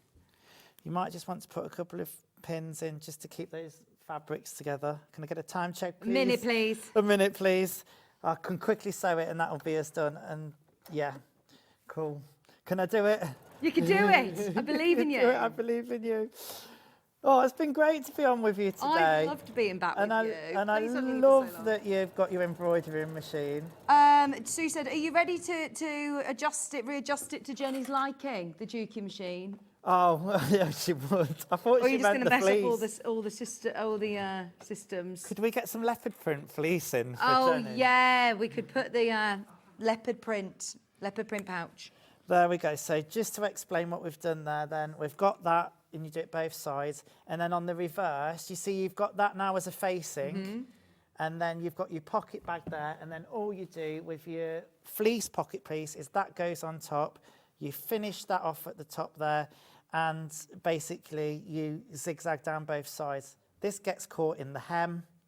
And then that'll be sewn as the side seam pieces, which I did cut out of Moo print because I nearly did the side seams. Like, this is where you would do your different colour blocking as well. Yeah, exactly. That'd be so fun. Oh my gosh, that's like cowgirl vibes. I love it. That would have gone with my outfit at the weekend. When you sew this seam, and this goes to here, just to quickly say, you need to make sure you catch just the underneath pocket bag and not this top bit, if that makes sense. So you'll go with your right sides together and sew, and as you're sewing down here, a bit of a curve to it to give the shape, you just sew on this fabric here.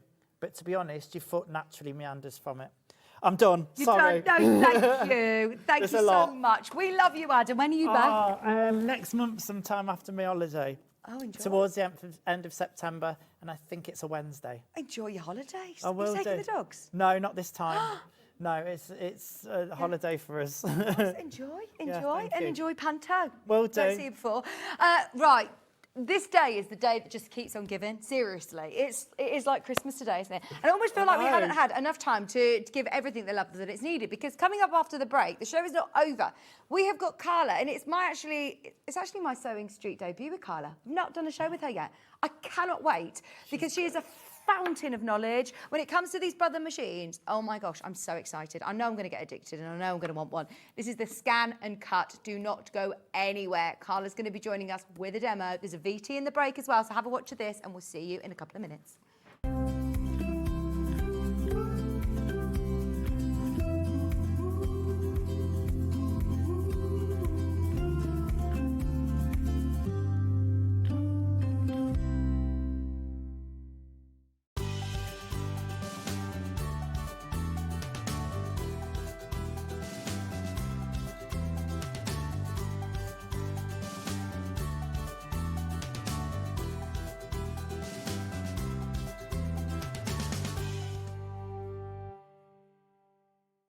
charm pack or 5-inch squares. A charm pack is a bundle of pre-cut fabric squares, usually 5 inches by 5 inches. Each piece comes in different patterns and colours that match perfectly. They're great for quilts, patchwork or any small sewing project. No cutting or matching needed. So next time you are looking for a quick and easy way to start a sewing project, why not try a charm pack? Head over to your App Store now and search Sewing Street and simply download to your smartphone or tablet. You can watch the shows live and see your favourite presenters and guests. Click on the Today button to shop all of the products that are featured in today's show.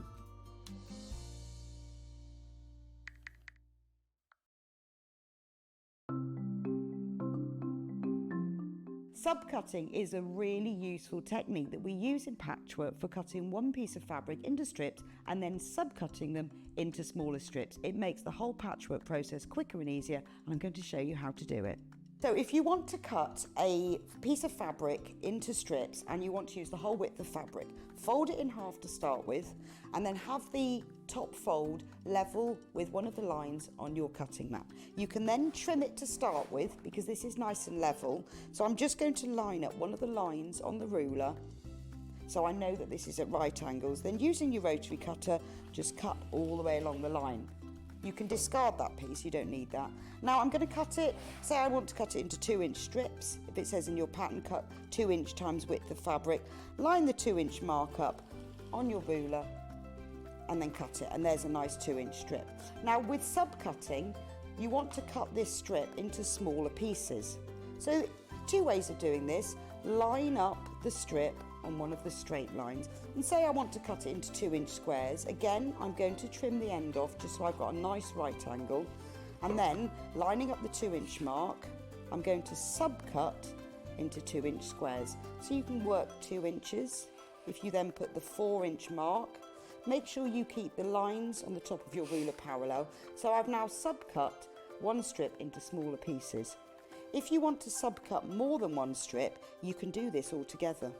2 ways: you can either lay them on your cutting mat like this, one on top of the other, making sure they're nice and level, or if you've got more than 2, because I wouldn't cut through more than this number of layers together, put one below the other.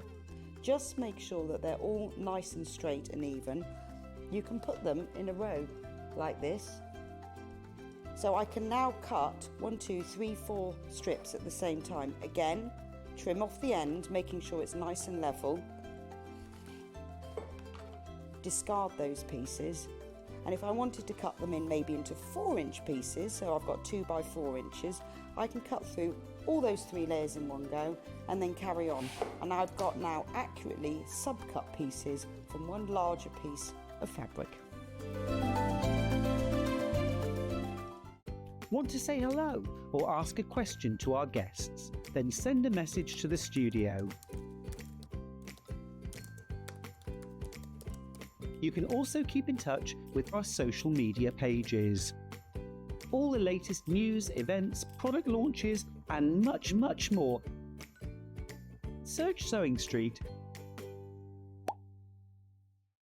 Introducing the Brother ScanNcut SDX 1200, the perfect balance between traditional and digital crafting. The ScanNcut is an electronic cutting machine with a scanner built in and has transformed the way people craft at home. Since then, there have been a number of improvements to make it user-friendly and compatible with more materials you have at home already, whilst also making use of the latest technology available. One really handy feature is the onboard blade sensor technology. This means that no manual adjustments are required on the blade. It works out what you are cutting into and makes all the necessary adjustments itself. The clearance on the machine means that you can cut more materials with it, not just paper and card. With the ability to cut up to 3 millimeters thick, it means you can cut fabric, foam, mount board and even wood. When you're crafting, you don't want to wait for your projects to come to life, and the SDX machines are faster than previous models, meaning you can use it for quick cards as well as larger projects without hanging around. The 5-inch colour LCD touchscreen display makes for easy and clear editing on board the machine itself.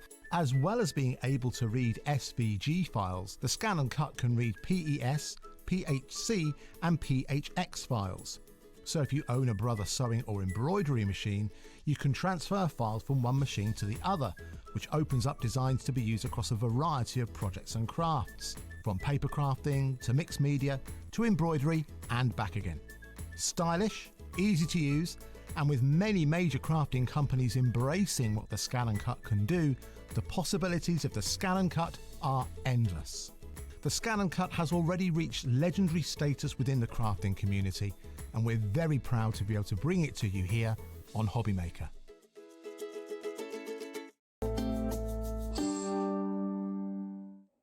Hello, welcome back, welcome back. I tell you what, today is just the day that keeps on giving. It really is. For what? Look who's here. Hey, hey! It's only Carla from Hobbymaker. From the other channel. It's normally, you know, over the crossover or a few shows I've done with you, but it's our first time. Well, it's the first time I've been with you on Sewing Street. And it's only, I think, the third time I've ever been on Sewing Street. Oh, well, welcome. Thanks. Welcome. And anybody who's never met Carla before, I'm sure you all have seen Carla on the telly before, or you've heard her. You've heard her. Not heard about her, you've heard her. Or you've seen me on the news or Crime Watch. It'll be one of those things. There'll be a familiarity somewhere. But you are such an incredible, I feel like you're such an inspiration when it comes to doing creative projects. I mean, your sister, myself, we're all literally watching this going, well, the stock's already going down because I'm going to get one of these, as are your family members, because it is a brilliant creative machine. Listen, it's your best sidekick. It's like having a little helper in your room. If I could say to you, look, when you're doing your projects, I'll get you a little elf that'll cut out all of your pieces. You don't need to bother with that. You can actually get that gorgeous fusion of creativity that you want to do. Because the creativity is not in cutting out pieces with a pair of scissors. It's not. That's the tool part that we use. So this is going to do it all for you. It's going to give you your seam allowances. It will draw your seam allowances before it cuts your fabric, which is insane. So suddenly, English paper piecing, absolute piece of cake. And your patchwork, same thing. You can put your own designs in and you can scan in other patterns and get it to cut that. What? I mean, do you do soft crafts at all, Carl? No. I was going to say, when you're reading off all these... I know that. I thinking, sound oh my professional, gosh, doing right? her research. No. So it isn't just for paper crafters, though? No, I'm a cardstock girl. Like, I'm a paper crafter, a paper sculptor, and so I use it for that. I use it daily. It's always on my desk. I've actually got 4 ScanNcuts now. Yeah. And you can never have enough. This one also has got Disney on it as well. And if any of you are using Brother for anything else, you've got the Art Spiro app. It will work across all of them. Oh, that Art Spiro app is amazing, by the way. I've got a Brother embroidery machine, and it isn't just for the designs and the, you know, the editing info that you have. It's the tutorials that are on there that have amazed me. They're brilliant. Right, now before we wind her up and let her go, honestly, Carla has literally got so much to show us and so much to talk about. The one thing that's worried me is how limited this stock is today, Carla. We don't have huge amounts of them. I do apologise. We can only ever get a certain amount of stock, and so we are, you know, captured by that. So unfortunately, it's not huge. And bearing in mind, this is actually an exclusive bundle to Sewing Street today. Here you're getting the ScanNcut, which has got the Disney licensed designs on here, which we will talk about as well. And we've bundled it with loads of soft craft extras, which we will talk through as well. But can you see, for example, this mat here, this pack of 3 that you're getting, look on Amazon, because... Get yourself on the Zon. If you get yourself onto the Zon, you'll find this exact pack for 60 quid. What? 60 quid for that pack of 3 mats. Oh my gosh. And you're getting this all within your bundle, so these extras are for free. Within it, yeah. Yeah, within it. And we've got it on 5-way split pay today, and it's not your price. It is nay, silly not. Are you ready? I am concerned about how limited this stock is. So if you've been waiting for this ScanNcut show, now is the time to get it. If you have been having this machine, if you've had this machine on your wish list, now is the time to get it. If you've never seen this before, honestly, you're going to be converted. This is one of the most exciting machines and it's 6-7. I know, which is insanely good. Now, the reason that we can do it so low, of course, is that Gemporia Crafts have a really good relationship with Brother, so we get to be able to bring the prices down. You'll find this is probably much more expensive on Brother's own website. We get to have those special prices. Now, the fact that we've given you 3 mats, which is 60 quid's worth anyway, and then on top of that, we're giving you spare blades, I believe, as well, some so that you can change your blades out. So I think in my head, you're getting 3 of those. Now, what does that mean? Well, it means that the longevity of what you're doing is going to be, you know, much longer until you have to start replacing those things yourself. And they last for ages. Right, so the these blades. are the consumables that These you're are your going to need to get consumables. started. So we're giving you the consumables so that you don't have to keep doing all of those elements yourself. So you're getting 3 of the adhesive sticky mats. You're getting the and that's the fabric blade, isn't That's the fabric blade, yes. We've got that in there. So the Brother ScanNcut has got like a normal blade and a fabric blade. You're getting both. Brilliant. You're going to get both of those. You'll also get them in the machine as well. These are extras that we're giving you. So now you've got double the amount, so you can go for ages on it. The deals we get at Gemporia for the Brother ScanNcut are just ridiculous. I love it. I mean, the split pay costs now are absolutely brilliant, aren't they? It takes it to £135 a month. Fantastic. And that's 0% interest payments. And honestly, when you've got when I've got my embroidery machine, I thought, right, I'm going to need this, I'm going to need that, I'm going to need that. And I made sure that I got all the things so that as soon as the box came through the door, I could get started. And with this bundle, you can get started. Oh, immediately. Now, okay, well, you've got all of that, but also then let's tell you that it's got over 1,000 designs inside the machine without you doing a thing. You don't need the ArtSpiro app. You don't need a computer. If you look at what's missing from my desk from an average cutting machine, I do not have a computer. I'm going to work on it standalone. I don't have to get into the remits of all the tech for it because I just want to do the things I want to do, right? And it's all in here. So I can do all my applique pieces from here. I don't have to mess. And I can actually change things around inside the machine. So I can make bespoke patterns from what is already in there. Right, so on the machine itself, you have got 1,162 built-in designs. How many of those are Disney? Oh no, in addition to that, you've then got an extra 152 Disney designs. And of the originals, I think there's about 100 of them that are quilt patterns. Oh, wow. Built in. Wow. Specifically, with seam allowance already on it. Wow. It's doing the things. Okay, so how amazing is it? Show it. Show it. Okay. Show it. I want to put it this is your baby. Now, just to be very clear here, I don't have the best grasp of technical language, so you'll have to go with the buttons as I name them. I do apologise. It is just my head. This is your machine. What is it? It's a cutting machine. Okay. Simple as, it's a cutting machine. It's got a blade. Now, the joy of the ScanNcut is it has an auto blade. When I start it going, so once I've got the fabric onto my mat, for instance, the blade will actually come down and it will touch the top of the mat here. And it's working out the depth. Then it will move and it will touch the fabric and it'll go, this is how much difference I need in order to just cut the fabric, but not the mat. Right. So I don't have to start messing about with settings. It knows. That's a boon in itself. Now, let's have a look at this. I can use a computer program called the Brother Canvas Workspace if I want to do my own designs. Where do you want it, Michael? Up, down, there? Yeah. So what I can do here is I can go onto a computer and make my own designs, bring them in here, and it's wireless. You can see that I've got the Tinterwebs up here. Now, it doesn't work in this building, but it will at home. Top secret Tinterwebs in this building. You're not allowed to know the passwords. Then you can go to your patterns here, okay? Now, I've got loads. Now, it doesn't look much, because as I start scrolling through, you go, oh, well, that's a bit underwhelming. Good Lord, where's all my patterns? Quilt patterns. Oh, they're all in categories. Then they're all in categories. So now if I go into these, now I've got more and more and more that I can go through. There's hundreds, well, there's obviously over 1,000 patterns in here. Now, where does that become really useful for you guys? Well, for everything, but certainly things like applique, right? Yeah. So if I was to just iron on some bondweb on the back of some fabric, and then I can cut any pattern out of here. I can cut letters, I can cut anything out. So it will cut through the fabric and the bondweb? And the bondweb at the same time, because it knows the depth. It's done its own measurements. And so it'll cut all of that out for me, so it's precise. I'm not wasting any bondweb, I'm not wasting my time, I'm just doing the things I need to do. Then English paper piecing. I can go in and, so say like I wanted a specific size. I mean, you can go in here and use hexagons because it's got shapes in, and I'll show you that. Say like you're at home and you're like, well, I've got my own design, so this would be no good for me because I do my own design. Oh, it's still good for you. Because all you do is you draw it out on a piece of cardstock and you scan it. And so then the machine goes, I now recognize this pattern and I've changed it into what's called an SVG, which is a scalable vector graphic, which means I can get it bigger or smaller, right? So then I can just put a seam allowance around that and cut as many as I want. So you can do all of your own stuff. Let's see how easy it is to cut out some pieces, right? I'm going to go into, we'll do this one because it's relatively simple to see, okay? Now you can see here I've got the white triangles, the square, and I've got these purple pieces going round.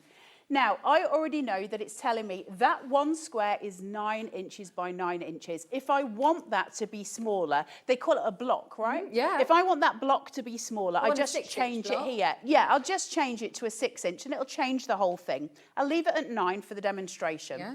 I can go into here and it says, okay, which bits do you want to cut? Because you're likely going to be using different types of fabric, right? Yeah. So I'm going to go in and I'll say, well, let's do the purple bits first. So it says, okay, these are the bits I'm going to cut.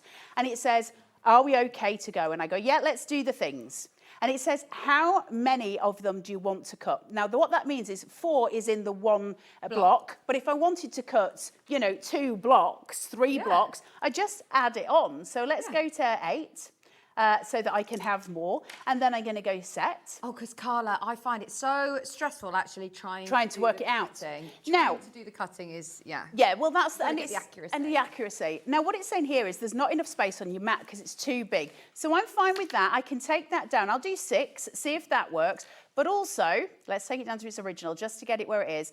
Now, oh my goodness, this is where it gets fun, doesn't it? Yeah, it says max 3. Oh, does it? Look, you're seeing the things. Now, where these are, can you see this button at the bottom where it's got like the little pebbles and rocks? Yeah, little shape. That's saying, do you want to make space on your fabric? Do you want to change these so they're spaced in a way that you're not going to get so much wastage? Oh, so I can turn. And obviously these are all the same patterns, but if these were obscure shapes, it would change where they're sitting on here. Now, because there you go, it's changed that one. And so it works out the way of doing this to have the least wastage for your fabric. That matters. Yeah, it matters hugely to anyone who crafts in any way, shape or form. We don't like wastage. Now, it's already got a seam allowance on there. So I'm okay with this. I'm just going to go okay. And then I can just put some fabric on my mat, which I'll do in a second. And we're going to, then cut them out.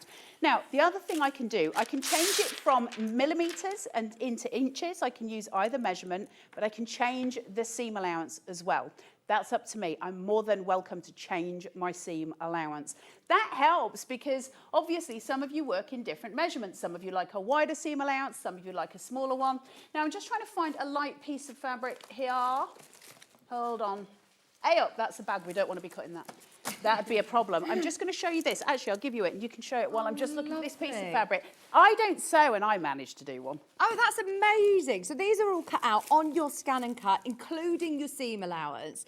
And what I love about this machine is that it's going to help you along to do your blocks for your quilting. But also, I would be completely naive to think at home all you do is patchwork. We're so creative, aren't we? And there's lots of fabulous projects. I'm just flicking through the manual, which is brilliant, by the way. Yes. It's just the Disney element. And it's a little project to get you started. So can you see this little like party bag, this lunch bag, and lots of the different ideas that you're going to be able to do with your kids, your grandkids, decorations for Christmas, Disney, licensed Disney designs as well. And look, it will show you here how to actually make these little boxes. It tells you on the machine, I'm just going to flip to the next page, where to select it on the machine, how to insert the correct blades for it. And then here you go. Here's the screen I was looking at. It's got your score lines for your card of how to do that. How to then use it with vinyl. It's brilliant. It's fine. If you want to do your wheelie bin numbers, go for it. That's honestly, it saves you. Every time you go to Wilko's for a wheelie bin number, £5. No, just make your own. Honestly, all the joyous things that we can do. So if you want to make your own water bottles, your own mugs, if you want to do all of those things, it does all of the things for us. I like a tool that works. It's important when we have, things that I'm spending my money on that are going to keep me going. Now, what I will say is I have got 4 scan and cuts. I've never replaced a scan and cut. So all 4 of them are still working. Yeah. It's just that I've got 2 that were in the CM range. They don't have an auto blade, and I'm not quite as comfortable with that. And then I've got 2 that are not as good as this one, but they're very good. So they both work the same, but I have 2 of them where I use them simultaneously because I do so much cutting, so it's easier for me to do that. Have you put anything on the back of this, or have you literally... No, I've just laid mine down, but you can. Listen, it's not tacky in the sense that the glue's going to go onto your fabric, but if it's not tacky enough, your fabric's going to move, and that's going to be a problem. Now, when you get your ScanNcut home, you will have a piece of fabric mat that comes in the box, and that is that you can put that on top of your normal mat, and it will absolutely hold it square. So you've got that in there, it's already there. You can also buy individually, not from us, I don't think at the moment, but fabric mats, which are gold here, okay? I'm using a low tack mat, and I'll be able to just peel that away once it's cut. What is that just a cotton fabric that you use? Can I use felt? Can I use? You can use felt. You can use leather. You can cut grey board. You can cut denim. You can cut corded stuff. You can cut knitted stuff. If you're using the knitted stuff, you're going to need to have a stronger backing on the back of it because you don't want all those fibres coming off. So you'd interface the back, absolutely. Yeah. So you've got all of those elements. It'll cut anything that's up to 3 millimetres. Wow. Not metal, obviously. There's limits. It's not going to cut a wooden, 4-poster bed for you, but it'll do loads of stuff within the industry that we want it to do it for. Fantastic. When we've got function, it's so important that it works and it works well. And the other thing, and the reason I stick with the ScanNcut is because I don't have to learn it. I don't like learning technology. I don't have time for it. Yeah. I just want to do what I want to do. Now, once you've got your mat seated, we need to get the machine to accept your mat. So, bear with me. It's the only way I know how to explain. We want to start the game, okay? So we're going to press the chessboard, which is actually... These are all good ways of remembering it. Okay, the chessboard starts the game. That's going to feed my mat in. Now, you should never do it on an angle like I am because that's problematic, okay? Now, what we've then got are a series of these that come inside your machine, and these are my blades. These are your blades and a pen holder. So let me hold them up for you. I've got my normal cutting blade, which is the grey one. That's going to cut cardstock, it's going to cut vinyl, it'll actually cut some of your fabrics as well, no problem there, but it's not designed for it. Then we've got the gold one, and that is your fabric blade. That's to cut all of your fabrics out. Now, you can separately buy a rotary tool. We do have a couple, but not many. That's here. There's not many left. Most of them have sold out. But there are a couple of rotary tools. So the first couple of you to get there, you'll get that. And that is for when you're doing those bigger pieces. Obviously, the blade, the smaller blade here is for your detail pieces. If you're doing thicker materials, you'll want to use your rotary tool. They've always sold so well, so we haven't got very many, I'm afraid. And then you're also going to get your little pen holder here, okay? Now, this is to hold the pens that come with the machine. And they come with some machines that are like little felt tips. And you're going to get 5 different colours. And that's for when you want to draw out designs and colour them in. It's got storage. It's got loads of storage too. Massive compartments, one to hide your money from your children and one to hide your chocolate from your children. You can choose which one you want to have the biggest in. Then the other thing you get are these 2 pens. An air-soluble pen and a water-soluble pen for doing your seam allowances. Yeah, yeah. How brilliant is that? Fantastic. Where do you want me, Michael? Here? I can't. Oh, my brain went fizzy. I can't do the things. Is that right? Yeah. Okay, so you've got these 2 that come in here. You can choose which one you prefer to use, and you must keep the lids on them when you're not using them because they will dry out, of course. It's just normal pen. You've got your wee little gadget here. I am not used to holding it further down. You're going to have to keep shouting, that's me. On the back of it, there's a little button here. We're just going to press that and it'll open. It's like a crocodile, okay? And then you can take any pen, so that's your air soluble or indeed your water soluble. That's the other way around, by the way. Blue is water, Carla. We're going to put this in here, okay? And we're just going to put there. Oh, and there's a little pen at the bottom. It does also have a little spot at the top to make sure that you can keep your lids safe so you're not losing them, just in case you're somebody like me who loses everything. Yeah. It's got a little spot just to keep your lid. Now, it goes in this way. Again, do not face your machine at this angle. It's awful when you're doing this because it's harder to see. Yeah, you're doing You're it going to do it from front on.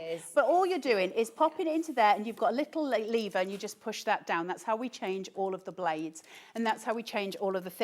It will tell me if I haven't got it seated correctly, because I'm at a funny angle, it'll say, whoa there, Nelly, no. Carla, I must say, all Brother machines I find really intuitive. It's the best user interface of any, I think, of any technical. That's my home printer, my sublimation printer. All the things that I've got of Brother have got the easiest user interface of any machine.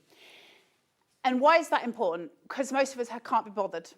None of us want to sit and learn, right? None of us want to do that bit. We don't want the technology. Computerised machines. It's daunting, and it's also, listen, you just want to get making. We have to spend enough time working out how to use mobile phones, right? Nobody needs to do the rest of it. So I've got my little design sitting on here.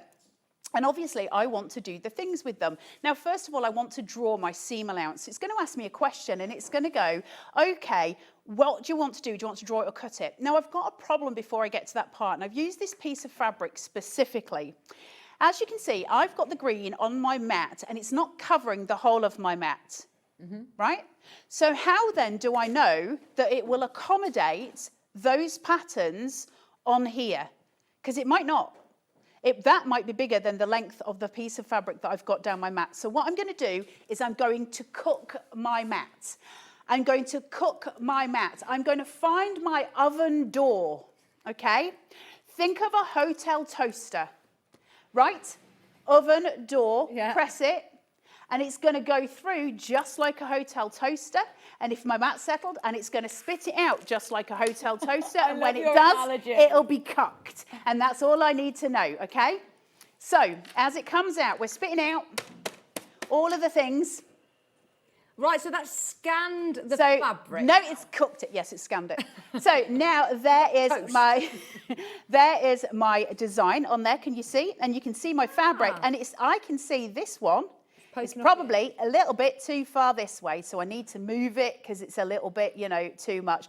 Now, I can either delete it, which I probably will just for the sake of it. I can move it with my hand, or I can move it and rotate it with a stylus. I can also go into edit, and I can go to object edit, and I can start to move things around. I can make extras of them. I can do all of the things. As it is, for the sake of demo, I'll delete it just to save some time. Now, I've got a little rubbish bin that just sits here, and I'm just going to click that. Anything that's highlighted in red will now be deleted. Now, it's probably going to just do, yep, there you go. Okay, so now we've got this. Let's go to OK. And let's go to OK again. And it says, what do you want to do? Think it through, Carla. What do you want to do? I want to draw my seam allowance before I do my cutting. It's important that I have my seam allowance. Now, what will happen is those big rhombus, triangle, what shape was it? It looks like a trapezoid. That big shape. Sorry, what's that? Is it a rhombus? Yeah. It's like a laying down rectangle. It's a very tired rectangle. So I'm going to draw it first, okay? So I'm just going to press draw. And it'll get rid of all of the larger triangle, rhombus, laying down things because it wants to cut those. It knows it only needs to draw these. So then I'm going to go to Start, and it's going to take the mat in, and it will start to draw the seam allowance. Oh, it's so clever, isn't it? And it says it's done. So now I need it to cut. So it says, do you want to select the next part or do you want to finish? Well, I want to select the next part. Now, I should have gone in and cut those, but we'll come back to it. So once we've done that, I obviously had the purple ones. I'll put them back in. I should have pressed finish, I think, but we'll come back in here. This is where we've got that piece where it's too big. I'm never going to be able to balance these up again. Let's go for 2, set, and oh no, you pressed that little stones, pebbles. Yeah, press your pebbles. See, you remembered the analogies. I think you pressed the top one. And then I think it was the top one. I'm not going to worry about it too much because it's just to do. But I've got to change to blade. I can't keep it on a pen because it's obviously not going to cut. So the first thing that you're going to do is come in, you're going to flip that little piece. Okay, take your pen out, put your lid back on because it won't, you know, do the wadgems. And then we need to find your fabric blade. Like I say, you can get away with using the black one, but in the same way that I would say never use a pair of scissors for card and for fabric, I would say the same about your blade. So it's a gold one separate. for the fabric. Okay. Gold for fabric. So once I've done that, all I need to do is come in now and just go, okay, please select, and I just want to cut. Let's cut it, right? So I've done my seam allowance. Now it knows it's going to cut it. And see how when I pressed the wrong button and I didn't press finish, I pressed carry on and select the next part, and it went to the next part of my actual thing. Yeah. The reason I don't need to panic, even though I'm live on television, which is the worst place you can make an idiot of yourself, is because Brother helps me along the whole way, right? I don't need to get into a panic about it because there's always a way home. Yeah. That's the thing with it, you know? I can always, oh, that's finished. What's it telling me? It's finished cutting. How quick is that? So quick. It's already quit. It's already cut it. Has it? So now it's saying, so this is where it comes in. I can tell it to finish, and then it'll go back to the original pieces that I had, you know, the 2 pieces that I'd selected. But I don't need to do that anymore because it's finished cutting, and I'll show you it on the machine, on the thingy here in a second. So you can see can you see the cut lines going around it? I'll remove the piece of fabric. But what I need to do, if I'm going to do the whole of a block, I'll just show you very quickly, select the next part. Right. And then now I'd go, let me do my white triangles this time, and I would change my fabric. Yeah. And I would do the seam allowance, cut those, and you just go through. And you have 3 sticky mats, so you can get yourself a bit of production line of what Get yourself a production line going. Okay. Now, I don't know if the reason this hasn't cut all the way through is because I was on a show with this last time and I did a half cut. Just bear with me, I'll go back and I'll show you that. But you can see the cutting lines where it's gone. Let me explain a half cut to you while I'm here and and I'll change it in a second. The reason it's got a half cut on it is because I was doing a vinyl show last week. And when you're doing vinyl, it's got a backing on it, right? A sticky backing, and you don't want to put the sticky part of vinyl on your mat because you won't get it off. You need that paper. So you do a half cut so it doesn't cut the backing paper. It only cuts the vinyl, which is why it's only done a half cut. That's my fault. I'll cut them again, but I'll do them on the other side and cut the full. But I'll let you take over while you're doing that. Okay, let me do some housekeeping just because there are so many people who have got this in their basket. I'll remind you that today, if you have a look on the Brother website, the machine isn't this price. We've got an amazing exclusive offer today where you're getting the whole bundle, including the scan and cut machine, the sticky mats. Babe, can you put the picture on of what we're getting? So, look, here you go. You're getting the 3 sticky mats, which are £60 in themselves on Amazon. You're also going to get the pen holder. I'm having a look on my picture and it's no, I don't think you get the universal pen holder. Then. I think what you're getting... It's on the product description breakdown, isn't it? Yes, you should get that. 3 blades, because it's gone off our graphics as well. 3 It's blades. saying on there that you should get the rotary blade with this as well. Amazing. That's what it says. That's what the picture is of. Have you got the right picture? I hope so. In which case, you may well be getting the rotary. Fantastic. Well, look on the product description on the website. But anyway, so you're getting all those freebies, all those goodies, your amazing scan and cut, which comes with a 2-year warranty. And remember, this is the Disney edition. So additionally to the 1,162 designs I think there is built into the machine itself, you also then get an extra over 100 Disney designs on there, as well as, remember, access to that software where you can upload. It's got a Wi-Fi collection so you can transfer your own designs. There are literally endless designs online that you can buy, but also on the Art Spirit app, if you sign up to the Brother website, to the mailbox, they will send you free ones every single month. How amazing is Art Spirit? I honestly, I might say it wrong, Art Spirit. I don't think it matters. If you download the app today, everyone who's checked out already, just download it now because you can start preparing what projects you want to do. I had no idea how much content was on there. So there is literally step-by-step photograph instructions. There's a section that will give you a little icon of a scan and cut and an embroidery section. If you've got both machines, there's combinational projects. That's why I've got my eye on this, because there's so much that you can do if you've got both. You can also buy things like foilers, so you can do foiling on cardstock, foiling on different variant things. Yeah. It'll do calligraphy for you. Like, this is exponential, the amount of things that you can do just with this little machine. I just want to show you something quickly. I've popped on a couple of squares to cut at the minute. I'm going to cut them and not, go through the whole process. But I said I had it stuck on half cut, and I'm sitting going through, and I was like, well, actually, you should probably know how to get it off if you're stuck on that, right? Yeah. You see, there's a little spanner here. Yeah. I'm just going to click it, and I've got loads of options here. Now, it's important that you see this. You've got your cut area and all your different things, all right, and it'll let you do variants. Now, you can change pattern intervals. This is because I'm on the fabric pattern here. Once I go to OK, and I want to actually try and cut something, I'm going to come through to cut, and I'll get a another little spanner that lights up now here, okay? Right. Can you see that it says half cut on? That's where the problem was, okay? Okay, so I need to change that. So if I go into the spanner, now, this is where it gets important. If you find you're doing a certain part of fabric and it's not cutting all the way through and you cannot get it to get the auto blade to recognise it, no problem. Go and just adjust your pressure a little bit. You've got all of the power still there. You've got all of the elements you need. Half cut on. Half cut is not drunk like it is in Yorkshire. Half cut just means it's only cutting through halfway. So we're going to turn that off. But let me you just... would use if you're doing vinyl and you need vinyl, to peel yeah. it off. If you want to make your own stickers. Yeah. That sort of thing, you would You use could do it your for own that. stickers on here. Oh yeah, totally. You make all your own stickers. It's so exciting. And then I love how everyone gets excited about that. that's so sad of me. Because we're all still 5 years old at heart. Now I can keep going through and I've got all my different blade adjustments. I've got everything that I might want to have. All my different pressures and everything that I want to do that I can, manipulate in here. One of the other things that you can do on the main one that you're on your main screen, your home screen, I'll show you that in a second, is I can change my seam allowance depth, whatever. Now I want to cut this, so I'm going to cut it. We're going to press start. I can do a test. So if you're using a really great piece of fabric and you don't want any mistakes happening, you can do a test on that piece of fabric. It'll do a tiny little triangle just to make sure it's cutting through. So now it's just measuring the depth of my material compared to where it was on the mat, and it'll tell me the difference. So now it's cutting out my shapes.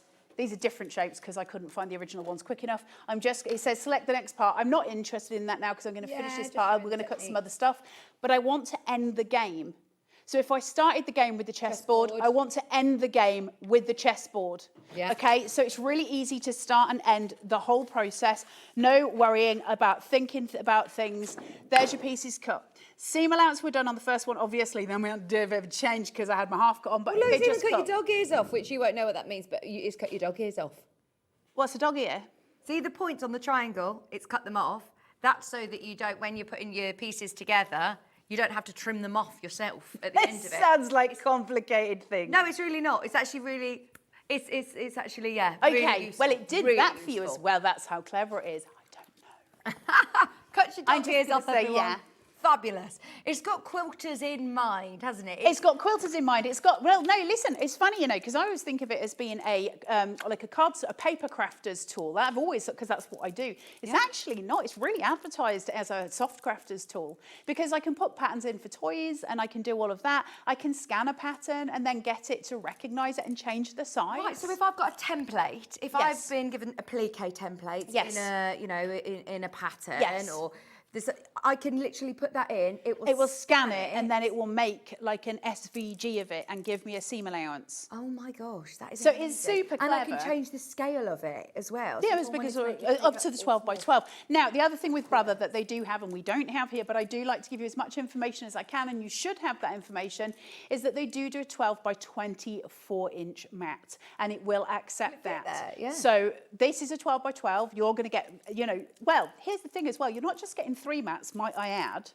You're also going to get a mat inside, a low adhesive mat inside the box, and you're going to get a standard tack mat inside the box. So when you get this home, you're actually getting 5 mats. Wow. So again, it just gets better and better all the time, doesn't it? We've got all of this stuff making everything that we need. A plique. So I've got some Bonder web on here. So I ironed that on before we came on, just because I don't know what I'm doing. I don't want to do it on television because, I can embarrass myself without doing it on telly. So I can still use that mat again. That isn't a single-use mat. No.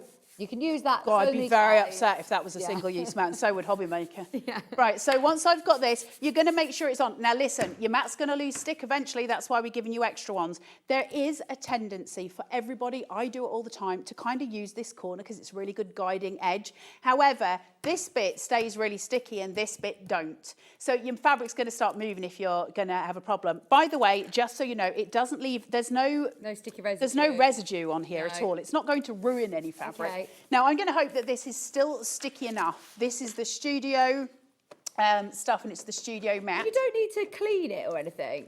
Do I need to Do you clean need it? to clean that mat? No. I mean, you should. You should. How do I clean it? So just grab a wet wipe. Grab a wet wipe, give it a wipe around. Okay. If that doesn't get everything really clean, then take it to a sink and just use a bit of fairy liquid.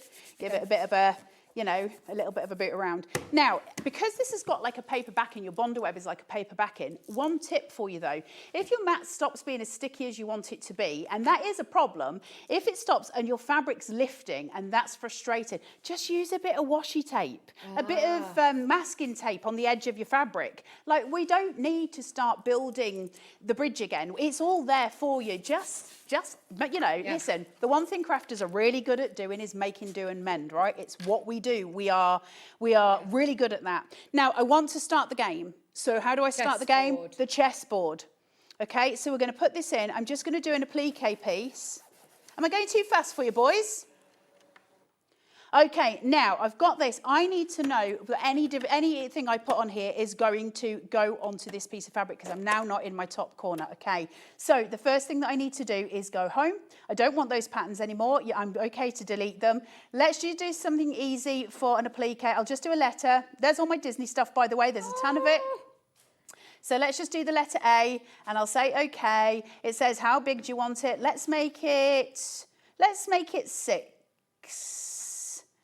Actually, no, I'm going to leave it where it is because I don't know. Hold on, let me do it in here because, look, that's not 6 inches by any stretch of the imagination. No. But how do I get it from here to be 6 inches? Tap it. That was a very Yorkshire don't know in the background. And then I'm going to go to edit and I'm going to go to object edit and then drag it out. I want to drag it out. Can you see draggy out button? I want to drag out the size of it. So I'm going to use my draggy out button. And then from here, all I do, get it to where I want it to be. Okay, so it's there. Yeah. I can take this and I can pull it down to my bottom corner because I know that that's where my fabric is. Now, again, I could scan this and make sure it fits onto that piece of fabric. How do I know already that it's going to fit onto that bit of fabric? Well, let's face it, I'm an idiot, so I'll probably get it wrong. But on my screen, you can see this dark cross. Well, that is mirrored on my mat. So I know that 6 inches is that bottom quarter. And I know that that's covered on my mat. So I can visually quickly just do a check on that. I'm going to press OK. Obviously, it's applique. Don't need a seam allowance for this one, so I can press OK again. Now I'm going to pray that there's enough stick on my mat to get this through. I'm going to press. I don't need to draw this, do I? Don't need to draw it. I could though, if I was doing something else. Yeah. So if you wanted to use permanent ink, you can do that. You can get universal pen holders, and we've got 2 which have got different sizes. So say like you were doing some fabric and you wanted to do something for, like, say a wall piece, and you didn't want to do the whole thing in applique, but you wanted to have some kind of writing on there in a permanent ink, or you know, that kind of thing. You can use the universal pen holder and get it to draw, but it won't only just draw, it'll colour it in as well if you want it to. Oh, that's so you can get full block colouring, which is really clever, right? There's something really lovely about knowing that you're getting a tool that's got all of these things and it's going to be your best friend. But if you keep it in the box, I'm going to come round and I'm going to stitch your knickers to your vest. Get it out and have a go with it. It's really important that you don't leave this in a hallway somewhere gathering dust. And also, don't get overwhelmed by how much it can do. It's a machine that's really going to grow with you as well, isn't it? It'll grow with. I've got a friend who runs her business using a ScanNcut. She uses a stationery business, not craft. She is full stationery, and she does all of her stickers, a lot of her vinyls, and a lot of her packaging from there, because you can foil in it and you can do all of the things. It's super quiet as well. It's whisper quiet. I couldn't hear that. I want to end the game, so I'm going to press the chessboard. That's going to spit my mat out, and then from there I can just take this up, and then I've got my letter A here. And I can just remove that, get rid of that piece. How that's quick done. for bunting. So you could quick. literally iron that onto your background Absolutely. fabric. You know, onto a little instant. baby grow or something. Chuck us that patchwork with you, Vicky. Cheers, girl. That would be just such a beautiful gift. Or if you're making to sell, imagine that with some Liberty fabric on a little drawstring tote bag that you can buy. Yeah, little. What are you saying to me, Michael? So cute. Slightly to the right, please. I don't know my right from my left. This way? Yes. Right, okay. And then just obviously your simple process of just getting that Bondo web to fix through. And I don't know if I'm doing this right. I do a paper backing on this. I don't do Bondo web. Yeah, you need to peel it off.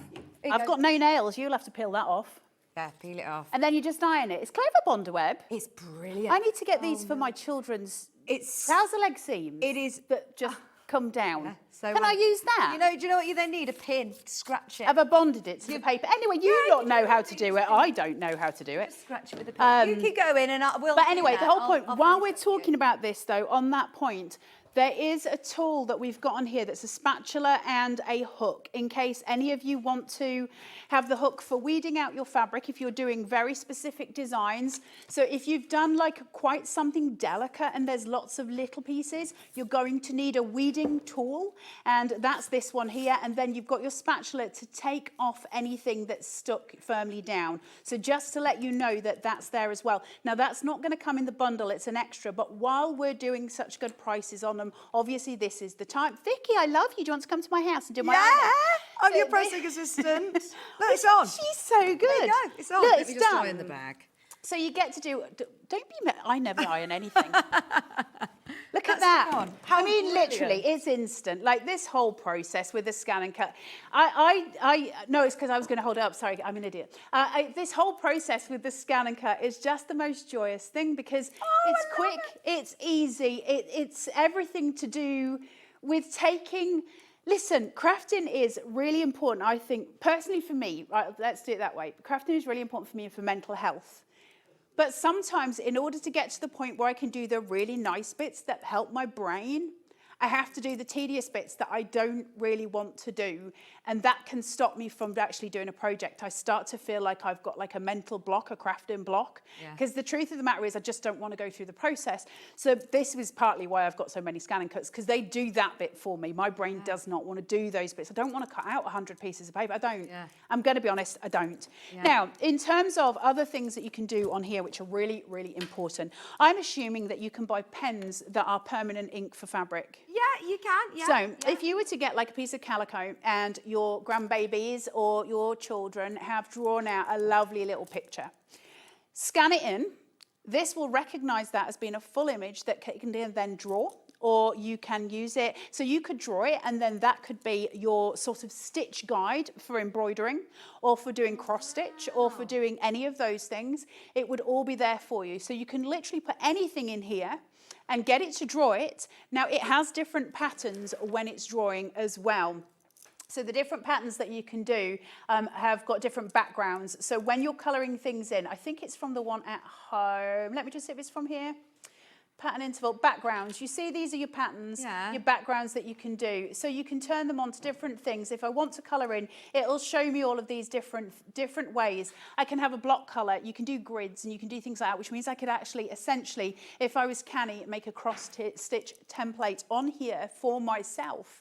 And out of anything that my children have made, that you've drawn, that a friend's done, I can do so much with it. You know, Dave Bradford's just walked into the studio. I could make a t-shirt with his, you know, his face appliqued onto it. I can do, no, Dave, not that. Idea. I can do so many different things because it'll cut it out for me.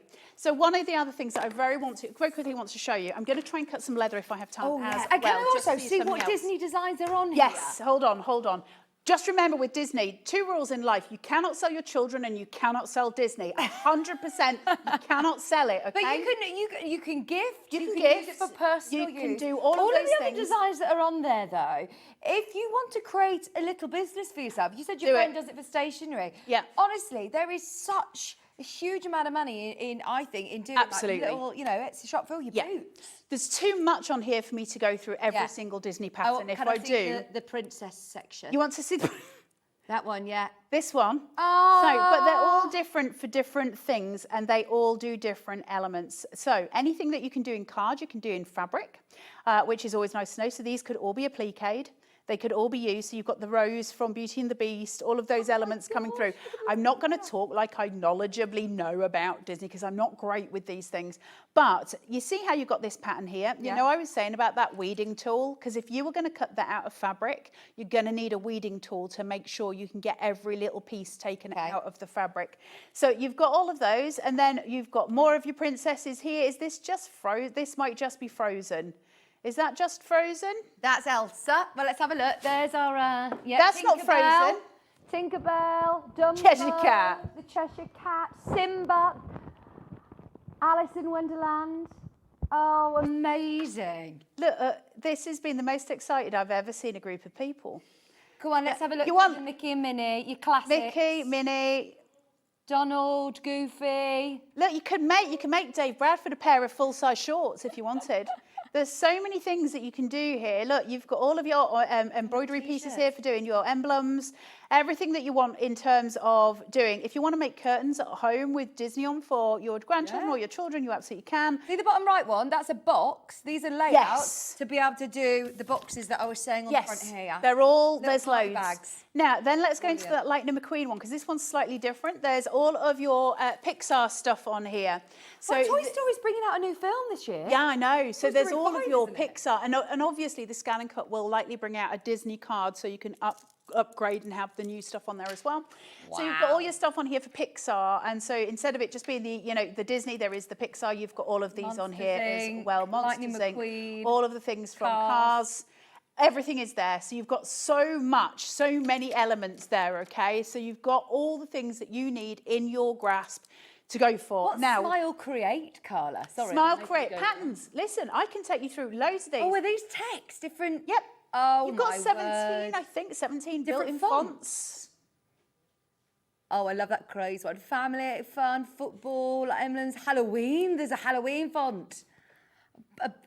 For weddings. That's so much. Brilliant. But these are just tiny amounts. You've got all your days of the week in case you're journaling and you want to write out your pieces, or if you want to put them onto stitched calendars. Remember, you can draw all these out and then stitch over the top of it.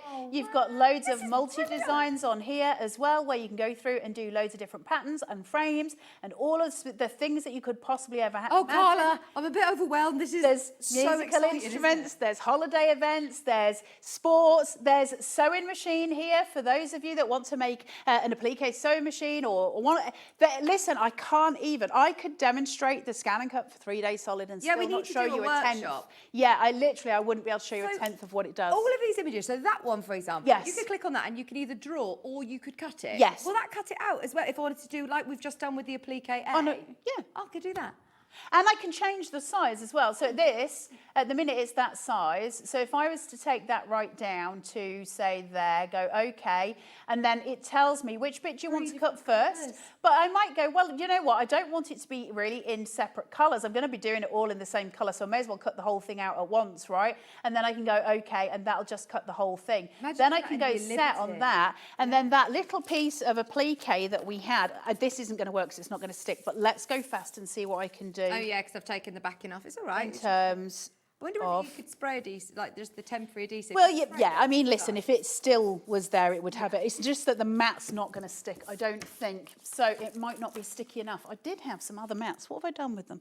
Do you know, life's hard when you've got no sense of direction. I must remind you, we wish we had more stock available. No, we don't have much. Did you say only the third time that you've brought this onto Sewing Street? Third Yes. show. It's been such a popular machine. It's the first time I'm seeing it in action.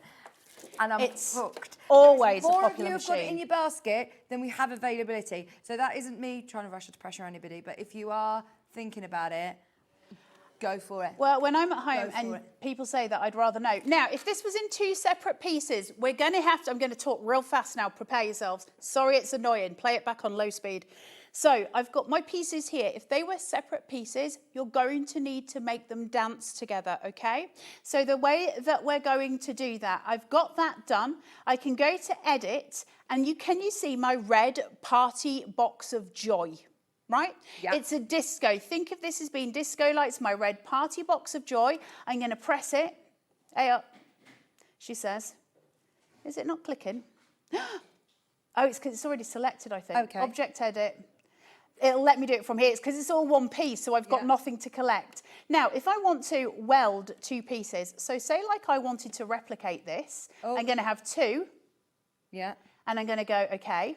So now I've got 2 sewing machines. I'm going to move this over here, and I want to reflect it, so I've got one the other way, and I can have them back to back.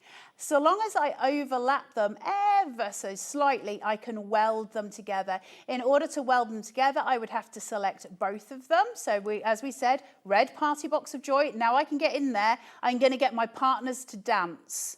Can you see they're dancing? Yeah. So now I've got both of them selected, and then I need to, so long as they're over, I don't know if they're overlapped enough, but if they are, I can then get them welded. So I go to edit, object edit. It's got both of them selected. I want my drunk Cluedo head.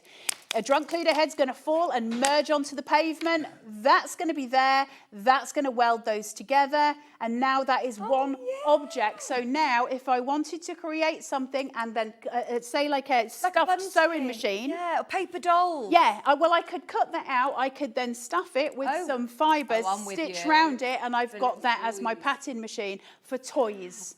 So anything you want. So if you want to start making the Disney toys for your own family, don't sell your children, don't sell Disney, you absolutely can. So the picture that our team have put together to tell you what freebies you get is this image here. Is that the rotary? No, that's that bit that you're using the mouse on at the bottom. That is your spare rotary blade. The bit at the top is your rotary blade. Right, and apparently, you get that. Now, every time I've been on Sewing Street, they've had it. It's been part of the bundle. So I'm going to assume you get it. Yeah. Now, you get everything. Can I just say as well, because the other side of this, you see on that image that it had, where it had the rotary tool, and then next to it, there's a box that's yellow that says Alex on it. Yeah. Don't throw that away. There is a card inside there that's a scratch card. You're going to take the scratch off it. It's going to have a secret code that's just for you. You type that into your Brother account and it's going to give you a huge amount of extra patterns for the rotary tool. And that's one of those is the cat that I just had there that's sitting that I made. That's one of the little patterns that you get in there as well. Guys, the amount of stuff you're getting for the price you're getting is stupid. We are hot out of time, Carla, but we need you for 3 hours next time. I'm so sorry for talking so fast and so much. I'm so pleased that you did, because you got in so much info, but also next time we should do a 2-hour special, definitely, because we've just scratched the surface of how much you can do. Literally, just scratch the surface. Thank you so much for your knowledge guys for having and me. excitement and passion. We love you.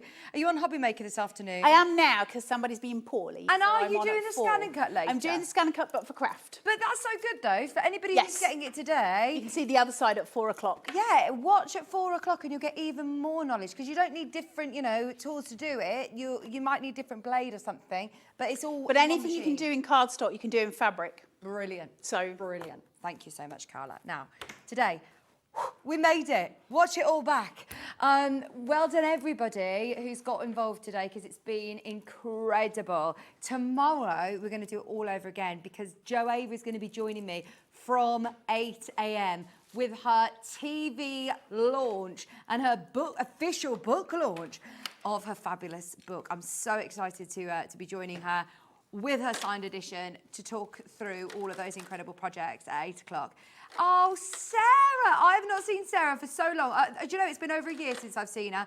And she's back with the John Scott shirt. Probably her most popular pattern ever is going to be back at 9 o'clock. 10 o'clock, we've got Kerry Lord from lovely Toft with Summer Brunch, brand new kits for you. Sarah will be back at 11 with our laminated eco amazing fabrics. And at 12 o'clock, we've got our autumn collection and British Birds with Kerry Lord. Please, can I just remind you, check out on your scan and cut. We're in single figures once everybody's checked out. And then also, in fact, actually, it's gone once everyone's checked out. And also, have a serious think about that amazing Thread House Design Academy. It's been an amazing day today. So thank you all so much for your company. Stay where you are for more crafting with Hobby Maker. And we'll see you tomorrow at 8 o'clock. Bye.